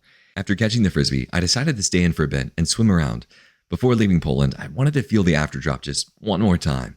I enjoyed having the ability to just walk down the street and jump into a freezing cold river. I was going to miss that. I stayed in the water for about 15 minutes, and Marco jumped in once more and swam around for a little too. It was relaxing, not having to think about the cold and just enjoy swimming. We had come a long way from our first day of training. It was comforting to know that progress had been made. 5 minutes after getting out of the water, during our walk home, my afterdrop kicked in. I welcomed it this time. Even though it was uncomfortable, I now looked at the afterdrop with gratitude. Like the burn in the muscles that you receive after a long day of working out, the afterdrop let me know that I had pushed my body to its limits and was in the process of recovering. As we approached timeout, we heard a loud horn from behind us.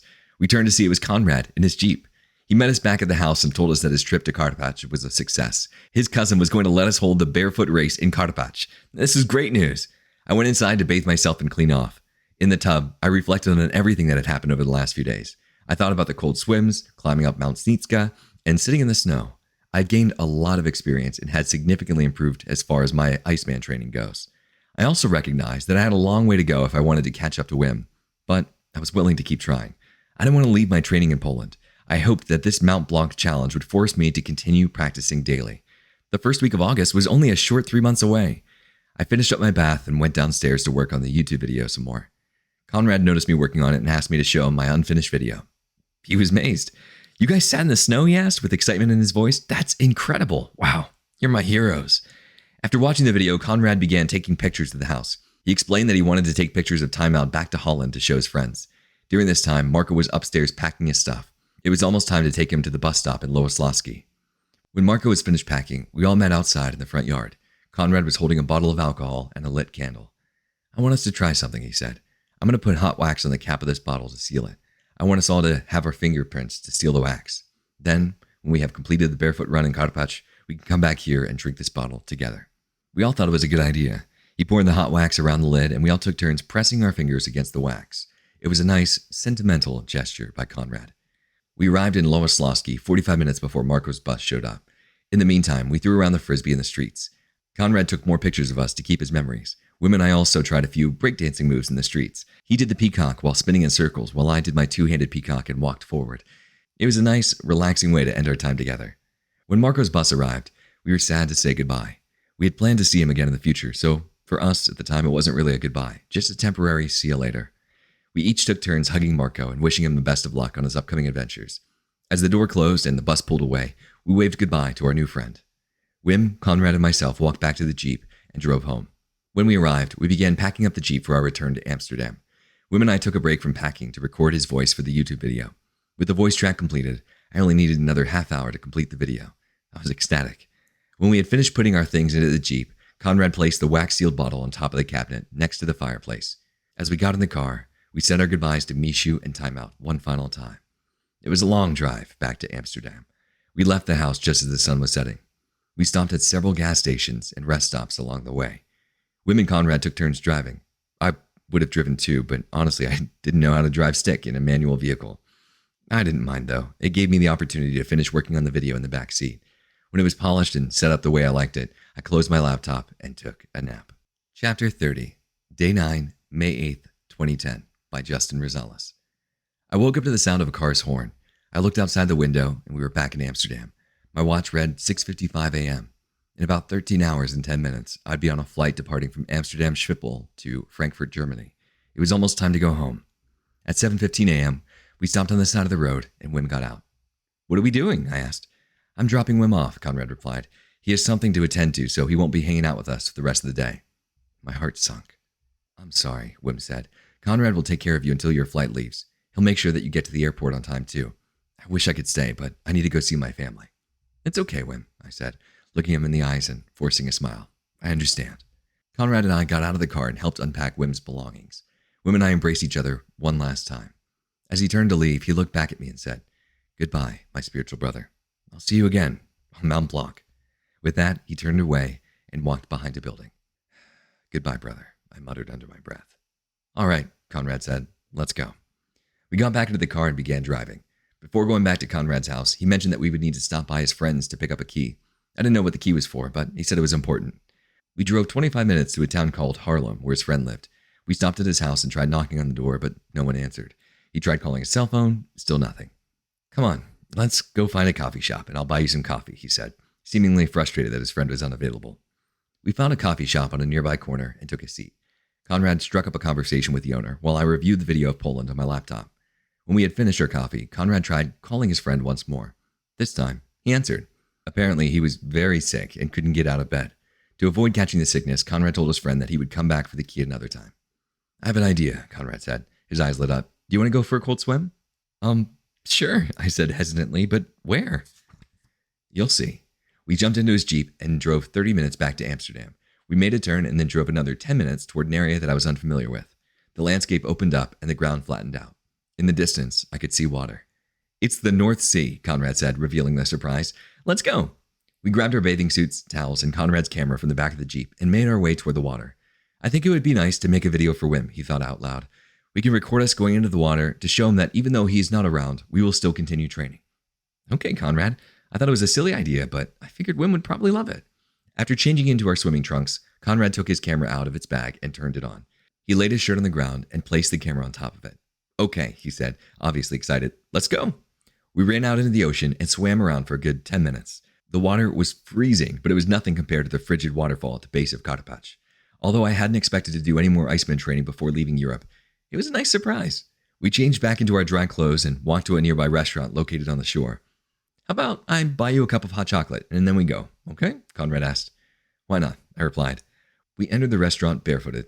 I felt bad bringing sand into the establishment, but when I noticed that the floor was already covered in sand, I stopped worrying. There was a fireplace sitting near the giant windows facing the North Sea. After Conrad had bought 2 hot chocolates, we made our way to the fireplace and sat beside it. We lifted our sandy, wet feet up and placed them on a footrest near the open flames. As Conrad and I sipped our hot chocolate, we looked out the window, taking in the beautiful landscape. At that moment, life seemed perfect. I couldn't believe that for the past week, I had been training with the original Iceman, whom I now called my spiritual brother. Chapter 31, Going Home, by Justin Rosales. Later that evening, Conrad dropped me off at the airport. I checked my bags, went through security, and made my way to the gate. It had been a great experience, but I was ready to get back to the good old America. I missed my family and friends. The only thing standing in my way was the final trip home. My flight schedule had me arriving in Frankfurt, Germany at 9:10 p.m. CET and leaving the next morning at 8:25 a.m. CET. From there, I would fly from Frankfurt to Chicago, Illinois. From Chicago, I would have to go through customs and board one final flight, leaving at 2:20 p.m. EST and arriving at 4:54 p.m. EST. In case that was a little hard to follow, I still had a little over 24 hours before I'd be picked up by my family in Pittsburgh, Pennsylvania. My first flight from Amsterdam to Frankfurt was quick and painless. The flight attendants were really nice and the flight itself lasted only an hour. When I arrived at the Frankfurt airport, I was intimidated. I was in a fairly large airport in a country I had never been to before. I tried speaking to a few of the people working there, but none of them spoke English. When I arrived, my first goal was to find the gate where my plane would be leaving in the morning. Along the way, I noticed that there were a lot of convenience stores and restaurants. I decided to grab some food after I had found my gate and then hopefully find a place to nap. Well, I found my gate, but by the time I had walked back to the miniature restaurants and convenience stores, they were all closed. I looked at my watch and it read 10:02 p.m. Everything must have closed just 2 minutes earlier. I was extremely frustrated. It was the perfect way to start the evening. Great, I thought. Now what am I going to do? I walked down the hallways of the airport for a bit longer, hoping to find one convenience store that was open late. There was absolutely nothing, so I sat down and turned on my laptop. Well, it also turns out that the Frankfurt airport didn't have free wireless either. Disgruntled, I repacked my laptop into my backpack and continued to walk around the airport. Eventually, I came across a computer that offered internet access, but I needed euros to operate that machine. Luckily, I had a few coins in my pocket. What wasn't so lucky was that it took me until my last coin before I understood how to operate the machine. Finally, with that last coin, I was able to send a quick email to my family in Brooke, letting them know that I was safe in Frankfurt. Finishing my battle with the computer, I decided to return to my gate and find a place to plug into my computer so I could turn on my alarm and fall asleep. When I returned to my gate, which was about a 15-minute walk from where I was, I found a seat in the corner. I sat down and pulled out my laptop and power cord, only to find out that the power outlet I was going to connect to had metal rods inside of it, preventing me from using the power source. You've got to be kidding me. I would like to take a second and make a side note real quick. In no way am I blaming my unfortunate sequence of events on the Frankfurt airport. It was all because I was unprepared. I should have researched the airport before I purchased my tickets. This part of the story is just me emphasizing my coming to terms with my interesting predicament. Anyway, back to the story. So with no way to set an alarm, mind you, the alarm function on my watch was broken, I was uncomfortable falling asleep. I was desperately afraid that if I fell asleep, I would miss my flight. I didn't know how rescheduling flights worked, but I wasn't interested in finding out. I sat there for a few hours, staring out the window. I was waiting until I grew extremely tired before I used the rest of my laptop's battery to watch a movie. Hopefully, the movie would be enough to stimulate my mind to prevent me from falling asleep. Around 3 a.m, it became extremely difficult to keep my eyes open. I forced myself to get out of my seat and get a change of scenery. I walked a few gates down and settled in a comfortable chair by the bathroom. If I was going to watch a movie, I figured that it would be better if I used the restroom first. That way I wouldn't have to shut everything down, use the restroom, and then turn everything back on. So I forced myself to get back out of the chair and use the restroom. After quickly using the restroom, I found my way back to the chair and turned on my laptop and played the movie. During the movie, several times I saw the janitorial staff riding giant vacuums and floor cleaners. Actually, during one of the more action-packed scenes of the movie, I had a strange feeling that someone was watching me. I looked up and saw one of the staff staring me in the face, standing no more than 2 feet away. Hello, I said timidly. He was holding 2 giant-sized pretzels. When I spoke to him, he extended the pretzel in his left hand and put it in my face. I grabbed it. Thank you, I said. He smiled. I smiled back. Despite the creepiness of the situation, I was more than happy to accept food from a stranger. I was famished. I watched the man walk away and around the corner. I hurriedly shoved the pretzel in my mouth and tried biting down. It was incredibly stale. Whatever, I told myself. This is the only food I'll be getting until the shop opens in the morning. Are you really going to reject free food, Justin? My answer was no. I carefully nibbled on the rock-hard pretzel until there was nothing left. Soon after, my stomach began to relax and my desire to eat diminished. I returned to my movie. An hour later, the movie was over.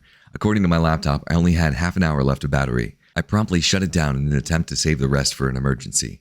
The clock on my watch read 5 a.m. I felt more awake than I had been before turning on my movie. Luckily, the movie had been very entertaining and was able to hold my interest the entire time, which most likely aided in giving me more energy. With a few hours left, I went into the restroom and decided to clean myself up. I shaved, brushed my teeth, washed my face, and took off my shirt to wash my back, chest, and arms. My mini shower in the bathroom woke me up even more. I packed away my electric razor and toothbrush and left the bathroom. I walked around for the next couple hours to keep myself active. I was willing to sacrifice my sleep in order to ensure boarding my flight. Around 7 a.m., I noticed the lights in the convenience stores turning back on. I walked back to my gate and looked for the closest place that sold food, which happened to be a yogurt shop. "May I have a yogurt, please?" I asked. My stomach was begging for food again. She stared at me blankly. I resorted to pointing at a yogurt cup. She held up 2 fingers. I assumed that she meant €2. I pulled out my wallet and handed her the proper amount of currency. She grabbed the yogurt and handed it to me smiling. "Thanks," I said, grabbing the cup and smiling back. I walked back to my gate and dug into the delicious treat. My stomach was pleased. After eating, time flew. Before I knew it, I was on board my flight to Chicago. I praised myself for staying up all night and not missing my flight. Exhausted, I fell asleep soon after taking off into the air. I awoke when the pilot's voice came over the loudspeaker and announced that we were descending. I wiped the drool off of my complimentary pillow and sat straight up in my seat. Even though the sleep had returned most of my energy, I was still tired from traveling. I just wanted to get back home and see my family. Going through customs took forever. I thought it would be like going through airport security, but I was wrong. Nevertheless, when I got out, I still had an hour left to catch my flight. I made my way to the gate and sat down, placing my belongings under my seat. I turned on my phone and texted my parents and girlfriend and let them know that I was safe. I then decided to pull out my laptop and use the remaining battery power. Now that I was in the US, I was free to use my debit card again, so I purchased access to the airport's Wi-Fi and was finally able to upload the YouTube video of our workshop.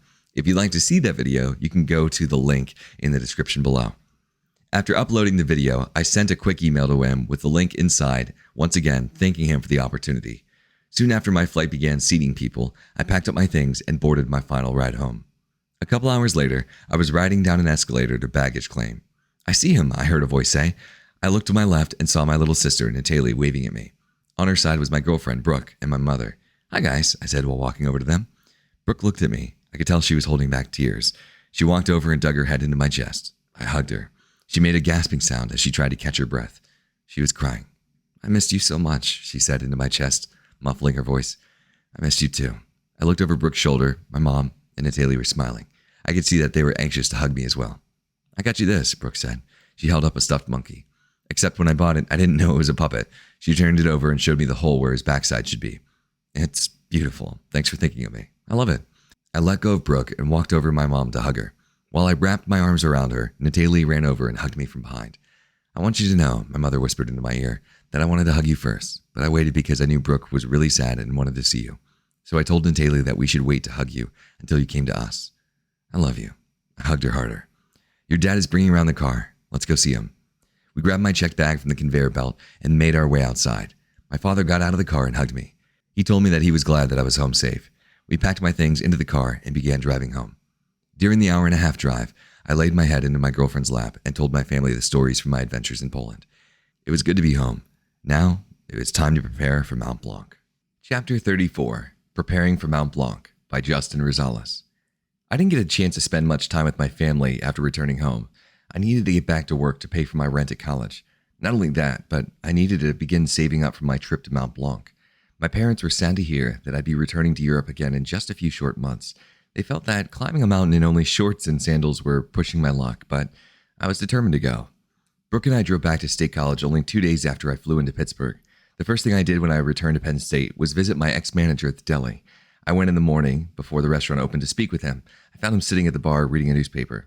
"Good morning, Joe. How's it going?" I asked. "Fine," he replied. Joe wasn't much of a talker. "Well, I wanted to stop in and see how you were doing. I also thought I'd see if you still had any full-time positions open as a dishwasher."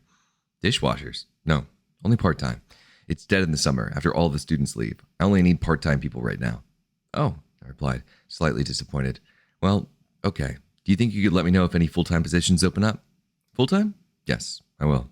He took a sip of coffee and went back to reading his newspaper. I took that as my cue to leave. "Well, it's good seeing you, Joe."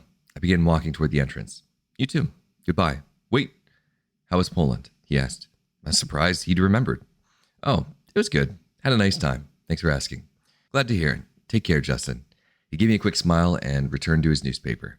I was overcome with disappointment as I left the deli. I had hoped to get my old job back as a dishwasher and begin making money.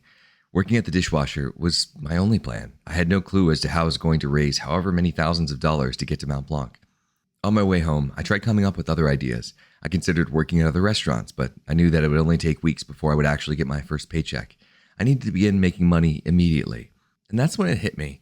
I could apply for Penn State's summer work-study program and work in the research lab for money instead of credits. The question was, would it be enough? When I got home, I phoned my friend in the research lab and asked about the work-study program.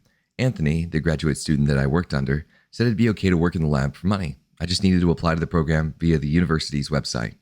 After I got off the phone, I went online and signed up. I didn't know how much I'd be able to make, but I hoped it would be enough.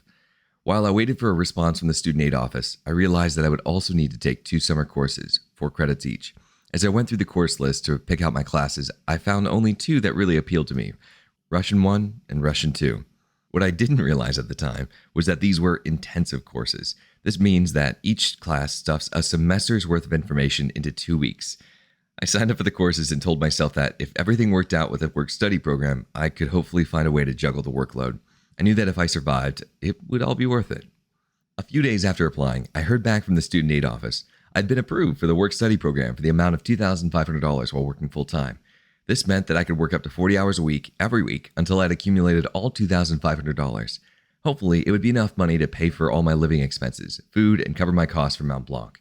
If I were going to make all that money in time, I would need to put in 40 hours every week until I left. It was overwhelming to think about. Regardless, I knew what I wanted to do. If I wanted to climb Mount Blanc, I would need to raise the money. It wasn't just for me, it was to support Wim. We were spiritual brothers now, and I wanted to make sure that he could always count on me. I didn't spend a week in Poland just to move on when I came home. The experience had changed my life, and there was no reverting back to the old me. After I got things organized with my research lab and the financial office, I called Brooke to tell her the good news. She was happy for me, but seemed a bit sad. Apparently, her lease was ending soon, and we would need to move back home. I told her that she was welcome to stay at my house for the summer, as long as she didn't mind me being gone most of the day. She was delighted and more than happy to take me up on my offer. She moved in over the next few days. Soon after Brooke moved in, my work in the research lab began. For the first few weeks, it was easy work. Most of the time was spent organizing the lab drives. After a while, though, the work began to pick up. The principal investigator of my lab, Dr. Reginald Adams, was leaving for a month and wanted me to help take over a project of his. When he left, there was a lot of miscommunication on my behalf. The matter sorted itself out eventually, but it created a problem that spiraled downward. Regardless, I made a point to come to the lab daily, usually working from 7 to 8 hours in a row. I always made sure to stop when I had reached my total of 40 hours. As the middle of June approached, so did my Russian classes. I'd never taken Russian before, but I was always interested in learning. The language intrigued me.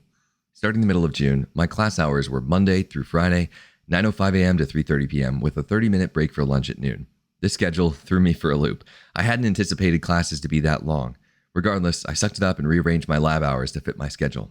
My weekday schedule now looked like this: 6:30 to 7:30 a.m., eat breakfast and go for a run with Brooke.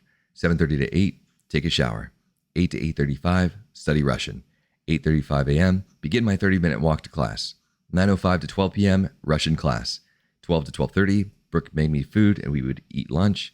12:30 to 3:30 p.m., Russian class. 3:30 to 4, eat a quick snack, walk to the research lab. 4 to midnight, work in the research lab. Sometimes if I had to miss an hour or two from the research lab, I'd make it up on the weekends to fill my 40 hours. It was a hectic schedule, and I was lucky to have Brooke staying with me for the summer. Otherwise, I wouldn't have had anyone to talk to. She made for great company. During the weekends, I would spend my time either studying Russian or making up missed hours in the research lab. Sadly, there was no time for Iceman training. My goal was to make it to Mount Blanc, and I figured I could begin training again once my Russian classes were over. The days dragged on, and I quickly grew tired of the routine. I felt like, honestly, a prisoner. Numerous times I reminded myself that I was working for a good cause, that soon I'm going to be back in Europe climbing Mount Blanc with the Iceman. Sometimes it was enough to calm me down, but other times I would lay awake at night, asking myself if it was really all worth it. I was always able to talk myself into sticking with the routine, but there were a few close calls when I came close to quitting. The day after my last Russian class ended, I received this email from Wim. Hi, Justin. The amount that you'll have to pay in Europe will be 700 euros. This includes climbing Mount Blanc and transportation from Amsterdam Schiphol Airport. You will need to arrive in Europe no later than August 4th.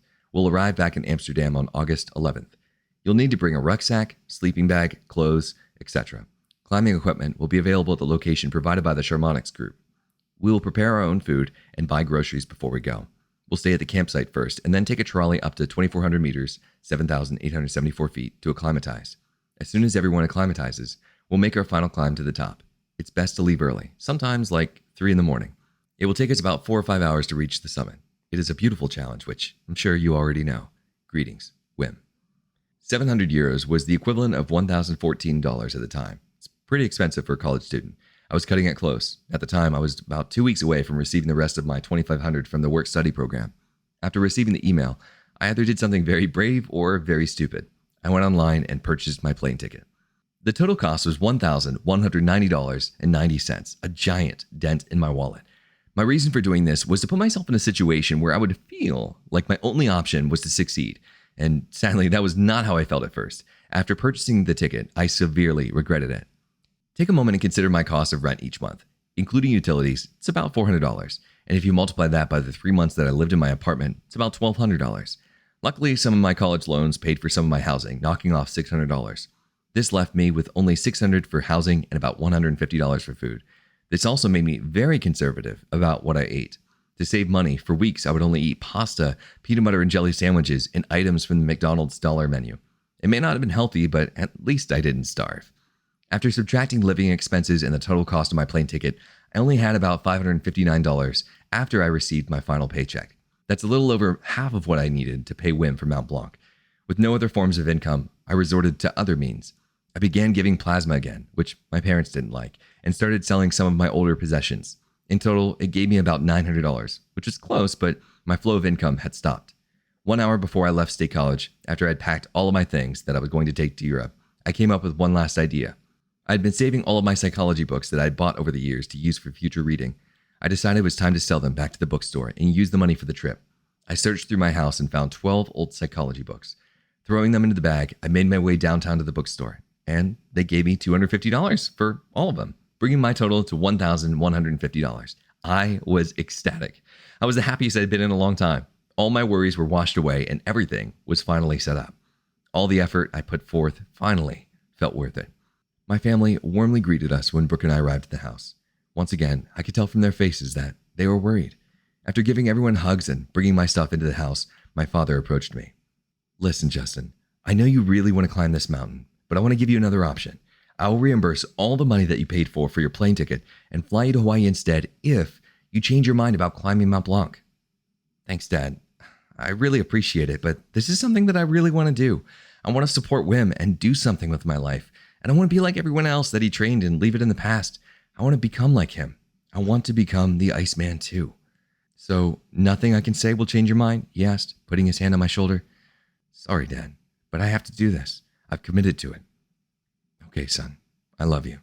Just do your mother and I a favor and come back to us safe, please. We embraced each other, and I thanked him once more for caring. Chapter 35. Hello, Spain? By Justin Rosales. August 2nd, 2010. The day of my departure, I received this email from Wim. Hi, Justin. I know that you're on your way to Amsterdam now. Great adventures are awaiting us. There is no doubt. I'm excited. However, the weather is dangerously bad on Mount Blanc. I might reconsider the location. Whatever happens, we will go deep and straight like an arrow. Live life, Wim. What? What was he talking about? Even though I hadn't trained for the past couple of months because I'd been so busy, I was still expecting to climb Mount Blanc when we got there. I was suddenly glad that I purchased a plane ticket that took me there a day early and was flying me back 2 days after we were supposed to return from Mount Blanc. At least I'd have some flexibility. That's when I realized that there was absolutely nothing I could do, and I certainly wasn't going to tell my parents about Wim's surprise email. They took what comfort they could in knowing where I'd be at all times, and if I told them that I was going to Europe for a week, we had no idea where I'd end up, they'd freak out and probably rip up my plane ticket. So I kept up the facade and pretended like I had never received that email. Around 11 a.m., my mother and Brooke drove me to the airport. They both shed tears during the car ride. When we arrived at the airport, we unpacked my luggage from the car and walked in. And while I checked in my bags, Brooke and my mother disappeared. They came back, though, a moment later with a brown paper bag. What's this? I asked. We wanted to buy you a gift, my mother replied, so you'd remember us. I took out the contents of the bag. It was a solar-powered keychain with my name on it. Pittsburgh was inscribed on the back. Every time it's in the sun, Brooke said, your name will blink. We hope you like it. Brooke's eyes filled with tears again. I love it. Thanks, guys. I hugged them both, and they began to cry in unison. We'll miss you, they said together. With one last squeeze, I told him I loved him and walked toward security. Thanks again, guys, I called back. After clearing security, I located my gate and immediately boarded my flight. Welp, I thought, this should be interesting. When I arrived at Amsterdam's airport, Conrad was there to pick me up. I found him looking at a giant screen that showed the flight arrivals. Hello, Conrad, I muttered. He turned around, surprised to see my face. His face was shaved and he looked much skinnier than the last time I had seen him. Oh, hello, Justin, he replied. Wim sent me to come pick you up. He will meet us at my house later. Is that okay? I laughed. Of course it's okay. What am I going to say, no? He bought me a ticket for the train and we rode back to his house. It'd been a long time since we'd seen each other. It was refreshing to see a familiar face. It reminded me of our times in Poland. Through previous emails, I had heard from Wim that Conrad would be joining us on our trip to Mount Blanc. But when we arrived at his house, he told me he wouldn't be able to make it anymore. He'd run into an unfortunate set of circumstances that left him with no money. I was disappointed he wouldn't be going. A few hours later, Conrad received a call from Wim. Wim says he will be here soon. He's riding his bicycle over, Conrad told me. Great, I said enthusiastically. Wim walked through the front door of Conrad's apartment half an hour later. Hello, Justin. He embraced me. Wim was wearing a crimson sweatshirt and long brown pants. It's good to see you again, my friend, he said. Yes, it's good to see you too. So, what's the plan? I said. Well, we're not going to Mount Blanc. The weather is too dangerous there. Avalanches and such. Instead, we will go canyoning in Spain. We will meet my son, Anam, there. Wait, canyoning in Spain? Isn't it hot there? It's summer. I started to regret packing all of my winter clothes. I only had one pair of shorts. Yes, very hot, but do not worry. Everything will be okay.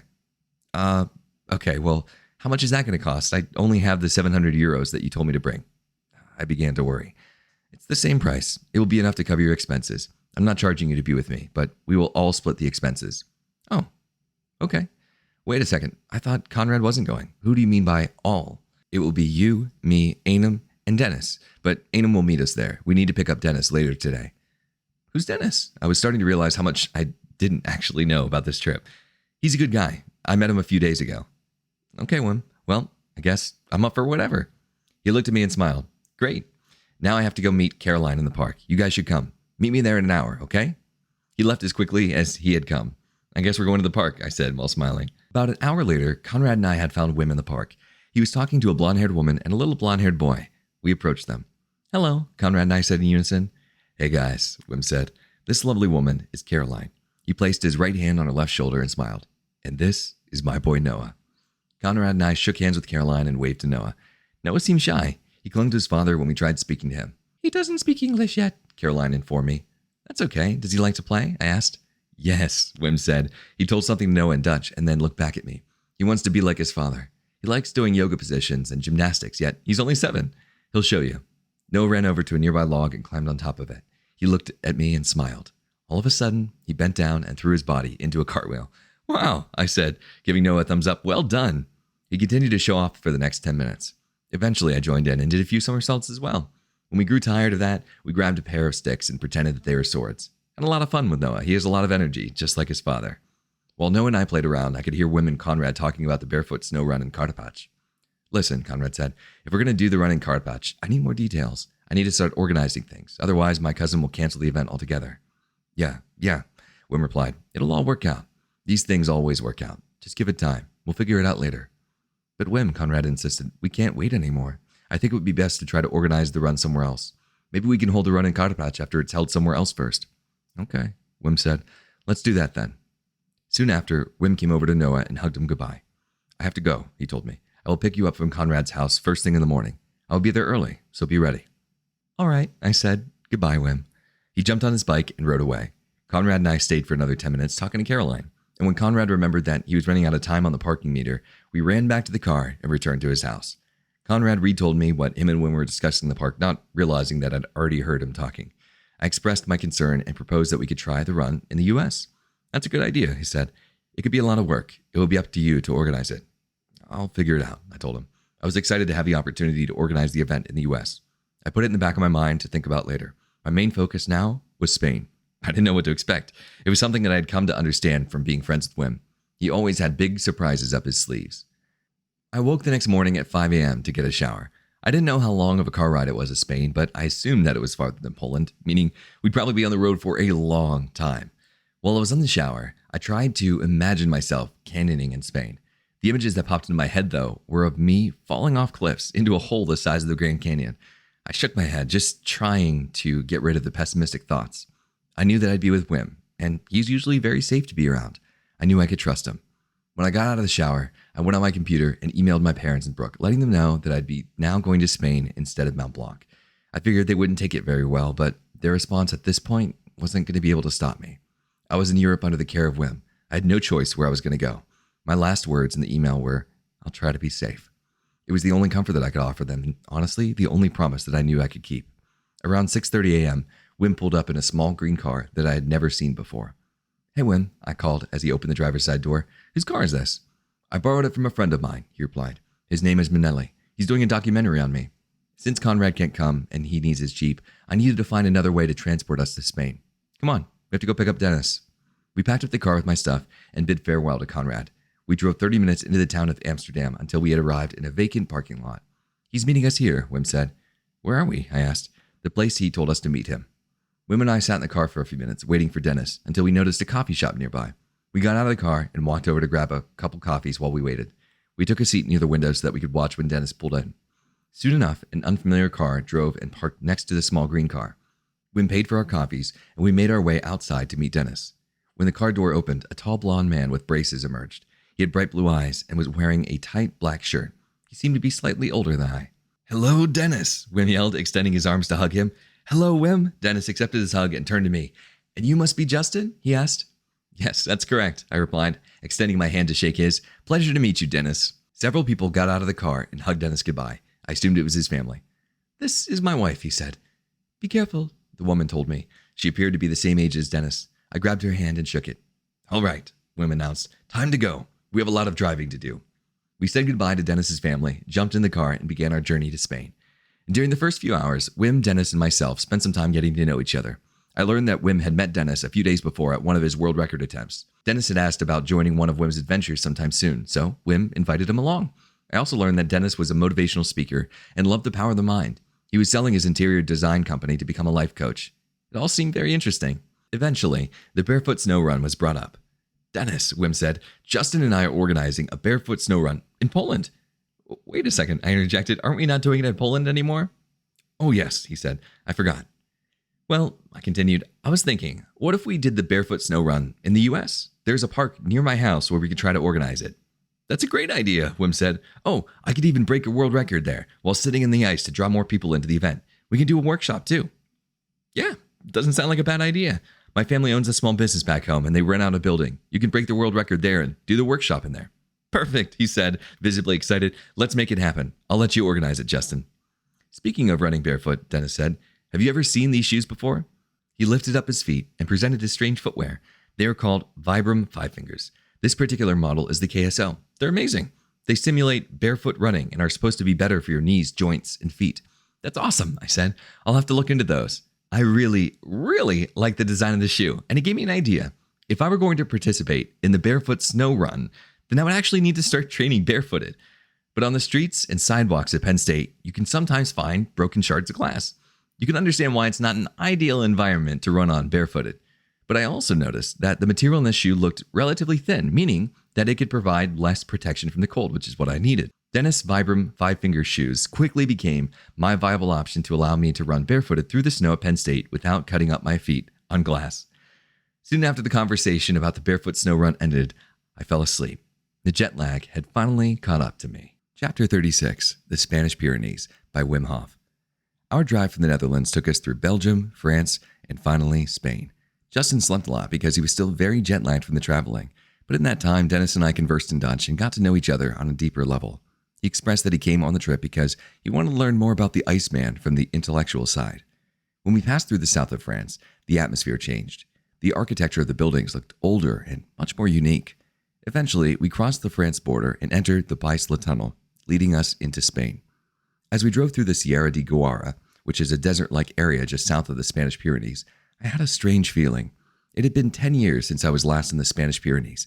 I felt like I was finally coming home. We arrived at 2 a.m. and found Einem sleeping in a hammock at the campsite. He had arrived a day earlier and set up the tent so that we could crash as soon as we got there. It was a long day of driving, so we left the introductions for the following day. Sunshine greeted us in the morning. It was a typical day in the Spanish Pyrenees. When I opened my eyes, I noticed a Bacata biguinoides tree to my side. They are well known for providing a lot of shade as well as large beans. We met for coffee at the restaurant located on site and discussed our plans for the day. Eventually, we all decided to start with canyoning and end with puenting. Canyoning is a great way to become one with nature. It's very playful and an exciting experience. Water channels that eroded away at the space between the mountains produced the canyons in the Pyrenees. We now use ropes and other safety equipment to rappel down it. We left our car on site, and we all drove together in Einem's van. Einem is a 28-year-old who loves spending his time canyoning. He's a tall guy with a very contagious smile. He loves the outdoors and is a very enthusiastic gentleman. His most recent goal has been to set up a canyoning business. He wants me to join him because I have a lot of experience. I worked for 9 years as a guide through the Spanish Pyrenees. Spain is like my second home. Einem drives like a racer. We had to hold our bodies against the force of every turn he made. We drove through the desert-like region until we had reached our first canyon, the Barranco del Rio. The Barranco del Rio is what we call a water canyon. This means that inside the canyon, there are many holes and paths filled with water. Sometimes the holes in the canyon are as deep as 50 meters, which is 164 feet. To get to the bottom, we must crawl, jump, and balance on top of rocks and push ourselves to descend further and further down the canyon. On the way down, the beauty of our surroundings are revealed. Descending can feel like you're trying to find your way through a labyrinth. Mysterious places are all around, and it can sometimes be cathartic, especially if there's cold water flowing along the path, which there usually is. The shadows danced across the rocky walls as the sun changed its position. The sound of our voices echoed against the rocks. The mouth at the bottom of the canyon opened into a large emerald lake. Warm water greeted us as we exited.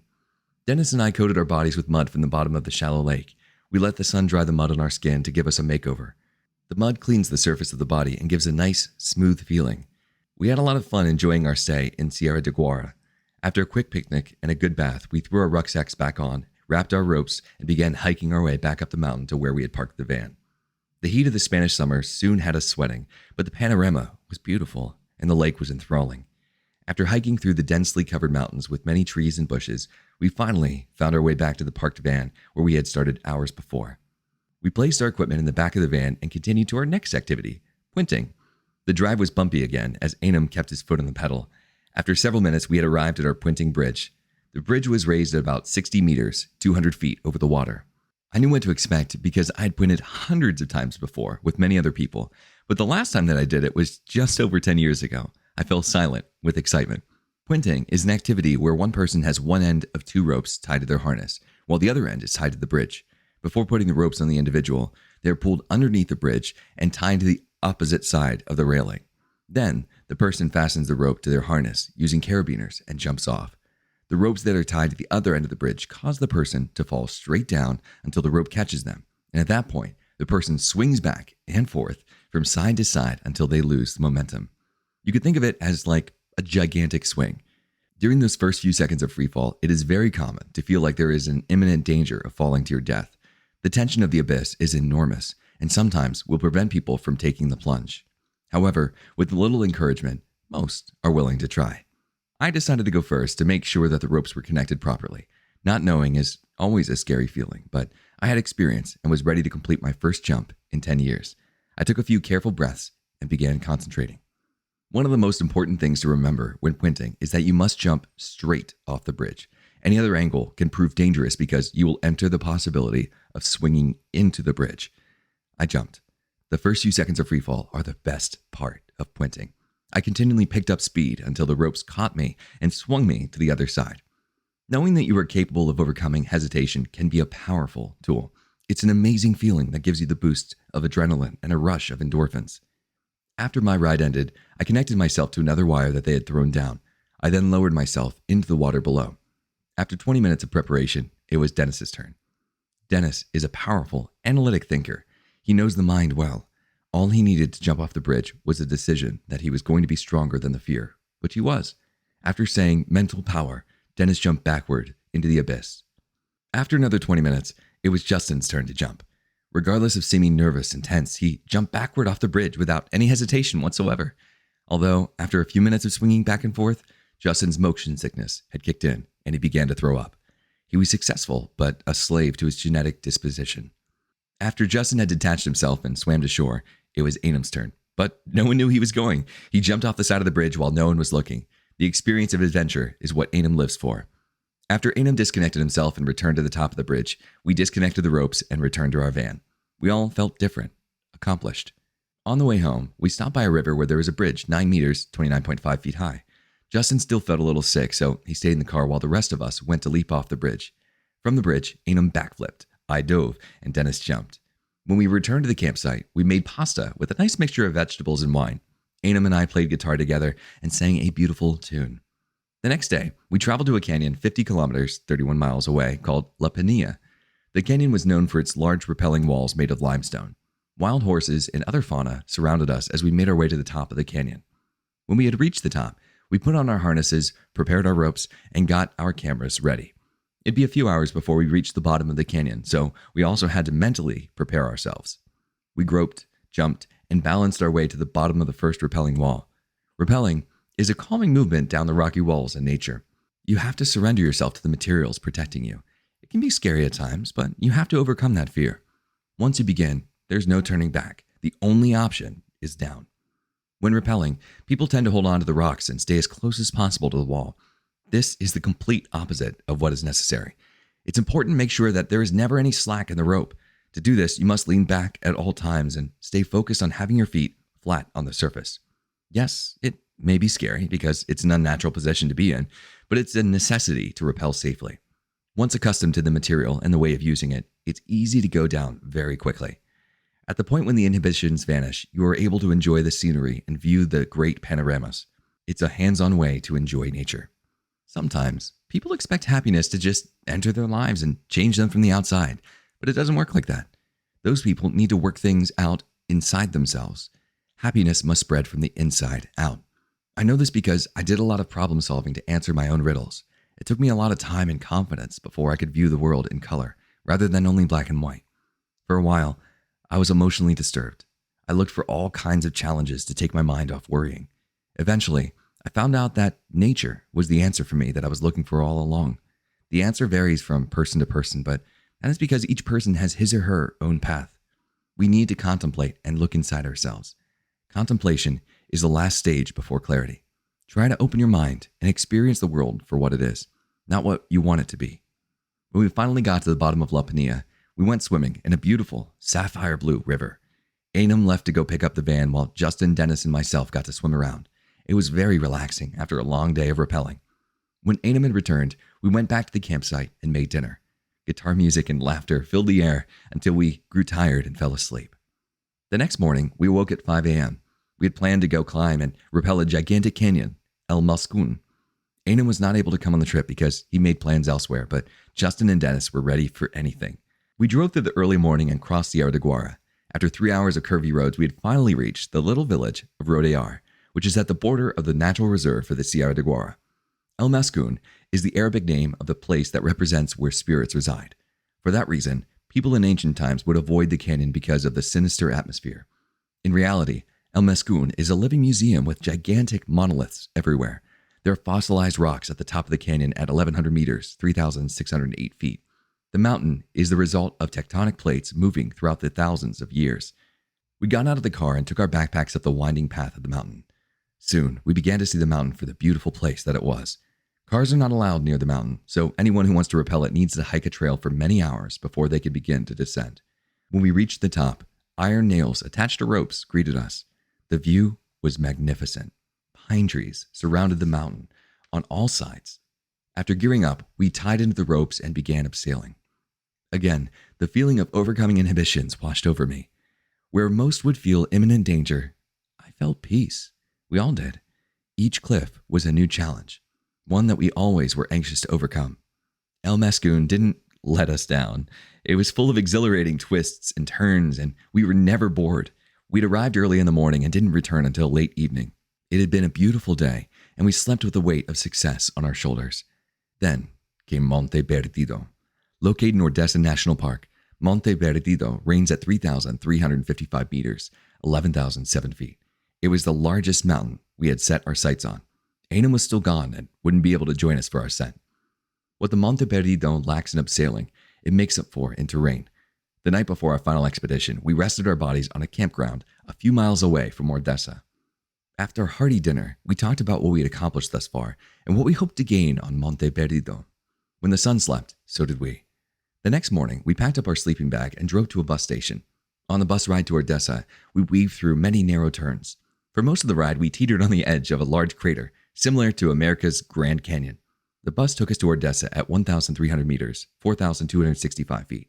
We grabbed a cup of coffee from the local coffee shop and started the hour hike to the beginning of the Monte Perdido path. Forests full of pine and Fagus sylvitica trees surrounded us. The luscious combination provided beautiful scenery for the hike. Once we arrived at Monte Perdido's trail, the incline became steeper. After an hour and a half of climbing, we made our way past the point at which trees stop growing and the alpine vegetation begins.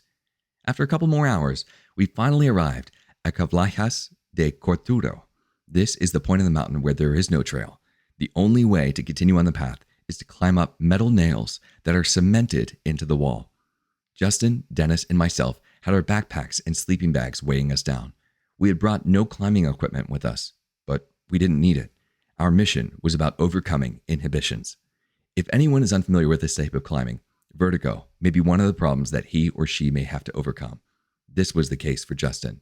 Despite his fear of heights, he forced himself to continue on with steady hands and careful steps. Even though he may have had a bit of hesitation, he was able to still climb Clavijas de Corturo with ease. In these moments, time seems to stand still. Nothing else matters except for that next step. If your focus is on anything else, you'll fall. These moments can teach us to remain in the present. Dennis was the last to cross the Clavijas de Corturo. He made it swiftly and safely across. A great feeling of accomplishment was present in all of us. We took several minutes to rest and meditate on a rock, hundreds of meters above the ground. After our little break, we continued on our path. When we reached the upper part of the walls facing Ordesa, we pulled ourselves over the cliff. Our eyes were blessed with beauty. Thousands of beautiful blue and purple flowers, known as Iris aegyptias, were laid out across the land. There was also a miniature waterfall that opened into a stream, feeding water down the center and over the cliff. It was a surreal atmosphere. To me, this view alone is more beautiful than Mount Everest. It is always the same thing on Everest: rocks, snow, and ice. Nothing grows at that altitude. All life is gone. But on Monte Perdido, the climate changes the higher you climb. Therefore, you pass all kinds of vegetation during the ascent, providing the eyes with new surprises every step of the way. At 2 p.m., we reached a refuge at 2,160 meters, 7,086 feet.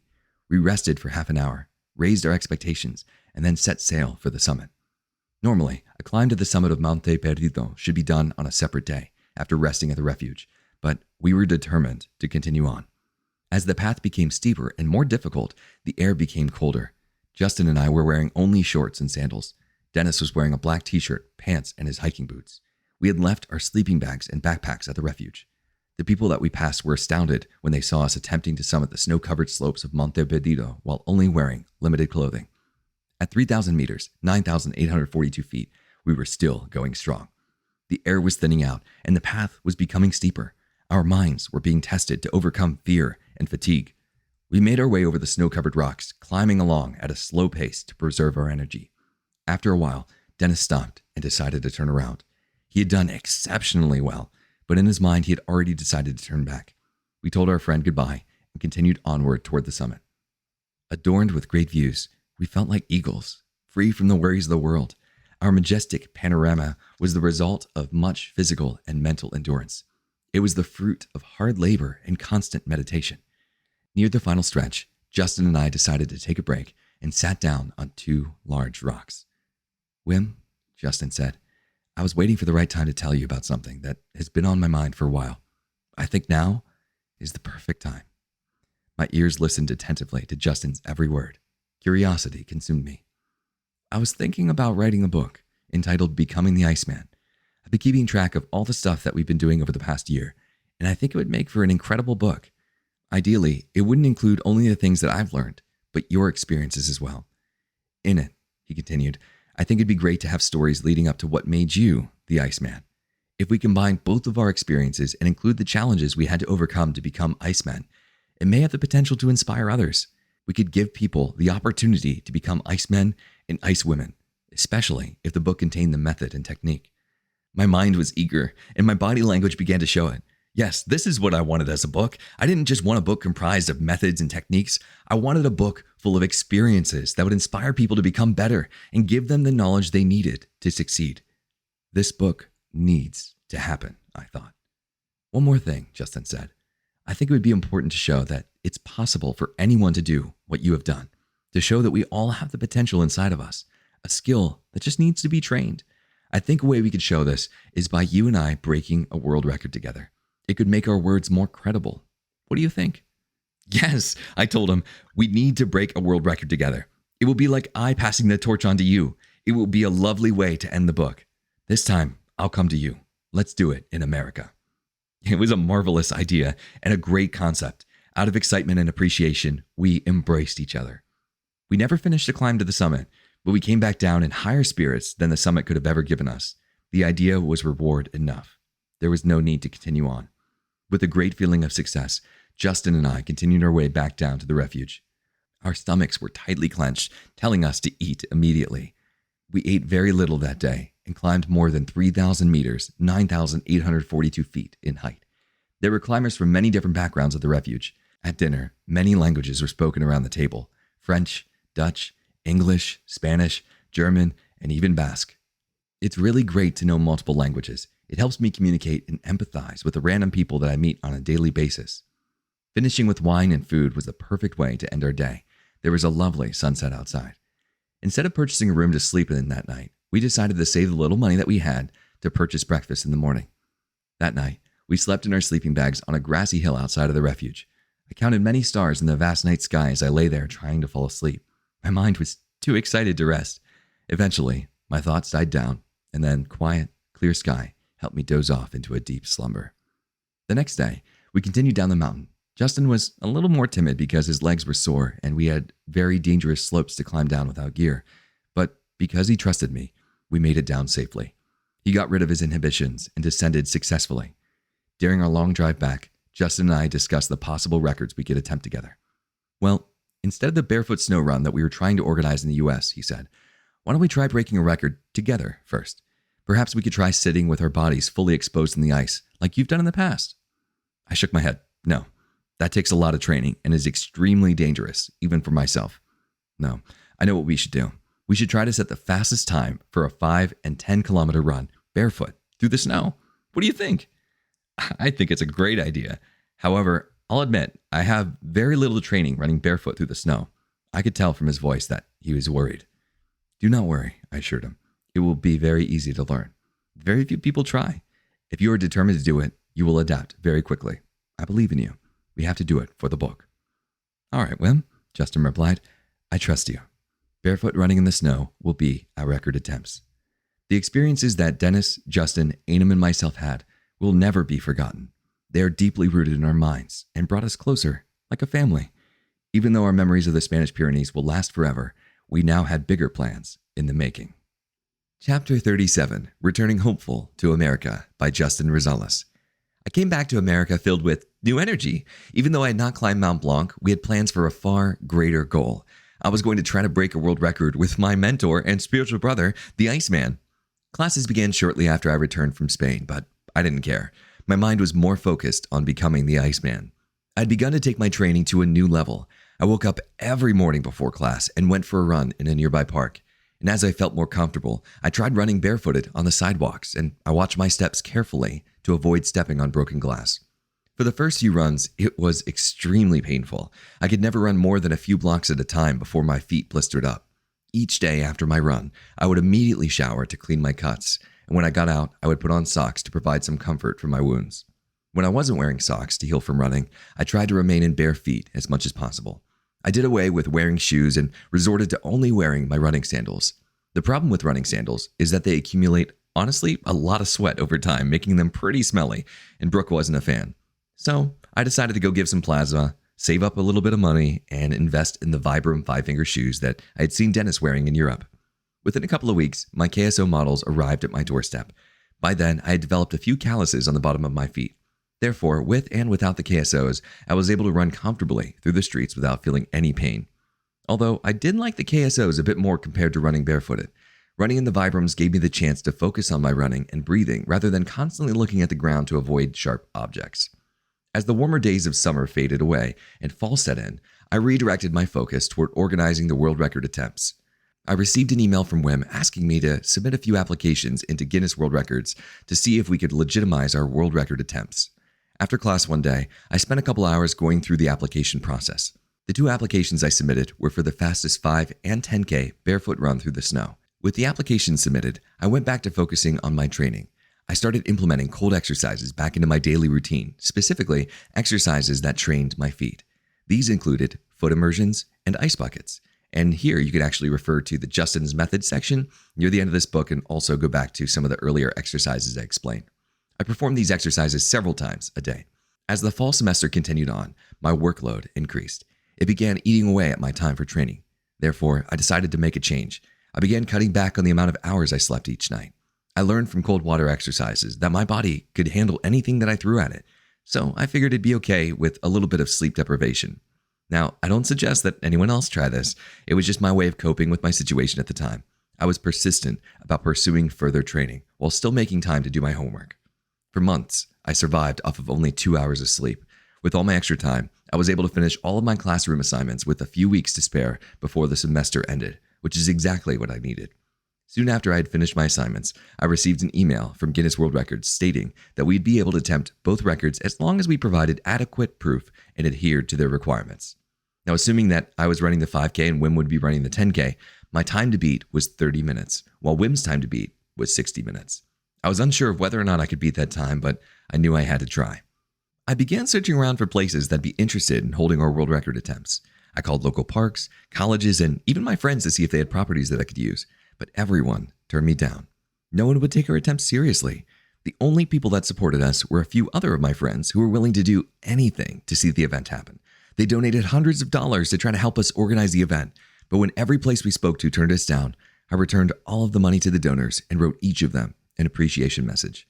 Our options were extremely limited.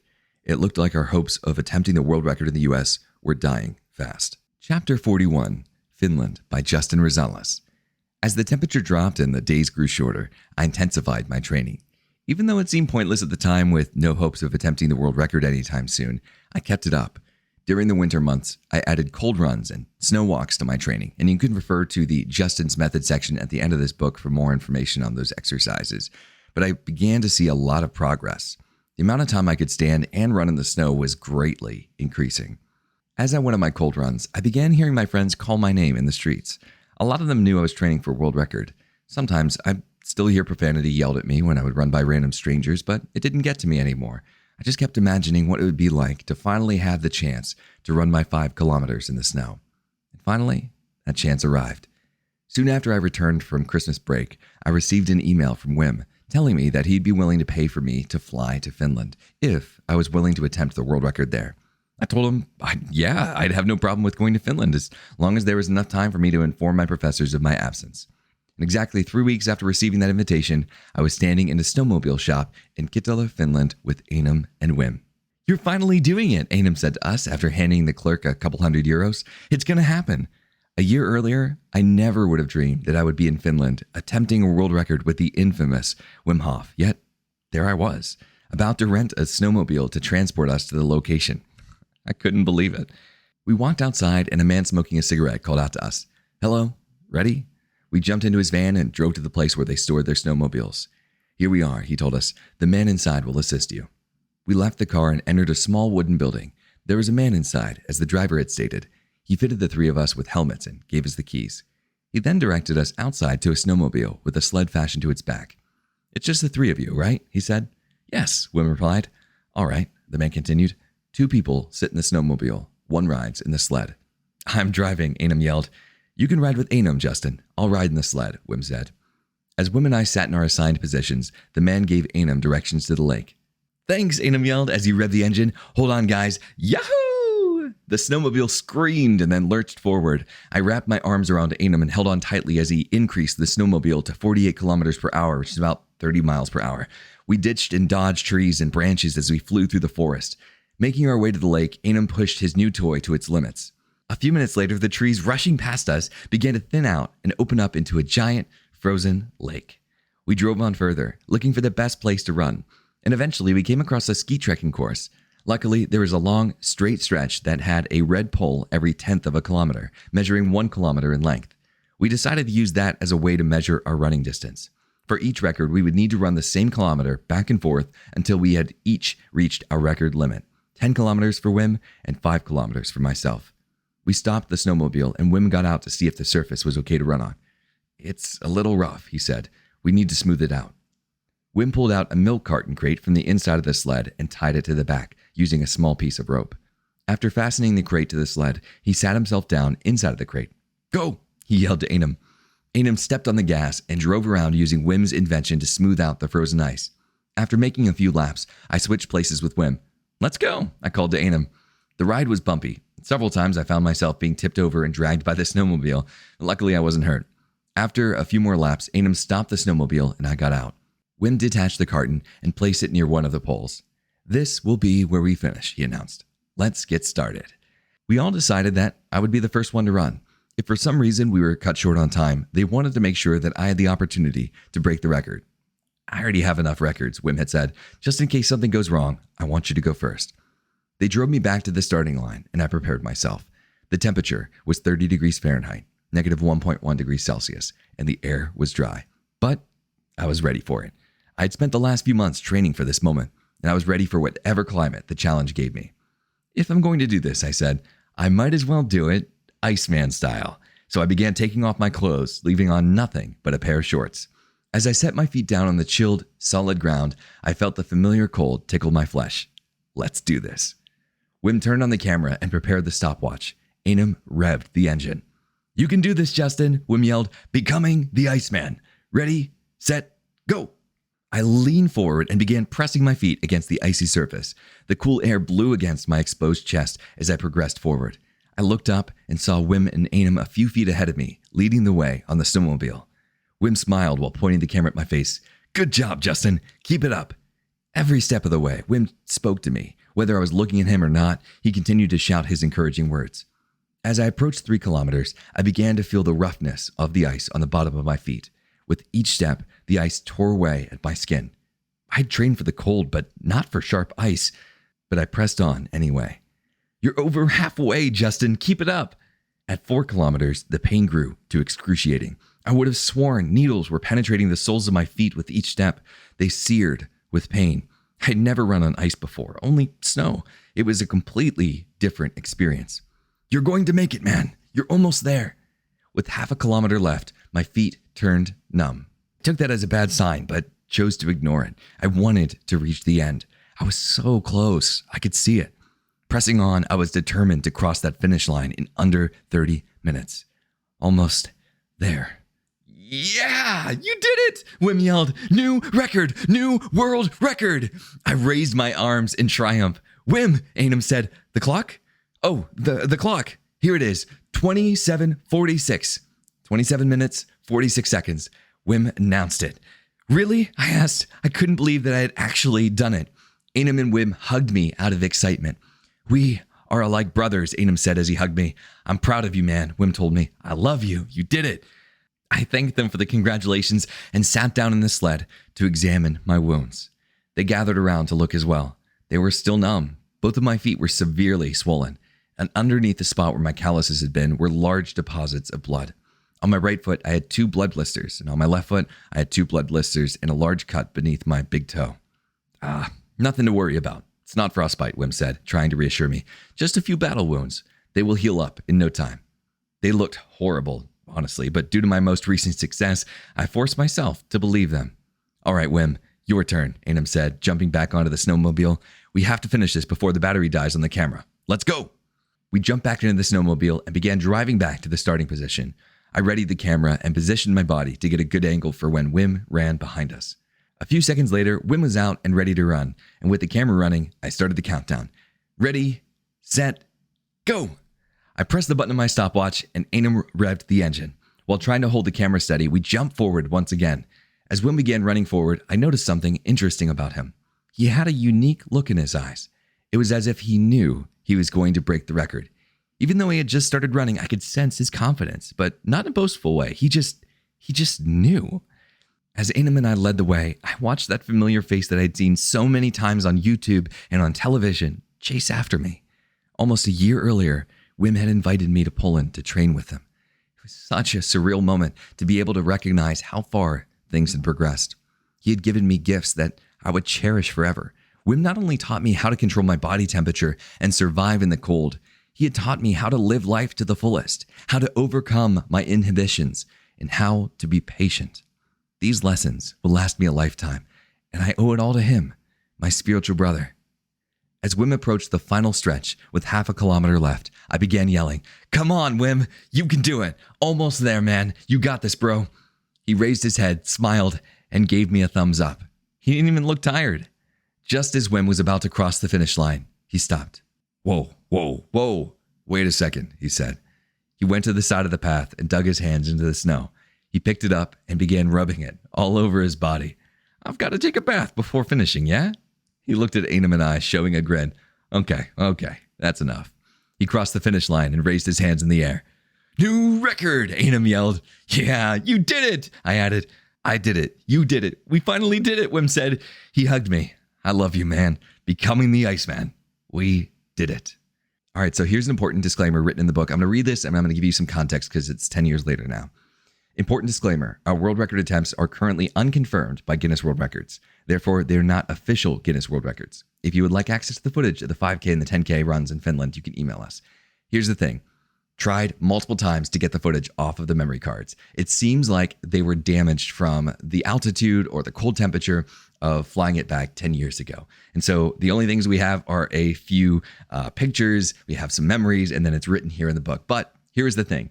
The final chapter of the book, well, it's not the final chapter. We have a couple more things and then to share some exercises with you. But the whole point of it was to show that it could be done. And since then, so many other people have done 5Ks, 10Ks barefoot in the snow, and so many other people have picked up the Wim Hof method. And so our mission was completed.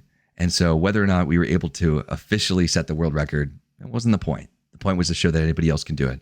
So let's continue on. Chapter 46, The 4 Stages of the Cold by Judson Rosales. The 4 Stages of the Cold is a safety system that I've developed from my experiences with the cold. Please note that the stages are only my interpretation of how the body adjusts to the cold. Although I've seen most of these patterns in other individuals, I cannot guarantee that you will undergo the same experience. Therefore, I beg you to heed caution when attempting any of the cold exercises. If you are questionable or worried, please contact your family doctor for more advice. Please remember that your safety comes first. Stage 1, the adaptation phase. Soon after coming in contact with the cold, the exposed part of your body may begin to sting. The pressure could intensify as seconds pass, making it uncomfortable. Thoughts of aversion, telling you to remove your exposed body part, may flood into your head. These thoughts are natural. Try to stay calm and relax. If the pressure becomes unbearable, remove your exposed body part.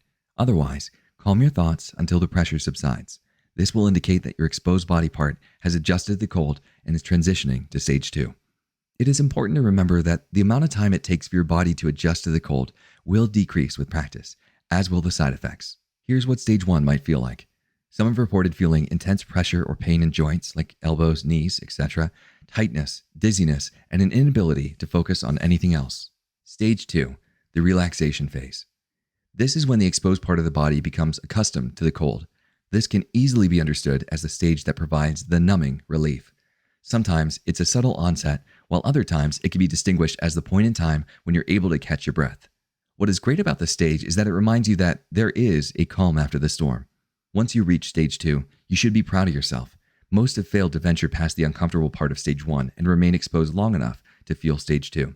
Once you feel the calm of stage 2, you should have no problem reaching it in the future exercises, provided that it is the same temperature as your previous attempt. Here's what stage 2 may feel like. Absence of pressure and pain, dulled pressure or pain compared to that of stage 1. Stage 3. Stage 3 occurs when you begin to feel tingling in the exposed area. It can start as a warm burn, then slowly spread over the surface of that area. At times, it could feel like, for example, your foot is beginning to heat up.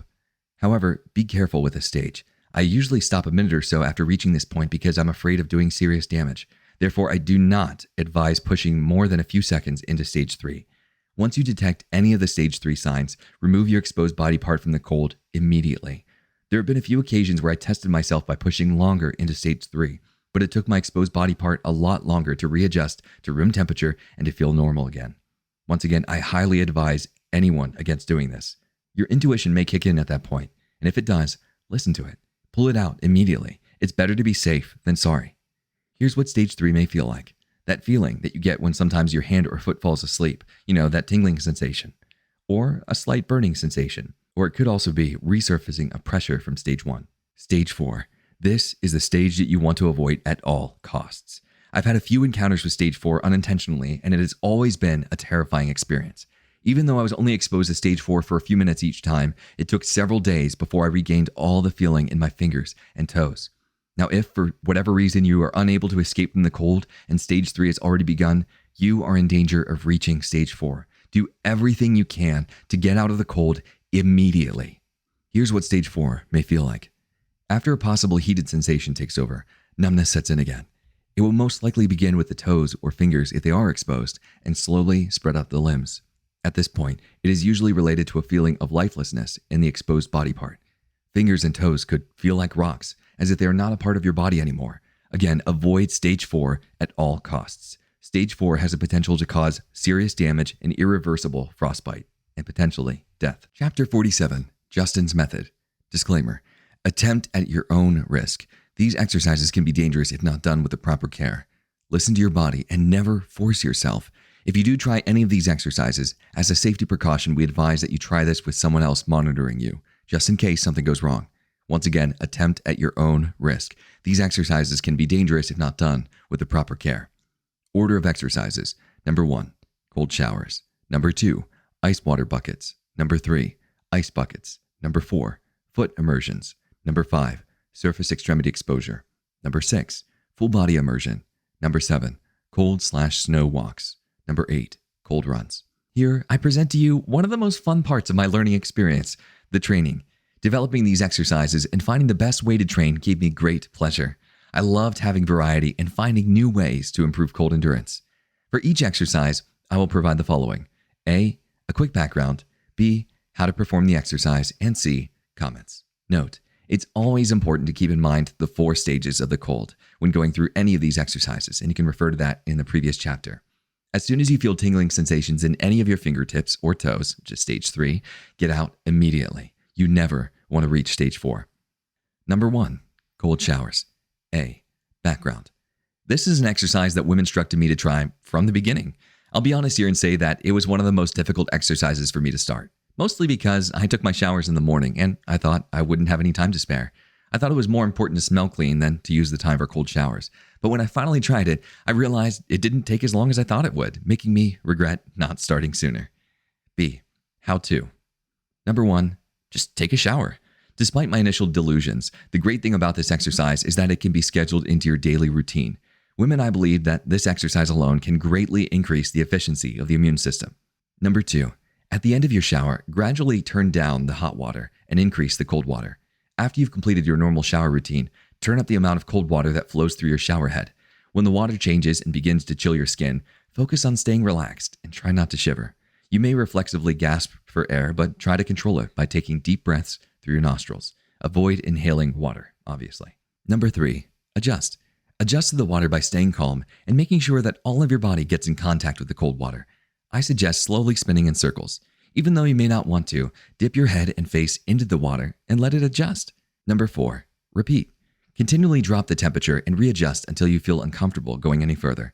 With practice, you will progressively be able to do this for longer periods of time. Eventually, the water won't come quite as a shock to you when it first comes in contact with your skin. C, comments.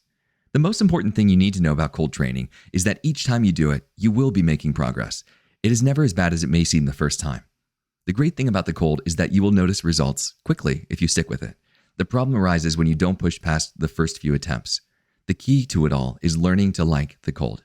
Don't hate it, otherwise you won't want to do it again. Just relax and try to accept it. When you can honestly say that you enjoy the cold, you will have broken down one of the most difficult barriers. Only then will you begin to recognize the potential of the cold. Number 2, ice water buckets. A, background. When I would walk around from class to class in the middle of winter, I realized that my hands and feet were the first to freeze. When I had asked Wim about this, he suggested that I find a cold surface and condition myself through gradual exposure. He told me that the way he had conditioned his hands was by touching cold rocks while mountain climbing. I didn't have any cold rocks at my disposal, so I tried to come up with another way to train my extremities. After class one day, when sitting in my bedroom, I noticed a 1-gallon garbage can sitting in the corner. So I took out the trash and began my first cold experiment. B, how to. 1, find a container that you can fill with water. Keep in mind you will only need enough room to fit 1 or 2 of your hands or feet. The less water you use in the container, the easier it will be to chill the water with ice. I recommend only 1 or 2 gallons if you plan on using 1 hand or 1 foot, or 3 to 5 gallons if you plan on using 2 hands or 2 feet. 2, find a towel and a steady place where you can easily place your extremity into the water comfortably. If I planned on placing my hands in cold water, I would usually sit on the couch or in a chair, placing the container on top of another chair. If I was going to put my feet in the water, I'd sit on the couch and place the container on the ground with the towel to the side. 3, fill the container 3/4 of the way with the coldest water you can find. I personally used the water from the bathtub faucet. It was the coldest water in the house. The water that usually came out was 46.8 degrees Fahrenheit, 8.2 degrees Celsius without ice. You could also use the water from a garden hose if you'd like. 4, pour in a few handfuls of salt. In high school, one of my professors taught me that if you put a can of warm soda in a bowl of ice water, add salt, and begin stirring, 5 minutes later the soda would be chilled. I remember him explaining to the class that the salt lowered the freezing point of water, making the temperature much colder. This led me to believe that adding salt to the exercises may aid in dropping the temperature a few degrees. Typically was right. 5, throw in some ice cubes. Don't put in more ice than there is water. You don't want the water to overflow when you put your hands or feet inside. When I do it, I vary between using 1 or 2 refillable ice trays. Each tray gives me about 16 ice cubes. 6. Wait about 5 minutes for the ice to chill the water before doing anything else. Be consistent if you intend to measure the water with a thermometer before each session. I use a digital cooking thermometer with a metal probe. It's also important to use this time to calm down. If you're anxious or worried, you're going to make the experience 10 times worse. The more panicked you are, the less time you'll be able to keep your extremity in the water. Plus, you may imagine more pressure than there actually is present. The best way to go into the water is completely relaxed. 7. Immerse the extremity into the water, take deep breaths, and try to remain calm and relaxed. When your hand or foot first enters the water, there may be a second or two where you don't feel anything. Assuming the water is cold enough, stage 1 will kick in rather quickly and the training will begin. Wim told me that during this time, the veins are slamming shut and diverting all of your blood away from the cold area. So at first, you will most likely feel pressure. It may be uncomfortable, but after a time, the pressure dissipates and your foot or hand readjusts to the water.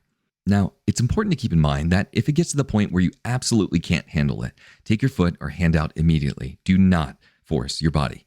Don't feel discouraged if you have to pull out before getting to stage 2. You can always try it again. Each time you do the exercise, your endurance increases immensely. Gradual exposure is the key to success with the cold. You are conditioning here. You didn't go from learning to walk to running a marathon. 8. Remain focused on the changes in your body. You don't want to do any damage, so make sure you're paying attention to every detail. It's important to trust your body and listen to your intuition. The transition from stage 1 to stage 2 isn't as important as the transition from stage 2 to stage 3, because once you get to stage 3, you want to get your body out of there immediately. This is where it can get confusing. Now, if you're unsure of whether or not you feel tingling or pressure in your fingertips or toes, get out anyway. Like I said earlier, don't force it. Your ability to endure the cold will gradually increase on its own. 9. Dry off your extremity and warm up after the exposure. Whether it's simply letting your hands or feet readjust to room temperature or putting them under a heated blanket, make sure you're still paying attention to the changes in your body. Whenever I was quantifying how long it took for my hands or feet to return to normal temperature, I would gauge it based on their flexibility. You'll notice that when you pull your hands or feet out of the water, your fingers and toes won't flex as easily as you're used to. Each movement will feel like it's slowed down. I always marked the end of the exercise to be when the lagged feeling dissipated and my flexibility returned. C. Comments. There is one last thing to note in reference to warming up. I have found that using water that is at room temperature or even lukewarm can significantly decrease the amount of time that it takes for your body to return to normal. It's very important to remain cautious as to how warm the temperature is. When I first tried using water to warm up my extremities, the water was too warm. It felt like needles were penetrating my hands and feet while they were immersed. So if you're going to use warmer water to bring your extremities back to equilibrium, make sure it's not too warm. If it burns, take it out immediately. You don't want to suffer from any nerve damage. Water at room temperature is definitely the best way to go from my experience. 3. Ice buckets. Note, this exercise should only be performed after you are comfortable with the foot immersion exercise and have tried the surface extremity exposure exercise. A. Background. The ice buckets exercise was my attempt at making the ice water buckets and surface extremity exposure exercises more extreme. I first came up with this exercise when I was training to run the 5 kilometers barefoot in the snow. The snow in State College wasn't always consistent, so I had to search for a way to simulate the snow. B. How to. 1. Find 2 large containers that can hold both your feet and the ice. I'll explain why you need 2 containers in a later step. I used 2 large 5-gallon containers that I had bought from Walmart for $4 a piece. They worked extremely well for this exercise. 2. Make or purchase enough ice so that it will completely cover your feet inside of the container. There was a store by my house that sold 10-pound bags of ice for $1. Now, whenever I would walk home from class, knowing that I would do the experiment when I got home, I would buy 2 10-pound bags. The 2 bags were enough to cover my feet in a 5-gallon bucket. If you're not going to use the bags of ice immediately, make sure they're stored in a place where they won't melt. 3. Set up the area. Make sure that you'll be sitting in a comfortable place where your feet can rest comfortably inside the container. Place a towel close to your feet for easy access. I usually sit on my couch and have the bucket sitting side by side on the floor. 4. Pour half of the ice into each container. This is why 2 containers become very important. When I first did this experiment, I used only one of the buckets. After my first few attempts, I found that it was extremely hard to perform the experiment more than once using the same bags of ice. Once you pull your feet out of the container, the ice collapses into the place where your feet were, making it impossible to get your feet into their original position. You can't slide your feet into the ice as easily as you can into water. Therefore, I came up with this 2-container technique. 5. Place your feet into one of the containers on top of the ice and pour the contents of the other container on top.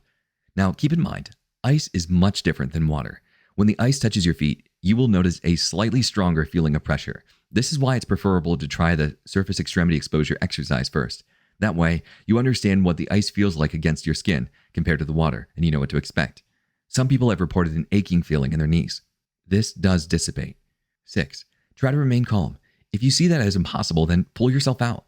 Like all of the other exercises, you don't want to do damage to your body. So it's important to make sure that you don't try to stay in past your pain threshold. If you try this over time, you will be able to gradually stay in longer and longer.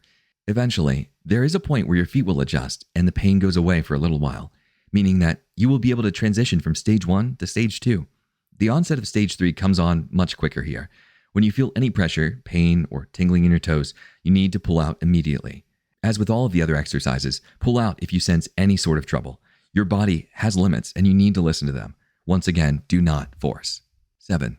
When it becomes too much or you reach stage 3, pull out and warm your feet up. Use the towel to dry off your feet. If you'd like to use a bucket of water to warm up, make sure that the water is no warmer than room temperature. If you would like to repeat the exercise after your feet are warm, as I normally do, you simply have to divide the ice in half between the containers. Place your feet in one and then pour the ice back on top. C. Comments. This exercise can honestly be really overwhelming the first few times you try it. It's mainly because people aren't used to direct contact with the ice. If you want to get better at being in direct contact with the ice, I suggest getting a couple of ice cubes out of the freezer and holding them in your hands until they melt. If you can do that comfortably, then you should be able to do this exercise with less difficulty than most people. If it's in the winter, I suggest skipping this exercise and just practicing walking around barefoot in the snow outside. You can also refer to the exercise called cold/snow walks. Number 4, foot immersions. A. Background. I came up with this idea as an alternative to the ice water bucket exercise. This was during the time of my training for the 5-kilometer snow run barefooted. I realized through the cold showers exercise and the full body immersion exercise that moving water feels much colder than sitting water. Wim explained the reason to me as this. When you are sitting in a body of water, a small layer of film develops around you, sort of protecting you from the cold. If you move around, the film is gone. This means you lose heat faster than if you were sitting still. So I wanted to use this knowledge and turn it into an exercise. Since my bath water was normally around 46.8 degrees Fahrenheit, 8.2 degrees Celsius, I figured the tub was the best place to try this out. My theory was that running cold bath water over my feet would suck the heat out faster than the stagnant water. It worked magnificently. I was ecstatic to have found a way to drastically decrease the duration of the exercises, yet still get the full workout. B. How to. 1. Check to see how fast your bathtub drains water. If I turn on the cold water faucet in my bathtub all the way, the water pours in faster than it can drain. This is ideal for this exercise. If this is also the case for your bathtub, then skip to step 2. 1.1. If this is not the case for your bathtub, I suggest plugging up the drain and filling the tub 3/4 of the way. After it's filled 3/4 of the way, perform step 2. While performing step 2, unplug the drain and let the cold water continue to run from the faucet. Repeat this process whenever the water drops below the top part of your feet. 2. Stick your feet in and prepare for stage 1. When your feet first enter the water, you'll notice the appearance of stage 1 rather quickly, much like all of the other exercises. The difference between this exercise and the other is that it will take longer for stage 1 to end and transition to the relaxed stage 2. This is because the water isn't still. The amount of time it takes for stage 1 to transition to stage 2 will eventually diminish, and adaptation will come much quicker with more training. Remember to stay relaxed. If stage 1 is unbearable for you, take your feet out and try again later. Don't force it. 3. When you reach stage 3 and you feel the tingling in your toes, pull them out and dry off. At this point, your feet will feel extremely cold. Your foot may also feel a little numb, so watch where you're walking to make sure that you don't step on anything sharp. 4. Walk on your tippy toes. After these exercises, I typically put on a pair of socks and stand on the flesh part of my feet right below my toes. Some recall this type of walking from their childhood as tippy toes. This helps bring the blood back into your feet and warm them up faster. Like all the other exercises, the amount of time it takes your feet to readjust will decrease with practice. C. Comments. During the first time I performed this exercise with my feet, I could only last in the water for 3 minutes before I had to pull them out because of stage 3. After a week of doing this 2 to 3 times a day, my feet were able to withstand 12 minutes of cold running water before I had reached stage 3 and needed to pull them out.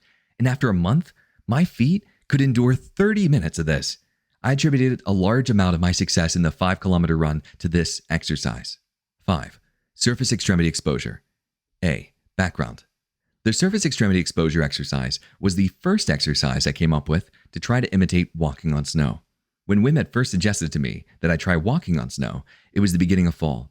I still had several weeks left before I could actually try it, so I came up with this technique in an attempt to prepare my feet for walking on snow and ice. B. How to. 1. Find a rectangular metal container that could store a large amount of water. I used a lasagna pan that I'd found in my kitchen. 2. Fill the pan with water and store it in your freezer. Assuming that your freezer is cold enough, let it sit for a day until the water is completely frozen. As long as you put it back when you finish the exercise, you only have to wait for the water to freeze once. 3. Set up the area. Place a towel in the vicinity of where you'll be performing the exercise. Grab the ice tray from the freezer and bring it next to you. Figure out whether you'll be training your feet or your hands and place it where it will be most accessible. 4. When you're ready, apply the palm of your hand or the sole of your foot to the ice in the tray. If this is your first time in direct contact with the ice, you'll notice that stage 1 builds up really quickly. If the pressure becomes too extreme, take off your hand or foot and try again later. Eventually, you'll get used to it and transition to stage 2. 5. Try to relax and take deep breaths. The surface extremity exposure, cold/snow walks, and the ice bucket exercises are typically the hardest for people to get through. This is mainly because they aren't used to direct contact with freezing temperatures. The rapid onset and the extended duration of stage 1 can honestly be really overwhelming at times. First-timers usually recognize pressure in their elbows and wrists when they expose their hands, and pressure in their knees and calves when they expose their feet. The way to get past these side effects is to gradually expose yourself more and more over time. Don't push past your pain threshold. Ease into it. 6. Know the difference between stage 2 and stage 3. With this exercise, it can be hard to recognize when you're in stage 2 because the pressure may not completely dissipate. You may question whether or not you ever began stage 2, but for this exercise, stage 2 is defined as a decreased pressure in this exposed extremity. You may not feel completely relaxed in the first few minutes, so it's important to recognize the little changes. Stage 3 is when the decreased pressure in stage 2 rises again. Some have reported tingling in their fingertips or toes, but most experience an increase in pressure. Stage 3, after a short period of decreased pressure. Stage 2. Know the distinction. Learn it. If you can't differentiate, take your hands or feet off of the ice and try again later. Again, never force. If you're confused, don't wait and see. If you aren't confident about what is changing in your body, pull away. The goal of this exercise is to understand your body and increase endurance. If you don't understand what your body is doing, repeat the earlier steps until you are confident in the safety of your body. Your safety comes first. 7. When you reach stage 3, pull away and dry off. Most report an immediate relief of pressure when they pull away from the cold source. Normally, the exposed part of the body readjusts rather quickly. When compared to the cold water immersions, the sole of your foot or palm of your hand can sometimes readjust to room temperature twice as fast as air. C. Comments. I'd like to reiterate how important it is never to force your body past its pain threshold. If you are unsure of your body's safety, don't proceed. Stop. Forcing can lead to injury. Only do what you can handle. In time, you will gain experience as well as endurance. And with that, you'll gain understanding. If you'd like more information, you can always refer to www.becomingtheiceman.com. 6. Full body immersion. Only attempt this after you've tried cold showers. A. Background. When Wim first suggested that I find a body of cold water to swim in, I wasn't hopeful. The rivers, lakes, and ponds in the area were either owned by Penn State University or the city. Being that it was in the middle of winter, I was afraid that if I tried swimming in any of the waters, I would get charged with trespassing and given a sobriety test. During one of my dishwashing shifts, I came up with an idea to use one of the inflatable pools that are typically sold in the summer. I called my landlord and described in detail the type of research I was performing. I explained my interest in what I had hoped to gain. After a half-hour conversation, I asked if I would be able to place a miniature inflatable pool on my porch to be able to train in cold water during the winter. He told me it wouldn't be a problem and granted me permission. Now, at the time, I was extremely low on cash, and instead of returning home to my family for Christmas break, I stayed in state college to work at the deli so that I could afford my rent. I barely had enough money to feed myself, let alone spend money on an inflatable pool. But I was determined to find a way to perform these exercises to increase my ability to withstand the cold. Over the following week, I looked around for inflatable pools and came up with nothing. I asked my friends who had grown up in state college if they had an inflatable pool stored at their parents' house. Only one of them had a miniature pool, but it was made of plastic and would be much harder to transport compared to an inflatable pool. After a while, with no success, I decided it was time to move on to something else. Late one night, a few days later, I was texting my friend, Danielle Cardell, about the ice water bucket exercise. That's when the idea finally came to me. The exercise would need to be like the ice water buckets, but on a larger scale. So I ran to my bathroom, examined the tub, and quickly devised a plan to make it work. I asked Danielle if she'd like to come over and possibly do the exercise herself. She agreed. About an hour later, I was ready for my first full body immersion exercise. B. How to. 1. Check to see if your bathtub is capable. It's important to note how big your bathtub is and how much water it can hold. Wim says any training is good training. So, as long as your bathtub is capable of retaining water, you should be fine. 2. Check the temperature of the bath water. This will help you decide how much ice you need. My bathtub's water temperature was usually around 46.8 degrees Fahrenheit, 8.2 degrees Celsius without ice. The bath water at my friend's house varied from 45 degrees Fahrenheit, 7.2 degrees Celsius, to 66 degrees Fahrenheit, 18.89 degrees Celsius. It's also important that you make sure that you're only turning on the cold water. If you're uncomfortable dealing with only cold at first, add a little warm water. Remember, don't force it. 3. Make sure help is there if you need it. Don't try to show how awesome you are by doing it on your own. For at least the first few times, I highly suggest you put on a bathing suit and make sure someone else is present. If something goes wrong, he or she could be the difference between life and death. The full body immersion exercise must be in a controlled environment. When I perform the exercise, I still keep a cell phone near me to make sure I can call for help if something goes wrong. Also, make sure there isn't any electrical equipment near the bathtub. That should be obvious, but hopefully the reminder will save someone's life. This is training to endure the cold, not to survive an electrical shock. The bathtub is one of the quickest ways to chill your body, so again, please don't take it lightly.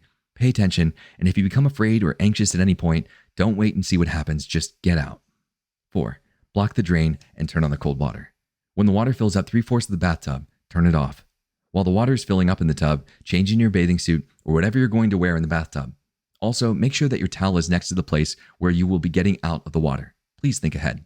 One of the problems I had when sitting in the bathtub was that my knees would float to the top of the water and stick out. I had found that using a 5-pound weight was enough to hold both of my legs down. Don't use something extremely heavy or something that could get tangled around you. You want to be able to get out of the water at a moment's notice. Please be smart. 5. Add salt and ice. Throw in a few handfuls of salt and whatever ice cubes you have on hand. I vary between putting 1 to 5 ice cube trays in the water. This also depends on how cold the water is. If you want to gradually adjust, start with fewer trays. Begin by using the tap water provided by the bathtub. If you feel comfortable after doing it this way a few times, add ice and salt to your training regimen. The temperature of the water will determine how long you can stay in. And so with that said, 6. Never set a timed goal. If you aren't careful with the cold, it can be dangerous. People die from hypothermia when they are unprepared. And this isn't a contest. And you're not trying to break a world record here. Your number one concern should be to monitor what your body is doing at all times. As soon as you become afraid, anxious, or feel tingling in your limbs, get out. Stay 100% focused the entire time and never let your guard down. 7. Take a few deep breaths, relax, and get in. When I get in the bathtub, I find it's best to submerge my whole body up to my neck. The cold shock is much more when only the hand or foot is submerged in ice cold water. For some reason, I found that it takes less time to adjust to the water when the whole body is submerged. Otherwise, if the bottom half of your body is submerged and your chest or shoulders are exposed, your body will be confused. The top half will try to keep its heat relative to the air temperature, while the bottom half tries to adjust to the freezing water. From my experience, as well as the people I've taught to do this, I shiver a lot more when a large part of my body is exposed. So, if you can, get in all the way up to your neck and try your best to relax. 8. Do your best to relax and breathe normally. Try not to shiver. After a while, you'll realize that you have the ability to turn off your shivering reflex at will. Not shivering will help you relax immensely. The shivering is an automatic response that you want to condition yourself away from. It isn't helping when you willingly subject yourself to the cold. My friends and I find it best to focus on breathing. It helps us relax, as well as control the shivering. Talking can also take away from concentration and bringing on the shivering. If you're unable to stop shivering after the first 2 or 3 minutes, get out of the water. It's the typical time limit I give my friends to adjust. If they aren't able to control the shivering by that time, they're in danger of losing a lot of heat. At that point, it's best to get out and try again later. 9. Pay attention continuously. When it's time to get out, don't push, get out. You'll notice after the initial shock of stage 1 that your body will relax and you won't feel as cold anymore. Don't take this to mean that you can stop focusing. You need to be able to understand when your body is ready to get out. If you begin to notice stage 3, get out immediately. If there's any sign of tingling in the toes or fingertips, get out. If you're unable to control your shivering, get out. If something in your body or mind is telling you to get out, listen, get out. You can always come back and try it again, but never force it. This can be extremely dangerous if you push beyond what you can handle. So focus on the changes in your body 100% of the time. If you begin to feel lightheaded or feel any pain other than the initial shock of the cold, get out and contact a physician immediately. 10. Carefully dry yourself off with a towel and move slowly. Chances are your body's coordination is going to be off and your movements will be slower than normal. Your sense of touch also won't be as sensitive as it normally is. Make sure you don't lean on anything sharp and watch where you place your foot. When I first did this, I put pressure on my hand, which was leaning against a somewhat sharp shower door. I cut it deep. I didn't notice it until Danielle gasped and told me that she saw blood. 11. Prepare for the afterdrop. Depending on how long you were in the water, you may or may not experience an afterdrop. It typically appears within 5 minutes after exiting the water. Wim calls this period where your body is readjusting to the normal temperature the afterdrop. And during this time, you may experience uncontrollable shivering, though you should still try to control it, a cold feeling in the areas where warm clothes are touching your skin, and an overabundance of energy. Wim has suggested taking a bath with water that is slightly warmer than room temperature afterward to fix it. I've done it only a few times. Usually I put on warm clothes and deal with the shivering until I'm back to normal. The afterdrop does shorten in time with repeated exposure. If you notice that you have slurred speech and you cannot think properly, contact someone for help immediately. You may be suffering from hypothermia. This is why it's important to always pay attention to what your body is telling you. C. Comments. During the summer, after my first full-body immersion exercise, I tried to get my girlfriend, Brooke, to try it out. She has had bad circulation for a while and constantly felt cold. She also suffered from sore knees, which Wim said the cold could fix. So, after verbally walking her through the steps I had mentioned before, Brooke entered the water. She was extremely nervous and afraid when she first got in, but after a few minutes of exposure, Brooke's body became more relaxed and she stopped shivering. She was excited, and after just watching me stay in the water for 15 minutes, she believed that she could go longer. So, she didn't focus on what her body was doing. Instead, Brooke focused on fighting through whatever happened to try to extend her time. During that time, I constantly asked her to give me updates so that I could pull her out when she began to reach stage 3. After 6 minutes passed, I asked Brooke to tell me what she was feeling. She replied, "I'm fine. It's comfortable." I waited for a bit, thinking that she'd tell me when something changed, and after 8 minutes of being in the water, I noticed that she was shivering again. So I asked her how she felt. "Fine. I'm warm," she said. Something seemed off. It appeared as if she wasn't able to control her shivering. So I asked her to get out. "No, I don't want to get out. It's warm in here." That's when concern washed over me. Her logic didn't make sense, and she wasn't thinking clearly. I kindly asked her to get out so that I could warm her up. She reverted to a childlike state and seemed afraid. She began crying, and when she got out of the bathtub, I dried her off with a towel. But her speech was significantly slower than it had been a few minutes earlier, and her facial expressions weren't matching up with her sentences. I was filled with fear because I'd never seen this before. I was so worried and wanted to make her better as fast as possible. After the cold water drained from the tub, I turned on the faucet to produce a lukewarm temperature. I flipped the shower switch and made her get inside.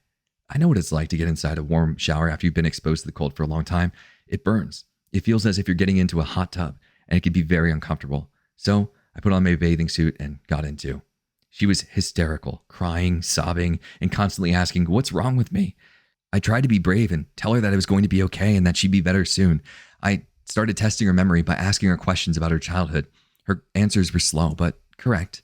I then proceeded to give her multiplication problems to test her ability to solve problems. She was slow to give the answers and appeared to need to think really hard, but she answered correctly. Sadly, she was still shivering.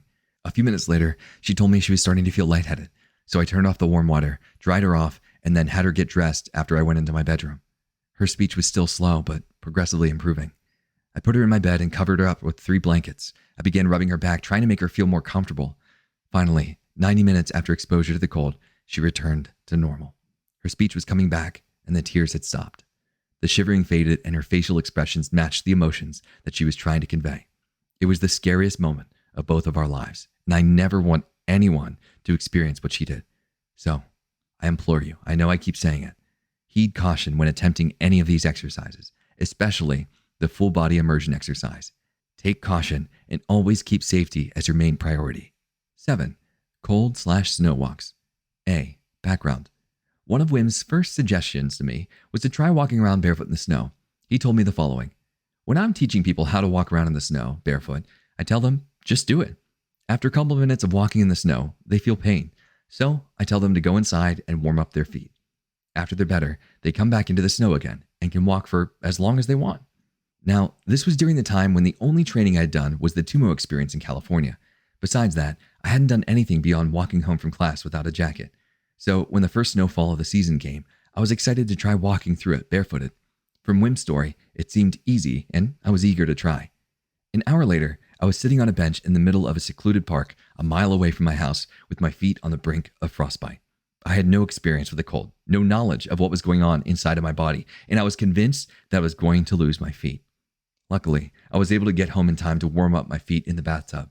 I didn't suffer from any permanent damage, but my spirit was definitely broken. I remembered Wim's advice to learn to like the cold. That night, I hated it. I was ready to leave all hopes of becoming the Iceman behind me.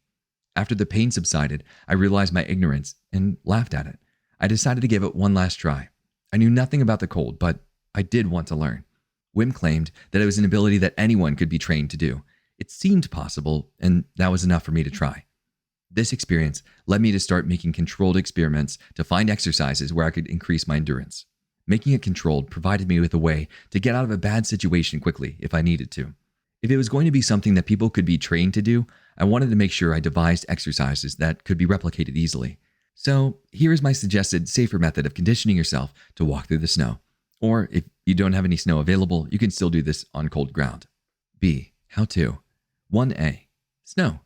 Find a flat surface covered in fresh, powdered snow. The ideal spot should be your backyard or your driveway. You want to be in a place that's close enough to your house so that it would take you only about 30 seconds from the time you decide to get out to return to the confines of your home. 1B. Cold surface. Find a flat surface outside that is cold to the touch. The concrete or cement in your driveway or sidewalk will do. Personally, I use the ceramic tiles that make up my front porch. 2. Clear the area. You want to make sure that the path you will be walking or standing on does not have any sharp objects. Clean up any broken glass, sticks, mulch, and anything that may be able to somehow penetrate your skin. When your feet are that cold, the first thing you want to do is step on a warm surface. The last thing you want to do is see a trail of blood following in your footsteps. 3. Just do it. When you're ready, just go out and stand in the snow or on a cold surface. There's no meditative state you have to be in before doing it. Just do it. 4A. Standing. If you're just starting out, practice standing in one spot. This will help you get used to the cold feeling and warm up the spot below your feet. You'll still go through the same stages, 1 to 3, but it'll take longer for you to progress through the stages than it would if you were walking around. Try to remain focused, take careful breaths, and stay relaxed. Standing in the snow or on a cold surface is the first step to take when beginning this exercise. If you feel like you aren't getting any colder after standing there for a while, take a step anywhere else and the process will restart.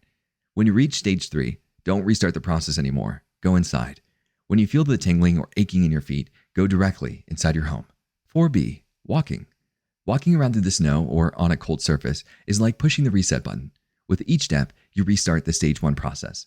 It will progressively feel as if each step is getting colder. Try to remain focused, take careful breaths, and stay relaxed. Eventually, as you continue to walk through the snow, the feeling will dissipate and you'll enter stage 2. A slight numbing feeling will help you recognize stage 2. When stage 3 presents itself as an ache in the foot, tingling in the toes, or simply as intuition, get out immediately and walk into the warmth of your home. 5. Warm up. Whenever I finish these exercises, I walk around on my tippy toes. It feels like it's warming up faster than if I was walking around flat-footed. I believe that the amount of pressure I'm putting on the forefront of my foot helps the blood recirculate to that area. Jogging in place has also worked for me. This is also the time where you should watch where you're walking and avoid sharp objects. If the inside of your house isn't warm, put on socks. Otherwise, your feet will readjust to the room temperature over the next hour. Some may experience aching in their feet while they readjust to the room temperature. This will dissipate with time. If you stayed out too long and the pain does not dissipate within an hour's time, seek medical help. C. Comments. I used to do this exercise several times a day. It rarely snowed, but when it did, I took advantage of it. Sometimes I would go out as often as 10 times a day. I would like to mention that the foot immersion exercise greatly aided in my ability to walk in the snow and stand on cold surfaces. I performed the cold surface exercise a few times, but not as much as the snow walks. If you get to the point where you're comfortable walking around in the snow, try jogging. Just be careful to watch your feet and make sure you don't step on anything sharp. 8. Cold runs. A. Background. Running in the cold was a learning experience. I made a lot of mistakes when I first began, but I eventually grew to understand them. Since I had started running in the cold before I trained with Wim, I had to develop my own technique to keep warm. It still works perfectly to this day. Now, I can run comfortably in 32 degree Fahrenheit, 0 degrees Celsius weather for over an hour, wearing only shorts and sandals. Out of all my training, the cold runs are my favorite. I love the cold runs because it is the workout that quickly proved to me that the adaptation to the cold was easily attainable. The ease of running in the lower temperatures continually inspired me to press on with the cold research. B. How to. 1. Plan a jogging route. If it's your first time running, keep the distance and time that you'll travel short. You can gradually increase the time you're exposed outside as you become more comfortable. It's also better to plan a route that doesn't take you too far away from your house. If you're far away from the house when you reach stage 3, you could be in danger. Learn to understand your body and don't push your limits. Start out with 1 lap around the block, and as you feel more comfortable, you can increase the distance. Always have a plan for what you'll do if something goes wrong. Don't run unprepared. Also, make sure that you'll be running on dry, solid surfaces. Running through snow or water will chill your feet extremely fast. I used to run downtown because the city kept their sidewalks clean and it made for a great running course. 2. Check the weather conditions. There are a lot of variables you need to take into account before you run. 2A. Temperature. The temperature will determine how long you'll be outside. You'll last much longer in temperatures that are over 60 degrees Fahrenheit, 15.5 degrees Celsius, compared to temperatures below 32 degrees Fahrenheit, 0 degrees Celsius. 2B. Wind speed. The wind can greatly decrease the amount of time that you spend outside, especially in colder temperatures. It's preferable to run outside if the wind speed is below 5 miles per hour, 8.04 kilometers per hour. Any wind speed higher than that may cause problems if you run for a long period of time. 2C. Precipitation. Honestly, I love doing cold runs when it's snowing, but the choice is up to you. I highly suggest not running while it's raining. I enjoy the snow because it's much more entertaining. I usually last longer if running in a drier environment, but the snow makes the run interesting. If you choose to run while it's snowing, be careful. The last thing you want to do is slip, fall down, and lose focus. Watch your step if you decide to go running in the snow. If it's raining outside, being wet will make you lose heat much faster. 3.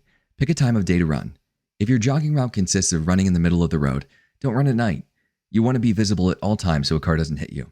If you're worried about people making fun of you while you run around while wearing less clothes than them, either use a secluded route to run during the day or run in a safe area during the night. For a while, I only ran downtown at night. People thought I was a drunkard who had lost a bet, but it didn't turn me away from my training.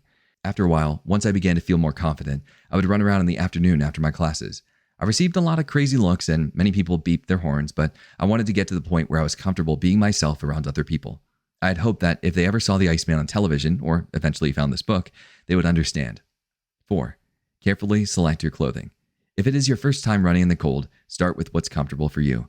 As you grow more accustomed to it, you can reduce the amount of clothing you wear to something that you would wear in the summertime. 4A. Headgear. If you want to wear a hat or something like that, I'm not against it. It's your call. I never ran with a hat nor regretted it. If you have long hair though, make sure to keep it out of your face.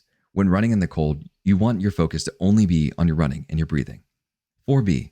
Shirts or sweatshirts. If you're just starting out, try going outside and running in a t-shirt. If you're too cold, try it with a long sleeve shirt. If you're comfortable, try wearing a tank top. Personally, if I'm running in the cold, I don't like any article of clothing to be touching my chest. I feel like I adjust faster when my chest and arms are exposed completely. Men, this is the point that you want to get to. Women, if you can get down to your sports bra or even a tank top, that's perfect. Only do what you're comfortable trying. 4C. Shorts. If you can, always go in shorts. Your legs will be moving and generating more than enough heat to keep you warm. If you're self-conscious about your legs or have a condition where you need to wear pants, then by all means, wear pants. Otherwise, wear shorts that are comfortable to run in. 4D. Shoes. Find running sandals or those Vibram 5 fingers I talked about in earlier chapters. I found a pair of $100 running sandals online 2 years ago and wore them a lot. They're perfect. You can wear them year-round and they greatly increase the foot's ability to endure the cold. However, if it's snowing or raining, wear athletic running shoes. They'll give you traction that you need to run on slippery surfaces. If you're uncomfortable running in sandals, you can still do running in tennis shoes and get a great workout. As much as I'd like to encourage barefoot running, I must advise against it. There could be broken glass or gravel that could easily cut into your skin. And if you'd like to simulate running barefooted, again, I mentioned Vibram 5 fingers, specifically their KSO design. I like them because they let the cold come in and chill my feet, while still protecting my sole from any sharp objects. They were my greatest investment. 4E. Gloves. I never wore them, and I suggest you don't either. One of the most important indicators that let you know when you should get out of the cold are your hands. When your hands tingle or hurt, get out of the cold and inside immediately. During my cold runs, my hands were the things that I paid attention to the most. As soon as I felt discomfort, I changed my course immediately and headed back for home. In the next section, I'll describe the method I developed to regulate heat in the hands to make them last longer. 5. Warm your hands. My fingers have had their share of close encounters with frostbite. After much trial and error, I developed a technique that will not only regulate heat in your hands, but also allow you to last longer in the cold. Here's that method. 5A. Thumbs. Place your thumb in the palm of your hand. Bend it so that your knuckle is directly between your pointer finger and your middle finger. The tip of your thumb should be directly below the ring finger. 5B. Fingers. Close your fingers around your thumbs. Each fingertip should comfortably rest around your thumbs, touching the palm of your hand. Your pointer fingers may not be able to reach the palm of your hand, but as long as they're not exposed, they should be fine. It may be uncomfortable for you to run like that in the beginning, but you'll get used to it, especially because it warms up your hands and reduces the chance of getting frostbite on your fingertips. Remember, this does not make your hands invincible to the cold. As you're running, the wind is pushing against the rest of your exposed hand. After a long period of running like this, you can still get frostbite. This is why I mentioned earlier that it's important to check out the wind speed. If the wind speed is high, it will increase the amount of cold air brushing against your hands, and you'll have to return home sooner because stage 3 will come on much faster. Here's what that looks like, by the way. So it's taking your hand, putting your thumb down, closing your fingers around it, and just making sure that there are no gaps between and kind of tucking in your thumb to keep it warm. 6. Continuously breathe through your nose. When you run, you want to run at a comfortable pace where you aren't overexerting yourself. Breathing only through your nose helps you do just that. It's a technique that I learned on my own and has helped me immensely during all of my cold training. During the first few attempts, it may be difficult to do a cold run while only breathing through your nose, but keep at it. At first, your nose will probably run, but still keep a steady breath. You can sniff occasionally to keep the fluid from escaping your nose, but really focus on having a steady rhythm to your breathing. You can also practice breathing like this during your other physical activities as well. Really try to focus on not breathing through your mouth for any reason. Eventually, when it becomes a habit, it will help you relax in the cold, keep you warm, give you better control over your air supply, and prevent you from overexerting yourself. 7. Get out there and run. In the beginning, before each run, I would stand at the door and think about what was going to happen. I don't mean I was going out and planning what I was going to do. No, I was trying to rationalize the fear that was building within me. The anxiety never completely left until I sucked it up, went outside, and just started running. It's like getting a shot from the doctor when you were a child. The anticipation building up to the shot is much worse than the shot itself. The cold is the same way. The only difference between the shot and the cold is that with the shot, you can't decide when it's coming. It's happening on the doctor's time schedule. But with the cold, you are the one in control. You're in charge, and it is a powerful feeling. Know that it will be okay, and that stage 1 will go by quicker than you think. 8. Adapt and pay attention. When you first step outside, your body needs to readjust. The time it takes to readjust to the temperature, typically, is a lot quicker than any other exercise. When I first started running, it was in temperatures between 28 degrees Fahrenheit, negative 2.2 degrees Celsius, and 32 degrees Fahrenheit, 0 degrees Celsius. When I first did my cold run, it only took my body about 15 seconds to adapt. Though it's important to note that as soon as I left my house, I was jogging. If I wasn't moving faster than a walking pace, my body would adjust very slowly. So, remember, keep moving. 9. Know that it's possible. If you perform your first run safely, chances are you really enjoyed it. If you ran into some difficulties, just remember, it's possible. The side effects that come with running in the cold, like runny nose, sore throat, or even a burning sensation in your chest, all dissipate with practice. I've taught people how to run comfortably in the cold before, and they've all adjusted perfectly. After the first few times, they lose all signs of discomfort. Surviving the cold is about conditioning and adaptation. If you aren't willing to accept the change, your body will fight you every step of the way. Keep an open mind and just try it. 10. When you enter stage 3, if your hands burn, you begin to feel anxious, or you begin shivering after a period of being comfortable, return home. Don't push your luck by seeing if you can go a little bit further. Return home so that you can try it again later with no fear of frostbite. 11. Get warm. When you get home, you can either warm up naturally or take a lukewarm shower or bath. Before you get in, test the water with your hand to see if it burns. If it burns, you need to turn down the heat. You may experience shivers as you adjust to the water, similar to the after-drop experience you get when doing the full body immersion exercise. Continue to take normal, steady breaths, and you'll be able to be back to your regular temperature in no time. C. Comments. For my birthday this year, at the time of writing this book, I asked my father to do a cold run exercise with me. The temperature was 8 degrees Fahrenheit, negative 13.3 degrees Celsius outside, and it was one of the coldest days of winter. I told him that it would only be a quick 10-minute jog around the block. At first, he told me that it was impossible and that someone of his age and shape couldn't do it without some sort of training first. "It's too cold. Are you kidding me?" he said. "This is the training," I replied. After reassuring him that we'd take him to the hospital if something went wrong, he accepted the challenge and said that he was only doing it because it was my birthday. In case something did go wrong, my father hugged and kissed each member of our family and told us that he loved us. Several minutes later, we were shirtless and standing in shorts by the front door. Before we left, I reminded my father of the technique to use when outside. I warned him of the changes that would happen to his body in the next few minutes and told him to let me know if he began having trouble. With that, we ran out the front door and into the street. Breathing solely through the nose was something that was new to my father, so we ran at a slow pace. Several times I asked questions to check on him. He seemed to be all right. After 2 minutes of being exposed, he told me, "It's not that bad. I feel warm." When we got back to the house, I kept close tabs on my father. Ever since Brooke's episode when she almost became a victim of hypothermia, I've been very cautious with the people I train. My father wasn't any different. He kept professing to my family how awesome the experience was. It didn't feel that cold. I was warm the whole time. I could have gone longer. The only parts of his body that he said were cold were his hands, and that was the end of the run. He didn't even experience any shivering.